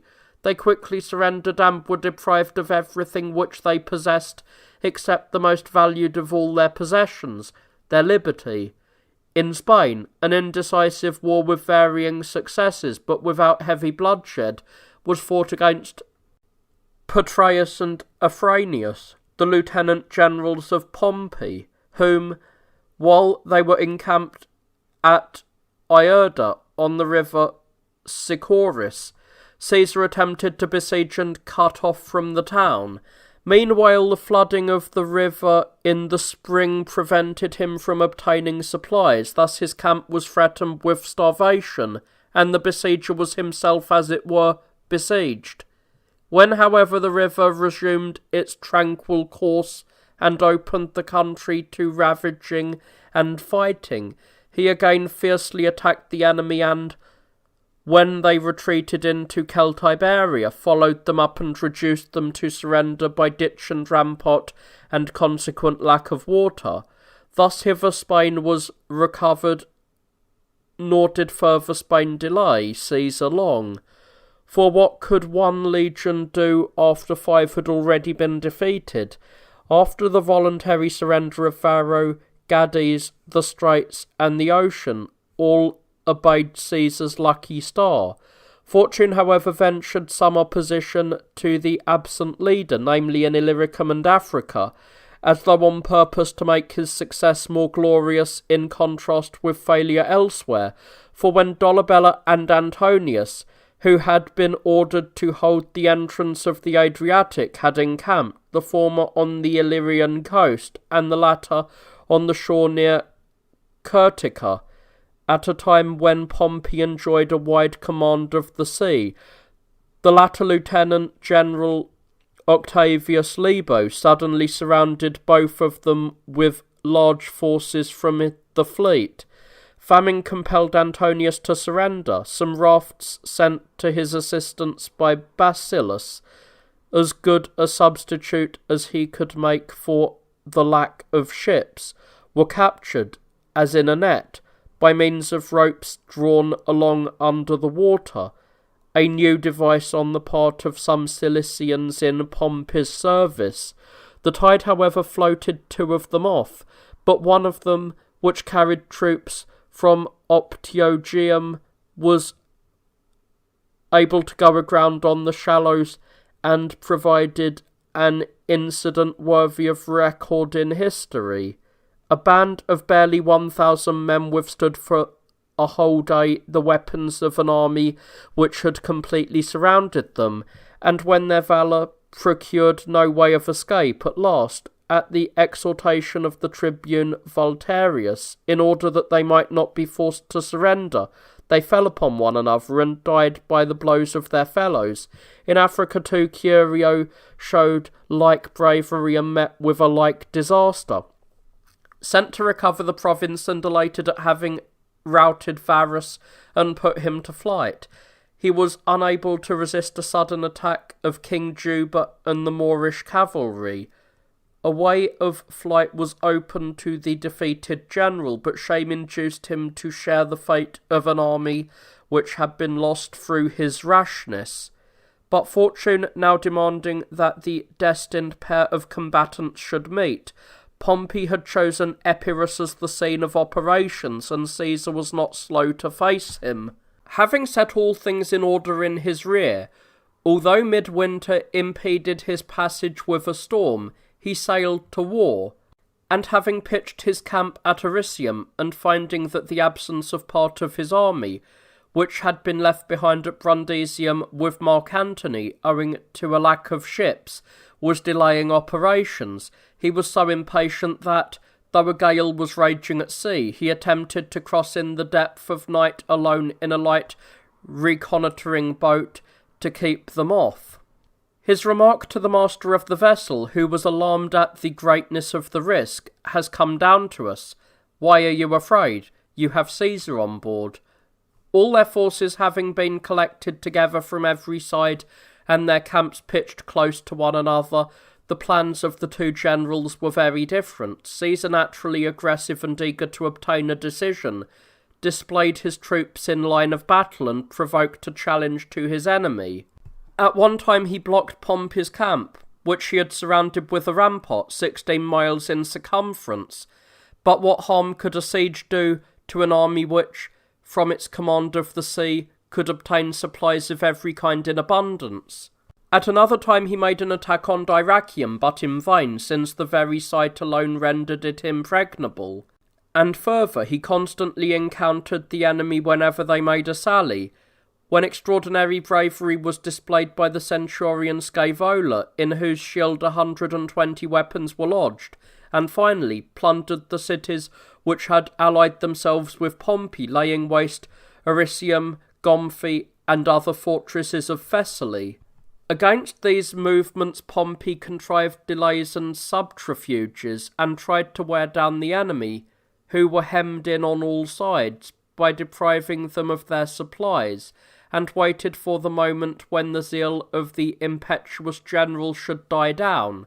But Pompey's salutary plan did not avail him very long. The soldiers complained of his inactivity, the allies of the length of the war, the nobles of the ambition of their leader. The fates thus forcing on the issue, Thessaly was chosen as the scene of the battle, and the destiny of the city, the empire, and the human race was entrusted for decision to the plains of Philippi. Never did fortune see so much of the might and dignity of the Roman people collected in one place. More than 300,000 men were assembled, in the two armies as well as auxiliary troops, kings, and the Senate. Never were the portents of impending disaster more clearly manifest, victims escaping from slaughter, bees swarming upon the standards, and darkness coming on the daytime.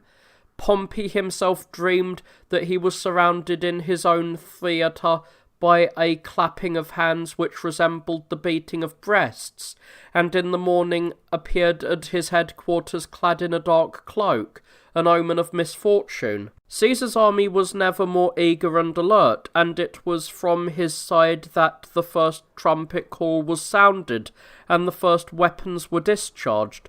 The javelin of Crastonius was noted as that of the man who started the battle, and the strangeness of the wound which he received. He was found among the dead with a sword thrust in his mouth, showed the zeal and rage with which he had fought. Nor was the issue of the campaign less wondrous, for although Pompey had such a superiority in cavalry that he thought he could easily surround Caesar, he was himself surrounded.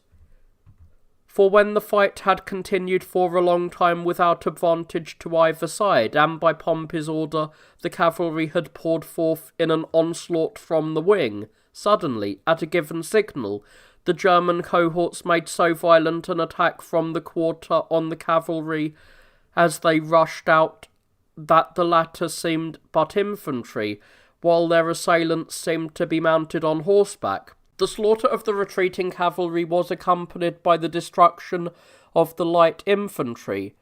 Then the panic extended further, and, one body of troops spreading confusion to another, the slaughter of the rest was accomplished as though by one sweep of the hand, and the very size of the army contributed more than anything to its destruction.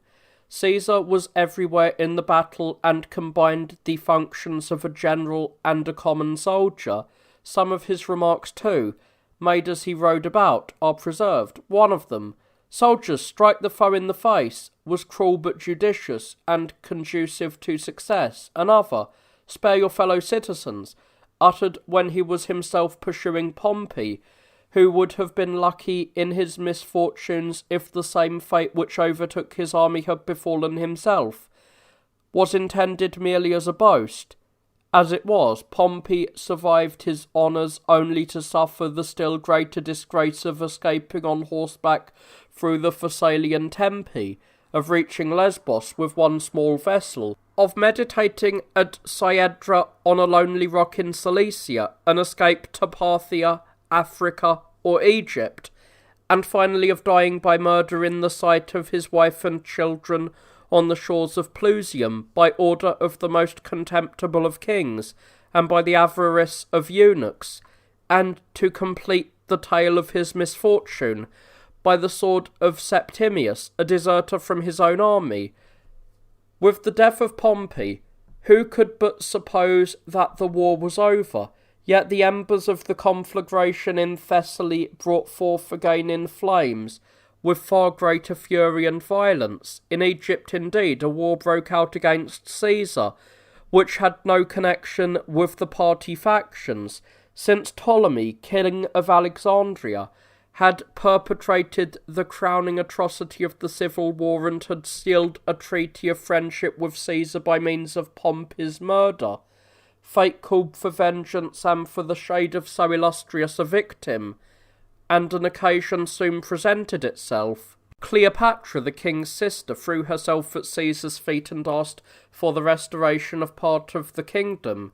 He was moved by the beauty of the damsel, which was enhanced by the fact that, being so fair, she seemed to have been wronged, and by hatred for the king himself, who had sacrificed Pompey to the fortunes of a faction, and not out of any consideration for Caesar, against whom he would certainly have made the same attempt if the occasion had arisen. When Caesar ordered that Cleopatra should be restored to the throne, he was immediately surrounded in the palace by those who had assassinated Pompey, but, although he had only a small body of troops, he resisted with wonderful bravery the pressure of a vast army. First of all, by setting fire to the neighbouring buildings and docks, he kept the missiles of his assailants at a distance. Then he made a sudden sally and occupied the peninsula of Pharos. Driven thence into the sea, he succeeded, with wonderful good fortune, in swimming to the nearer vessels of the fleet, leaving his cloak behind him in the water, either through luck or by design, that it might be a target for the shower of missiles and stones thrown from the enemy. Having been taken on board by the sailors of the fleet, he attacked his foes on all sides at once and extracted vengeance for the shade of his son-in-law from that cowardly and treacherous people, Theodotus the dictator and instigator of the whole war, and Pothinus and Ganymede, monsters who were not even men, met their deaths after fleeing in different directions over sea and land. The body of the king was found buried in mud, distinguishable by his golden coat of mail. In Asia, too, a fresh disturbance arose from Pontus, fortune as it were designedly seeking thus to make an end to the kingdom of Mithridates, in order that his son might be conquered by Caesar just as the father had been conquered by Pompey. King Pharnaces, relying rather upon our internal feuds than upon his own valour, invaded Cappadocia with a hostile force. Caesar attacked him, and in a single battle, or, if I may use the expression, in part of a battle, crushed him like a thunderbolt, which in one and the same moment had come, had struck, and had departed. Caesar's boast was no vain one when he said that the enemy was defeated before he was even seen. So much for foreign enemies. In Africa, Caesar had a much bitterer struggle against his fellow countrymen than at Pharsalia. It was on the coast of Africa that the tide of flight had cast ashore the remnants of the shipwrecked faction. Remnants, indeed, one can hardly call them, but rather material for a fresh war. Their forces had been scattered rather than defeated, and the fate of their leader had in itself confirmed the obligation of their oath, and they were no degenerate leaders who succeeded him, for the names of Cato and Scipio had a sufficiently imposing sound to take the place of Pompey. Juba, the king of Mauritania, also joined their forces, apparently in order that Caesar might spread his conquest still more widely.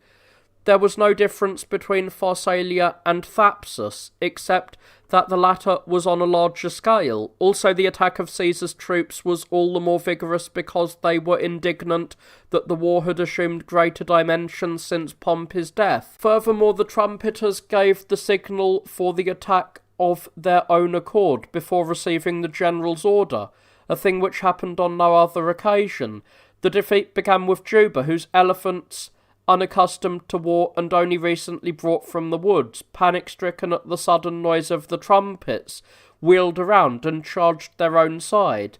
The army immediately turned to flight, nor were the generals too brave to flee. The deaths, however, of all of them were remarkable. Juba, having reached his palace, held a sumptuous banquet the following day with Petreius, the companion of his flight, and at the table, in the midst of his cups, offered himself to die at his hands. Petreius had courage enough for the king and himself, and the half-consumed meats, the funeral feast, and the table before them were drenched with the blood of the king and the Roman. Cato was not present at the fighting, having pitched his camp on the Bagradas. He was holding Utica as a second line for the defence of Africa. When, however, he received the news of the defeat of his party, he did not hesitate, but cheerfully, as became a philosopher, called death to his aid, having embraced and dismissed his son, and the members of his staff, and having read far into the night by the light of a lamp the book of Plato, which treats of the immortality of the soul, he slept for a while, and then, about the first watch, drew his sword and once again struck his bare breast.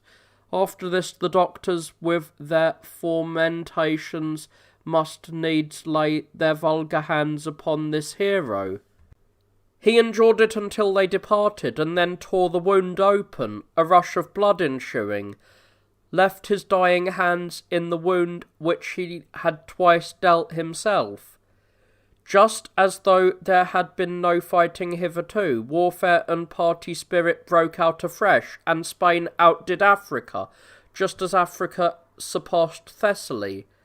The Pompeian party gained greatly in popularity from the fact that its leaders were brothers, and that two Pompey took the place of one.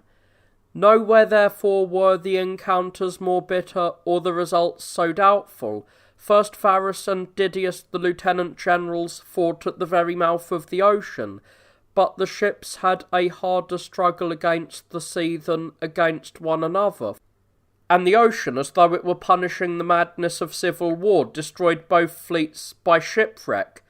What a dread conflict was that in which waves, storms, men, ships, and arms all strove together at the same time! Mark too the terrible nature of the battlefield, the shores of Spain closing in on one side and those of Mauritania on the other, an outer and an inner sea, and the watchtowers of Hercules overhanging them, while all around was the rage of battle and of storm. Soon after this, both sides scattered in different directions to besiege the unhappy cities, which between the leaders on one side and the other paid a heavy price for their allegiance with Rome. The final struggle took place at Munda. On this occasion, Caesar's usual good fortune was lacking, and the struggle was for a long time doubtful and anxious, so much so that fortune seemed clearly to be deliberating some strange issue. Caesar himself, before the battle, was unusually depressed, either from a consideration of human weakness, or because he felt doubtful whether his good luck, having lasted so long, would continue, or else because, having started on the same career as Pompey, he feared that the same fate might befall him. In the battle itself, too, an incident occurred which was unparalleled in man's memory, when the two armies, being evenly matched, had long been simply cutting one another down. Suddenly, at the height of the battle, silence fell upon both hosts, as though by mutual agreement, as if everyone was asking himself what was to be the end of it all. Finally, an unaccustomed disgrace presented itself to Caesar's eyes. His tried band of veterans, after 14 years of service, gave ground, and though they had not gone so far as to flee, yet it was obvious that shame rather than valour made them resist. Sending away his horse, Caesar rushed forward like a madman to the forefront of the battle, where he seized hold of those who were fleeing, heartened the standard-bearers, uttered prayers, exhortations, and rebukes, and, in a word, dashed this way and that through the ranks, with glances, gestures, and shouts. In the turmoil he is even said to have meditated making an end of himself, and to have shown clearly by his expression that he wished to take his own life. Only, at that moment, 5 cohorts of the enemy, which had been sent by Labienus to protect the camp, which was in danger, crossed the battlefield, and suggested an appearance of flight. Caesar either actually believed that the enemy was fleeing, or else craftily made use of the incident, and gave them heart against an enemy, who they thought was fleeing and already conquered, while he discouraged his foe. His men, thinking that they were winning the day, followed more boldly, while the Pompeians, thinking that their own side was in flight, began to flee. How great was the rage and fury of the victors in the slaughter of the enemy can be gathered from the fact that, when the fugitives had retreated to Munda, and Caesar immediately ordered that his conquered foes should be besieged, a rampart was constructed of corpses piled up and held together by the javelins and missiles which were thrust through them, an expedient which would have been horrible even if it had been used against barbarians. Pompey's sons clearly had no hope of victory. Gnaeus Pompeius, a fugitive from the battlefield and wounded in the leg, was overtaken as he was seeking some solitary and inaccessible place of refuge by Caesonius near the town of Luro, and was killed, still showing enough spirit to resist. Fortune allowed Sextus Pompeius to remain hidden for the moment in Celtiberia, and preserved him to fight against others after Caesar's time. Caesar returned home victorious and celebrated a triumph first over Gaul, in which figured the Rhine and the Rhone, and the captive ocean represented in gold. A second triumph was celebrated for the conquest of Egypt. On this occasion the Nile, Arsinoe, and the Pharos, lighted with a semblance of flame, were displayed on moving platforms. A third procession celebrated the victory over Pharnaces of Pontus. A fourth set forth the defeat of Juba and Mauritania, and the 2 conquests of Spain. Pharsalia, Thapsus, and Munda made no appearance, yet how much greater were the victories for which he had no triumph. At this point, there was at last an end of fighting. The ensuing peace was free from bloodshed, and clemency made atonement for war. No one was put to death by Caesar's orders, except Afranius. It was enough that Caesar had once pardoned him, and Faustus Sulla, For the example of Pompeius had taught Caesar to be afraid of son-in-laws, and Pompeius' daughter and her children by Sulla, as a precaution for posterity. His fellow citizens were not ungrateful, and heaped every kind of honour upon him as sole ruler. Statues of him were set up in the temples. In the theatre he wore a crown adorned with rays. He had a raised chair in the Senate house. A high gable was added to his house. A month in the calendar was named after him. In addition to this, he was called Father of his country and perpetual dictator. Finally, though it is doubtful whether it was by his own wish, he was offered the insignia of royalty in front of the rostra by the consul Mark Antony. But all these things were, as it were, decorations heaped upon a victim doomed to die.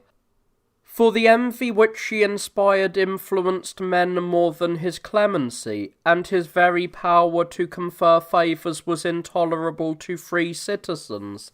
His rule was not long endured. Brutus and Cassius and other senators conspired together to kill their leader. How powerful is fate! The plot had become widely known. On the very day fixed for its execution, written information of it had been presented to Caesar, and though he sacrificed 100 victims, he had been unable to obtain favourable omens. Yet he came into the Senate house thinking of his campaign against Parthia. As he was seated there in his curule chair, the senators attacked him, and he was borne to the ground wounded in 23 places. Thus, he who had filled the whole world with the blood of his fellow citizens, at last filled the Senate house with his own blood. The Roman people, after the murder of Caesar and Pompey, seemed to have returned to their former state of liberty, and they would have done so if either Pompey had left no children, or Caesar no heir, or, what was still more fatal than either of these circumstances, if Mark Antony, one of Caesar's colleagues, and afterwards his rival in power, had not survived to cause fire and storm in the succeeding age. For Sextus Pompeius sought to recover his father's inheritance, with the result that there was alarm over the whole sea. Octavian sought to avenge his father's death, and Thessaly was again to be disquieted. Antonius, fickle as ever, either refused to tolerate Octavian as the successor of Caesar, or else, for his love of Cleopatra, degenerated into a king, and here there is a gap in the text. For the Roman people could find no salvation except by taking refuge in subservience. It was, however, a ground for congratulation that, in that great upheaval, the chief power passed into the hands of none other than Octavian Caesar, who by his wisdom and skill restored order in the body of the empire, everywhere paralysed and confused, which certainly would never have been able to achieve coherence and harmony unless it had been controlled by the will of a single ruler, which formed, as it were, its soul and mind, in the consulship of Mark Antony and Publius Dolabella. While fortune was already transferring the Roman Empire to Caesar, diverse and manifold confusion afflicted the state. Just as in the annual revolutions of the heaven the constellations by their movements cause thunder and make known their changes of position by storms, so in the change which came over the Roman dominion, that is, the whole world, the body of the empire trembled through and was disturbed by every kind of peril, by wars, civil, foreign, and against slaves, by land and by sea. The first cause of civil dissension was Caesar's will, for his second heir, Antonius, furious because Octavian had been preferred to himself, had engaged in an implacable war to prevent the adoption of that high-spirited youth, looking upon Octavian, who was under 18 years of age, as a lad of tender years, and a fit and easy victim of injustice, and upon himself as enjoying all the prestige of his long service with Caesar, Antonius proceeded to destroy his inheritance by embezzlement, to pursue him with personal insults, and to hinder his adoption into the Julian family by every device in his power. Finally, he took up arms openly with the object of crushing his youthful rival and, having formed an army, besieged Decimus Brutus, who in Cisalpine Gaul was opposing his movements. Octavius Caesar, however, winning popularity from his youth, his wrongs, and his dignity of his name, which he had assumed, recalled the veterans to arms, and, what is scarcely credible, though he was holding no office, attacked the consuls, released Brutus by relieving Mutina, and captured Antonius's camp. On this occasion, indeed, he also showed his gallantry by an act of personal courage, for, though bleeding and wounded, he took an eagle from the hands of a dying standard-bearer and bore it back upon his shoulder to the camp. The distribution of lands for the soldiers was the cause of another war, for Octavian assigned lands to his father's veterans as a reward for their services. Though the nature of Antonius was always evil, on this occasion his wife Fulvia, girding herself with the sword of her husband's service, egged him on yet more. He had therefore stirred up further hostilities by rousing the farmers who had been dispossessed of their lands.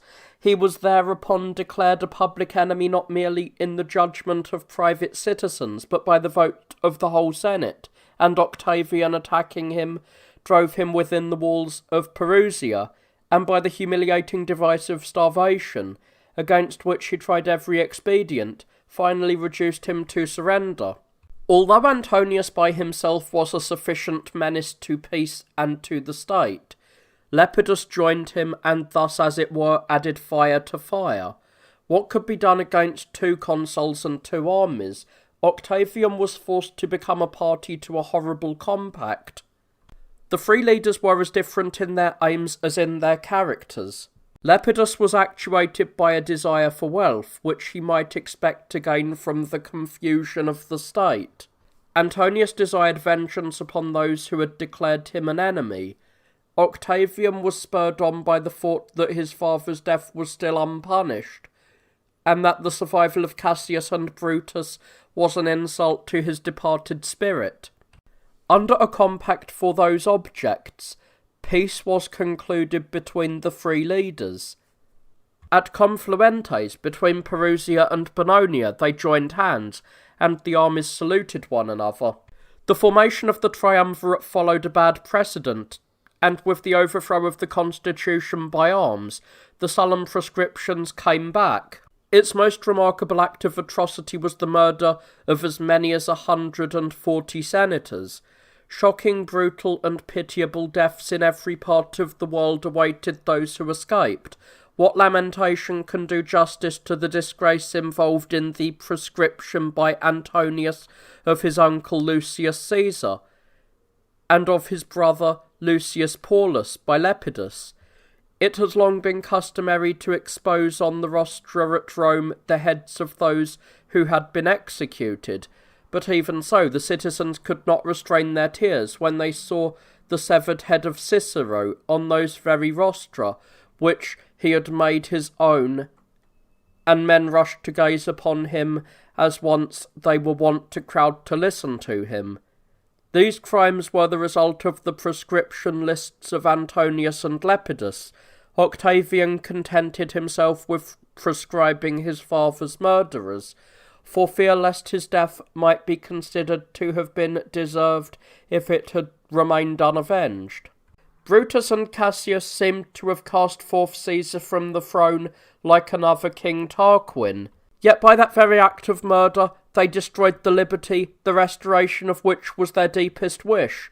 After the deed had been committed, not without reason, they were afraid of Caesar's veterans, and they immediately left the Senate House and took refuge in the Capitol. They were not without the courage to avenge Caesar, but they were as yet without a leader, So, since it was manifest what a calamity was threatening the state, the idea of vengeance was rejected, though the murder met with disapprobation. Therefore, although on the advice of Cicero an amnesty was passed, yet to avoid offending the gaze of the sorrowful populace, the murderers had withdrawn to Syria and Macedonia, the provinces which had been assigned to them by Caesar, the very man whom they had murdered. Thus revenge for Caesar was delayed rather than stifled, the governing power having been distributed between the triumvirs, rather as it could be that as it should be. Caesar and Antonius prepared to make war on Cassius and Brutus, while Lepidus remained behind to guard the capital. Brutus and Cassius, having collected vast forces, had occupied the same ground as had been fatal to Gnaeus Pompey. On this occasion, too, threatening signs of impending disaster were not lacking. A swarm of bees seated on the standards, the birds which usually fed upon corpses, flew around the camp, as though it were already their prey, and an Ethiopian who met the troops as they were marching to battle was only too clearly an omen of disaster. Also, while Brutus himself was meditating at night, according to his custom, with a lamp at his side, a gloomy phantom presented itself, and on being asked who it was, replied, "I am your evil genius," and then vanished from his wondering sight. In Octavian's camp, birds and victims had with equal clearness given every promise of better fortune. The most striking incident was that Octavian's physician was warned in a dream that Octavian should quit his camp, which was on the point of being captured, and this actually happened. For when the battle had begun and both sides had been fighting for some time with equal ardour, and though on one side both generals were present, on the other side one had been kept away by illness, the other by fear and cowardice, yet the invincible good fortune both of the avenger and of him who was being avenged supported their cause, as the result of the battle proved. At first the issue was so doubtful that, danger threatening both sides alike, the camp of Octavian was captured on the one hand, and that of Cassius on the other. But how much more powerful is fortune than valour, and how true is it, as the dying Brutus said with his last breath, that virtue exists not in reality but in name only. A mistake decided the victory in this battle. Cassius, at a moment when the wing of his army had given away, on seeing the cavalry returning at full speed after the capture of Octavian's camp, thought that they were in flight, and made his way to some high ground. Here, when the dust and confusion and the approaching darkness prevented him from seeing what had happened, and a scout whom he had sent out to obtain news was slow in bringing it, thinking that his cause was lost, he made one of those who were standing beside him cut off his head. Brutus, having lost his second self by the death of Cassius, in order that he might not fail in carrying out every detail of their compact, for it had been agreed that neither of them should survive the battle, presented his side to one of his companions, that he might plunge his sword into it. Who can wonder that these wise and brave men did not die by their own hands? But it was perhaps a further example of their adherence to their philosophical principles, that they should not stain their hands with blood, but that, for the destruction of their brave and pious lives, though the decision to die was their own, they should employ the hands of others to execute the crime. Though Caesar's assassins had been thus removed, Pompey's family still survived. One of his young sons had fallen in Spain, but the other had escaped by flight, and after collecting the survivors of their unsuccessful war and also arming the slave prisons, was holding Sicily and Sardinia. He had also occupied the Central Sea with his fleet. But how great the difference between him and his father! The latter had exterminated the Cilician pirates. His son protected himself by piracy.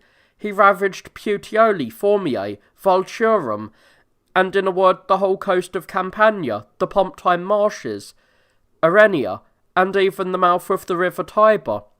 Then meeting with Caesar's fleet, he burned and sank it, and not only Pompey himself, but also Menas and Menacrates, brave slaves whom he had put in command of his fleet, made sudden raids in search of plunder along all the coasts. In return for all these successes he made a sacrifice of 100 bulls with gilded horns at Palorum, and flung a living horse with an offering of gold into the straits as gifts to Neptune, in order to induce the ruler of the sea to allow him to reign in his domain. At last the danger became so great that a treaty of peace was concluded with the enemy, if a son of Pompey can be called an enemy.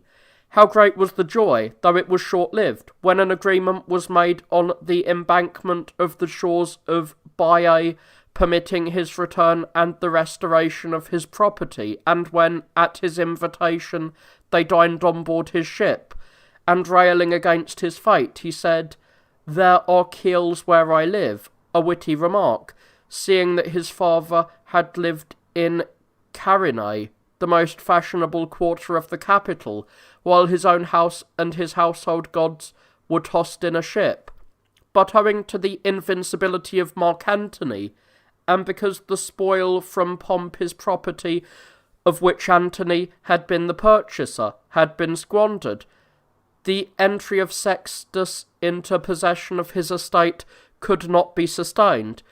Thus Pompey began to back out of the pact of agreement, so recourse was had to arms again, and a fleet was now equipped with all the resources of the empire against the young leader. Preparations for it were made on a magnificent scale, for by cutting through the track of the Herculean way and digging up the shore, the Lucrine lake was turned into a harbour, and the lake of Avernus added to it by cutting away the ground between, in order that manoeuvring on these waters the fleet might practise a semblance of naval warfare. The young commander was brought to action by this superior force and defeated in the Sicilian Straits, and would have carried with him to the grave the reputation of a great leader if he had attempted nothing further. But it is a characteristic of genius never to lose hope. When his position became desperate, he fled away and made sail for Asia, only to fall there into the hands of the enemy and to suffer imprisonment and undergo the most wretched fate which can befall a brave man, namely death by the sword of the executioner at the bidding of his foes.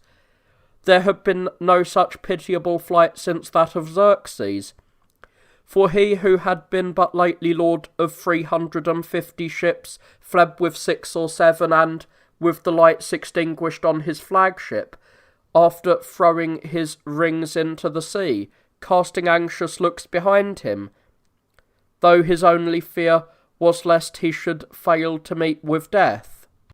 Although by the defeat of Cassius and Brutus, Octavian had demolished the Republican faction, and by conquering Pompey, had completely wiped out its very name, still, he had not achieved a stable peace, as long as Mark Antony still survived, a rock in his path, an unsolved problem, an obstacle to public security.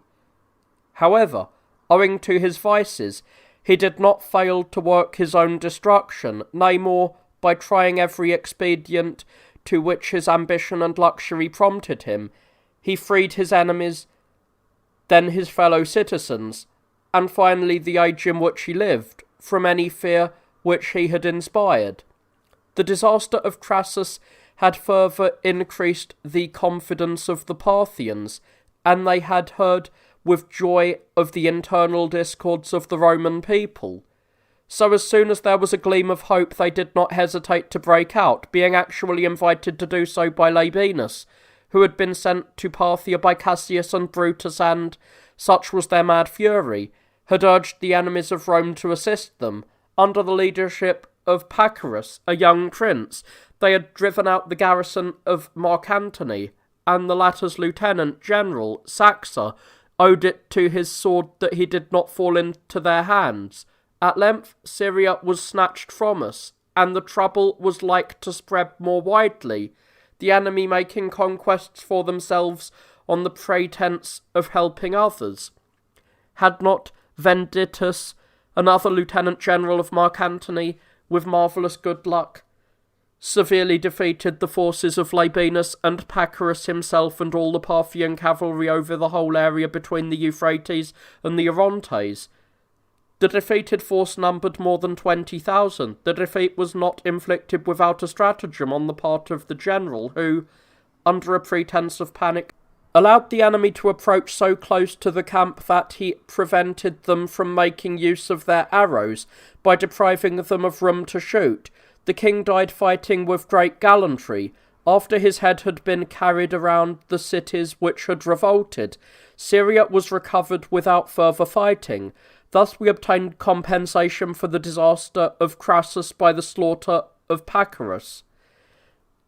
Now that the Parthians and Romans had made trial of one another, and Crassus and Pacorus had given proof of the strength of either side, friendship was renewed on the basis of mutual respect, and a treaty actually concluded with the king by Antonius himself.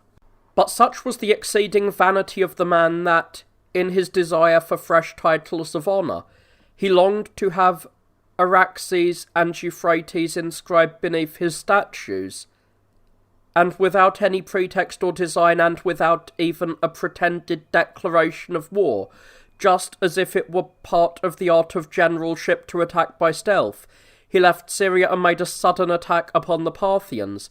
The Parthians, who were crafty as well as confident in their arms, pretended to be panic-stricken and to fly across the plains.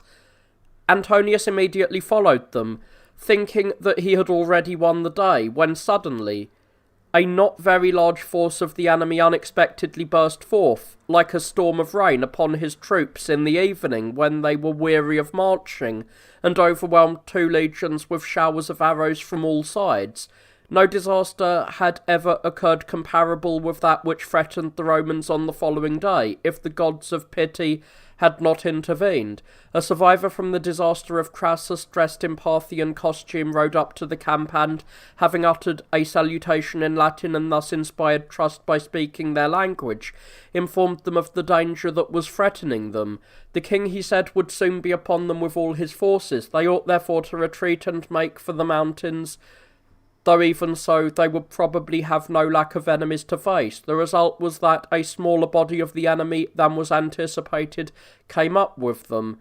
However, it did come up with them, and the rest of their forces would have been destroyed, had not some of the soldiers, as though they had been drilled to it, by chance kneeled down, when the missiles fell like hail upon them, and raising their shields above their heads, presented the appearance of dead men, whereupon the Parthians refrained from further use of their bows. Then when the Romans rose up again, it seemed like a miracle that one of the barbarians cried out, "Depart, Romans, and farewell. Rumour deservedly calls you victorious over the nations, since you have escaped the weapons of the Parthians." The subsequent losses of the Romans on the march were quite as heavy as those inflicted by the enemy. In the first place, the lack of water in the district was fatal, but still more fatal to some was the brackish water which they drank, and finally even fresh water was harmful when drunk with avidity by the soldiers in their already debilitated condition. Afterwards, the heat of Armenia and the snows of Cappadocia, and the sudden change from one climate to another, was as destructive as a plague. Thus, when scarcely a third part of the 16 legions was left, and his silver plate had been cut up with hatchets and distributed, and the famous general had on several occasions begged his sword-bearer to put him to death, he at last reached Syria in flight, where, by an extraordinary perversion of mind, he grew even more self-confident, for all the world as if, by escaping, he had won the day. The madness of Mark Antony, since it could not be laid to rest by the satisfaction of his ambition, was brought to an end by his luxury and licentiousness. After the Parthian expedition, he acquired a loathing for war and lived a life of ease, and, a slave to his love of Cleopatra, rested in her royal arms, as though all had gone well for him. The Egyptian woman demanded the Roman Empire from the drunken general as the price of her favours, and this Antonius promised her, as though the Romans were more easily conquered than the Parthians. He therefore began to aim at sovereignty, though not for himself, and that in no secret manner, but forgetting of his country, his name, his toga, and his emblems of high office. He soon completely degenerated into the monster which he became, in feeling as well as in garb and dress. In his hand was a golden sceptre, at his side a scimitar. He wore a purple robe studded with huge gems. A crown only was lacking to make him a king, dallying with a queen. At the first rumour of his latest proceedings, Octavian had crossed over from Brundisium to meet the approach of war, and, pitching his camp at Epirus, had surrounded all the shore of Actium, the island of Leucas, Mount Leucate, and the promontories enclosing the Ambracian Gulf, with a formidable fleet. We had more than 400 ships, the enemy less than 200, but their size compensated for their numerical inferiority, for having from 6 to 9 banks of oars, and also rising high out of the water with towers and platforms, so as to resemble castles or cities. They made the sea groan, and the wind labour as if they were moved along. Their very size indeed was fatal to them. Octavian's ships had from 2 to 6 banks of oars and no more, being therefore easily handled for any manoeuvre that might be required, whether for attacking, backing water, or tackling.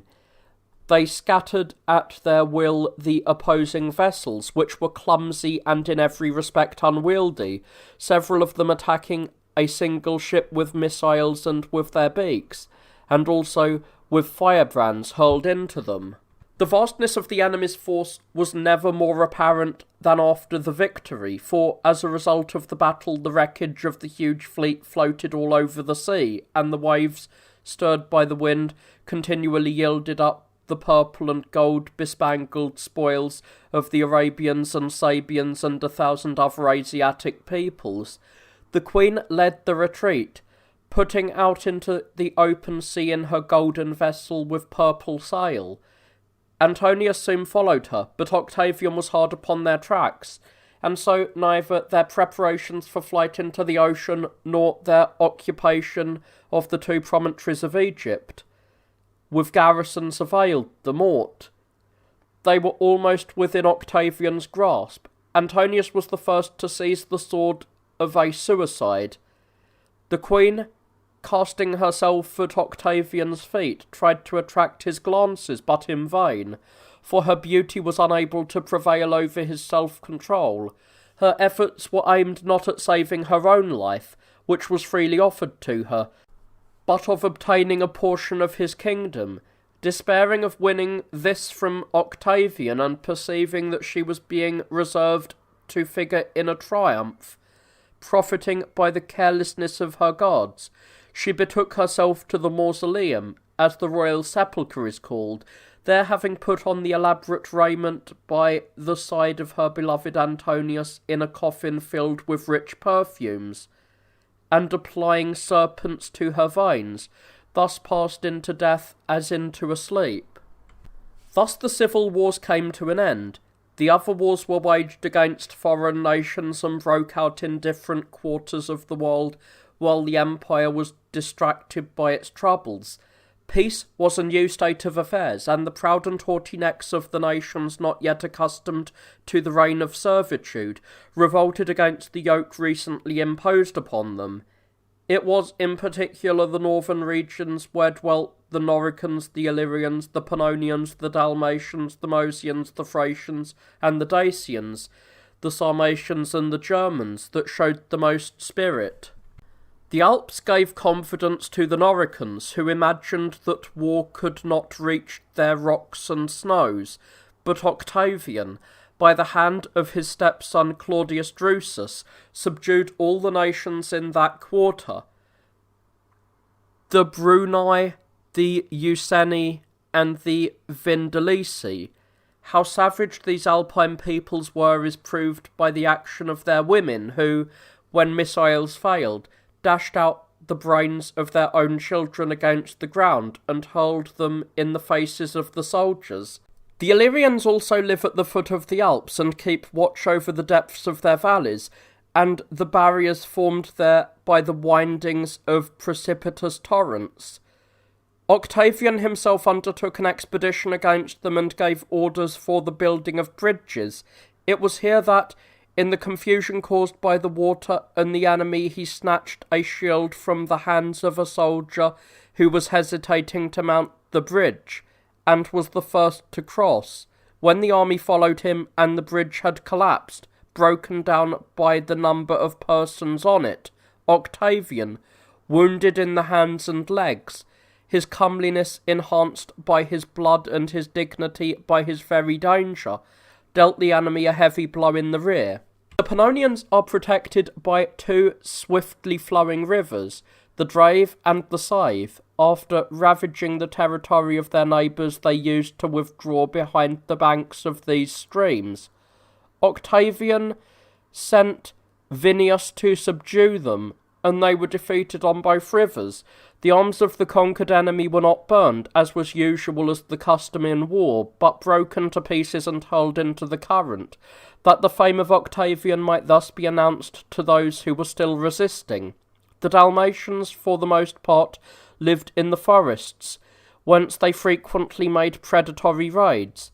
Marcus the consul had already crippled them by burning Delmenium, their capital. Afterwards, Asinius Pollio, the second greatest of Roman orators, had deprived them of their flocks, arms, and territory. Augustus entrusted the task of completely subjugating them to Vibius, who forced this savage people to dig the earth, and to melt from its veins the gold, which this otherwise most stupid of peoples seeks with such zeal and diligence that you would think they were extracting it for their own purposes. It is a repetitive task to describe the savagery and cruelty of the Mosians, and their barbarity, surpassing that of all other barbarians. One of their leaders, after calling for silence, exclaimed in front of the host, "Who are you?" And when the reply was given, "We are Romans, lords of the world." "So you will be," was the answer, "if you conquer us."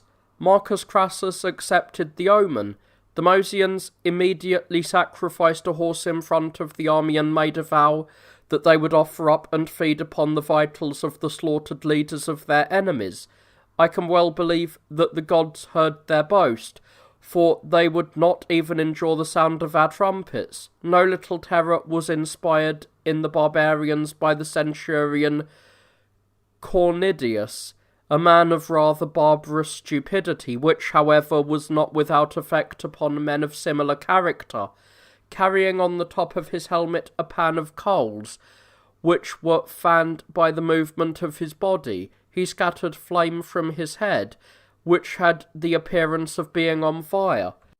Though the Thracians had often revolted before, their most serious rising had taken place now under the king Romotalices. He had accustomed the barbarians to the use of military standards and discipline, and even of Roman weapons. Thoroughly subdued by Piso, they showed their mad rage even in captivity, for they punished their own savagery by trying to bite through their fetters. The Dacians clung close to the mountains, whence, whenever the Danube froze and bridged itself, under the command of their king Cotiso, they used to make descents and ravage the neighbouring districts. Though they were most difficult to approach, Octavian resolved to drive back this people. He therefore sent Lentulus and pushed them beyond the further bank of the river. The garrisons were posted on the nearer bank. On this occasion then Dacia was not subdued, but its inhabitants were moved on and reserved for future conquest. The Sarmatians range on horseback over wide-spreading plains. Them too it was deemed sufficient to debar from access to the Danube, and Lentulus was entrusted with this task also. Their territory consists entirely of snow, ice, and forest. So barbarous are they that they do not even understand what peace is. It could be wished that Octavian had not set such store on conquering Germany also. Its loss was a disgrace which far outweighed the glory of its acquisition, but since he was well aware that his father, Gaius Julius Caesar, had twice crossed the Rhine by bridging it and sought hostilities against Germany, he had conceived the desire of making it into a province to do him honour. His object would have been achieved if the barbarians could have tolerated our vices as well as they tolerated our rule. Drusus was sent into the province and conquered the Usipetes first, then overran the territory of the Tencterni and the Cathi. He erected by way of a trophy a high mound adorned with the spoils and decorations of the Marcomanni. Next he attacked simultaneously those powerful tribes, the Cherusci, Suebi, and Sicambri, who had begun hostilities after crucifying 20 of our centurions, an act which served as an oath binding them together, and with such confidence of victory that they made an agreement in anticipation for dividing the spoils. The Cherusci had chosen the horses, the Suebi the gold and silver, and the Sicimbri the captives. Everything, however, turned out counterwise, for Drusus, after defeating them, divided up their horses, their herds, their necklets, and their own persons as spoils, and sold them. Furthermore, to secure the province, he posted garrisons and guard posts all along the Meuse, Elbe, and Weser. Along the banks of the Rhine, he disposed more than 500 forts. He built bridges at Borma and Gezerecum, and left fleets to protect them. He opened a way through the Hercynian forest, which had never before been visited or traversed. In a word, there was such peace in Germany that the inhabitants seemed changed, the face of the country transformed, and the very climate milder and softer than it used to be. Lastly, when the gallant young general had died there, the Senate itself, not from flattery, but as an acknowledgment of his merit, did him the unparalleled honour of bestowing upon him a surname derived from the name of a province. But it is more difficult to retain than to create provinces. They are won by force, they are secured by justice. Therefore our joy was short-lived, for the Germans had been defeated rather than subdued, and under the rule of Drusus they respected our moral qualities rather than our arms. After his death they began to detest the licentiousness and pride not less than the cruelty of Quintilius Varus. He had the temerity to hold an assembly and had issued an edict against the Cathi, just as though he could restrain the violence of barbarians by the rod of a lictor and the proclamation of a herald. But the Germans, who had long been regretting that their swords were rusted and their horses idle, as soon as they saw the toga and experienced laws more cruel than arms, snatched up their weapons under the leadership of Arminius. Meanwhile Varus was so confident of peace that he was quite unperturbed even when the conspiracy was betrayed to him by Segestes, one of the chiefs, and so when he was unprepared and had no fear of any such thing, at a moment when, such was his confidence, he was actually summoning them to appear before his tribunal, they rose and attacked him from all sides. His camp was seized and 3 legions were overwhelmed. Varus met disaster by the same fate and with the same courage as Paulus on the fatal day of Cannae. Never was there slaughter more cruel than took place there in the marshes and woods. Never were more intolerable insults inflicted by barbarians, especially those directed against the legal pleaders. They put out the eyes of some of those and cut off the hands of others. They sewed up the mouths of some of them after first cutting out their tongues, exclaiming, "At last, you vipers, you have ceased to hiss." The body too of the consul himself which the dutiful affection of the soldiers had buried, was disinterred.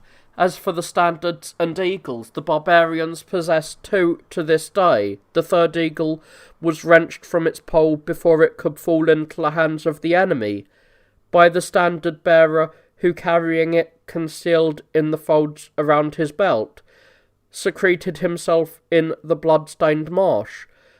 The result of this disaster was that the empire, which had not stopped on the shores of the ocean, was checked on the banks of the Rhine. Such were the operations in the north. In the south, there were risings rather than wars. Augustus put down the Musulmani and Gaethulians, who dwelt near the Citters, through the agency of Cossus, who thus gained the name of Galaticus, a title more extensive than his actual victory warranted. He entrusted the subjugation of the Marmades and Garmantes to Quirinus, who likewise might have returned with the title of Marmaricus, had he not been too modest in estimating his victory. In the east, the Armenians caused more trouble. Hither, Augustus sent one of the Caesars, his grandsons. Both were cut off in early life, one without having distinguished himself, for Lucius died of disease at Marseille, while Gaius perished in Syria by a wound received while recovering Armenia, which was transferring its allegiance to Parthia. Pompeius, after defeating Tigranes, had accustomed the Armenians to a state of bondage which merely obliged them to accept rulers appointed by Rome. The exercise of this right, which had been interrupted, was re-established by Gaius Caesar after a struggle which, though not serious, involved some loss of life. Fordones, whom the king had appointed governor of Artagria, pretending to betray his master, attacked the general while he was engaged in examining a document, which he had himself handed to him as containing a list of the treasures, and suddenly struck him with his drawn sword. Caesar recovered from the wound for the time being, but here there is a gap in the text. His barbarian assailant, beset on all sides by the angry soldiers, made atonement to the still surviving Caesar, for he fell by the sword, and was burnt upon the pyre on which he had hurled himself after he was stabbed. In the west, almost all of Spain had been subjugated, except that part which adjoins the cliffs where the Pyrenees ends and is washed by the nearer waters of the ocean. Here two powerful nations, the Cantabrians and the Asturians, lived in freedom from the rule of Rome. The Cantabrians rose first and were more energetic and obstinate in their rebellion. Not content with defending their liberty, they tried also to dominate their neighbours and harassed the Vicini, the Termogi, and the Autrigones by frequent raids. The news of their unusual activity induced Caesar himself to undertake an expedition instead of entrusting it to another. He came personally to Segisma, where he pitched his camp, and then, dividing his army into three parts, enveloped the whole of Cantabria and enclosed its fierce people like wild beasts in a net. Nor did he give them any peace on the side of the ocean, for they were also assailed in the rear by the attacks of his fleet. The first battle against the Cantabrians was fought under the walls of Bergida. From here they fled to the lofty peaks of Mount Vindius, to which they had fought the Roman army was less likely to ascend than the waters of the ocean. Next, the town of Aracelum offered a stout resistance, but was eventually taken. The last incident was the siege of Mount Majulus, when it had been surrounded by a continuous earthwork extending over 18 miles and the Romans were closing in upon every side. The barbarians, seeing that their last hour had come, vied with one another in hastening their own deaths, in the midst of a banquet, by fire and the sword, and by poison, which is commonly extracted from the yew tree. Thus most of them saved themselves from a captivity which was deemed more grievous than death itself by men who had hitherto never been conquered. Augustus received the news of these operations, which were carried out by Antistus and Furnius, his lieutenant generals, and Marcus Agrippa, while he was wintering on the coast of Tarraco. Himself arriving quickly on the scene, he brought some of the inhabitants down from the mountains, secured the fidelity of others by taking hostages, and sold others, by right of conquest, into slavery. His success was considered by the Senate to be worthy of a laurel crown and a triumphal chariot, but Augustus was so mighty that he despised any glory that a triumph could bestow. The Asturians, meanwhile, had come down from the snow-clad mountains in a vast host. This attack seemed not to have been undertaken without consideration by the barbarians, but they pitched their camp near the river Ostura, and, dividing their forces into 3 parts, prepared a simultaneous attack on the 3 camps of the Romans. With such brave enemies attacking suddenly and with so well conceived a plan, the struggle would have been doubtful and bloody, and I could think that the losses on both sides would have been equal, had not the Briganzini acted as traitors, and had not Carisius arrived with his army as the result of their warnings. To have frustrated the enemy's designs meant victory, though, even so, the struggle was a bloody one. The well-fortified city of Lancia opened its gates to the remnants of the defeated army. Here, such efforts were needed to counteract the natural advantages of the place, that when firebrands were demanded to burn the captured city, it was only with difficulty that the general won mercy for it from the soldiers, on the plea that it would form a better monument to the Roman victory if it were left standing than if it were burned. This was the end of Augustus' campaigns as well as the rebellion in Spain. After this, we were able to rely on the loyalty of the Spaniards, and uninterrupted peace ensued as a result both of their natural disposition for the arts of peace and also of the wise measures taken by Augustus, who, dreading the confidence inspired by the mountains into which they were wont to retire, ordered them to occupy and cultivate the district in the plains where his camp had been. He urged that the council of the nation should be held there, and the place regarded as the capital.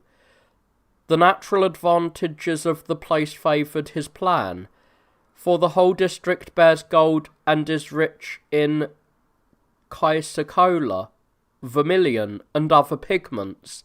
He therefore ordered that the soil should be tilled. Thus the Astures, digging deep into the ground in search of riches for others, gained their first knowledge of their own resources and wealth. Now that all the races of the west and south were subjugated, and also the races of the north, those at least between the Rhine and the Danube, and of the east between the Cyrus and the Euphrates, the other nations too, who were not under the rule of the empire, yet felt the greatness of Rome and revered its people as the conquerors of the world. For the Scythians and the Sarmatians sent ambassadors seeking friendship, the Seres too, and the Indians, who live immediately beneath the sun. Though they brought elephants among their gifts, as well as precious stones and pearls, regarded their long journey, in the accomplishment of which they had spent 4 years, as the greatest tribute which they rendered, and indeed, their complexion proved that they came from beneath another sky. The Parthians too, as though they repented of their victory, voluntarily returned the standards which they had won at the time of Crassus's defeat. Thus everywhere throughout the inhabited world there was firmly established and uninterrupted peace or truce, and Caesar Augustus ventured at last, in the 700th year since the foundation of the city, to close the double doors of the temple of Janus, which had previously been shut on 2 occasions only, in the reign of Numa and after the first defeat of Carthage. Next, devoting himself to securing tranquillity by many strict and severe enactments, he restrained an age which was prone to every vice and readily led into luxury. For all these great achievements, he was named Perpetual Imperator and Father of his fatherland. It was also discussed in the Senate whether he should not be called Romulus, because he had established the empire, but the name of Augustus was deemed more holy and venerable, in order that, while he still dwelt upon earth, he might be given a name and a title which raised him up to the rank of a deity.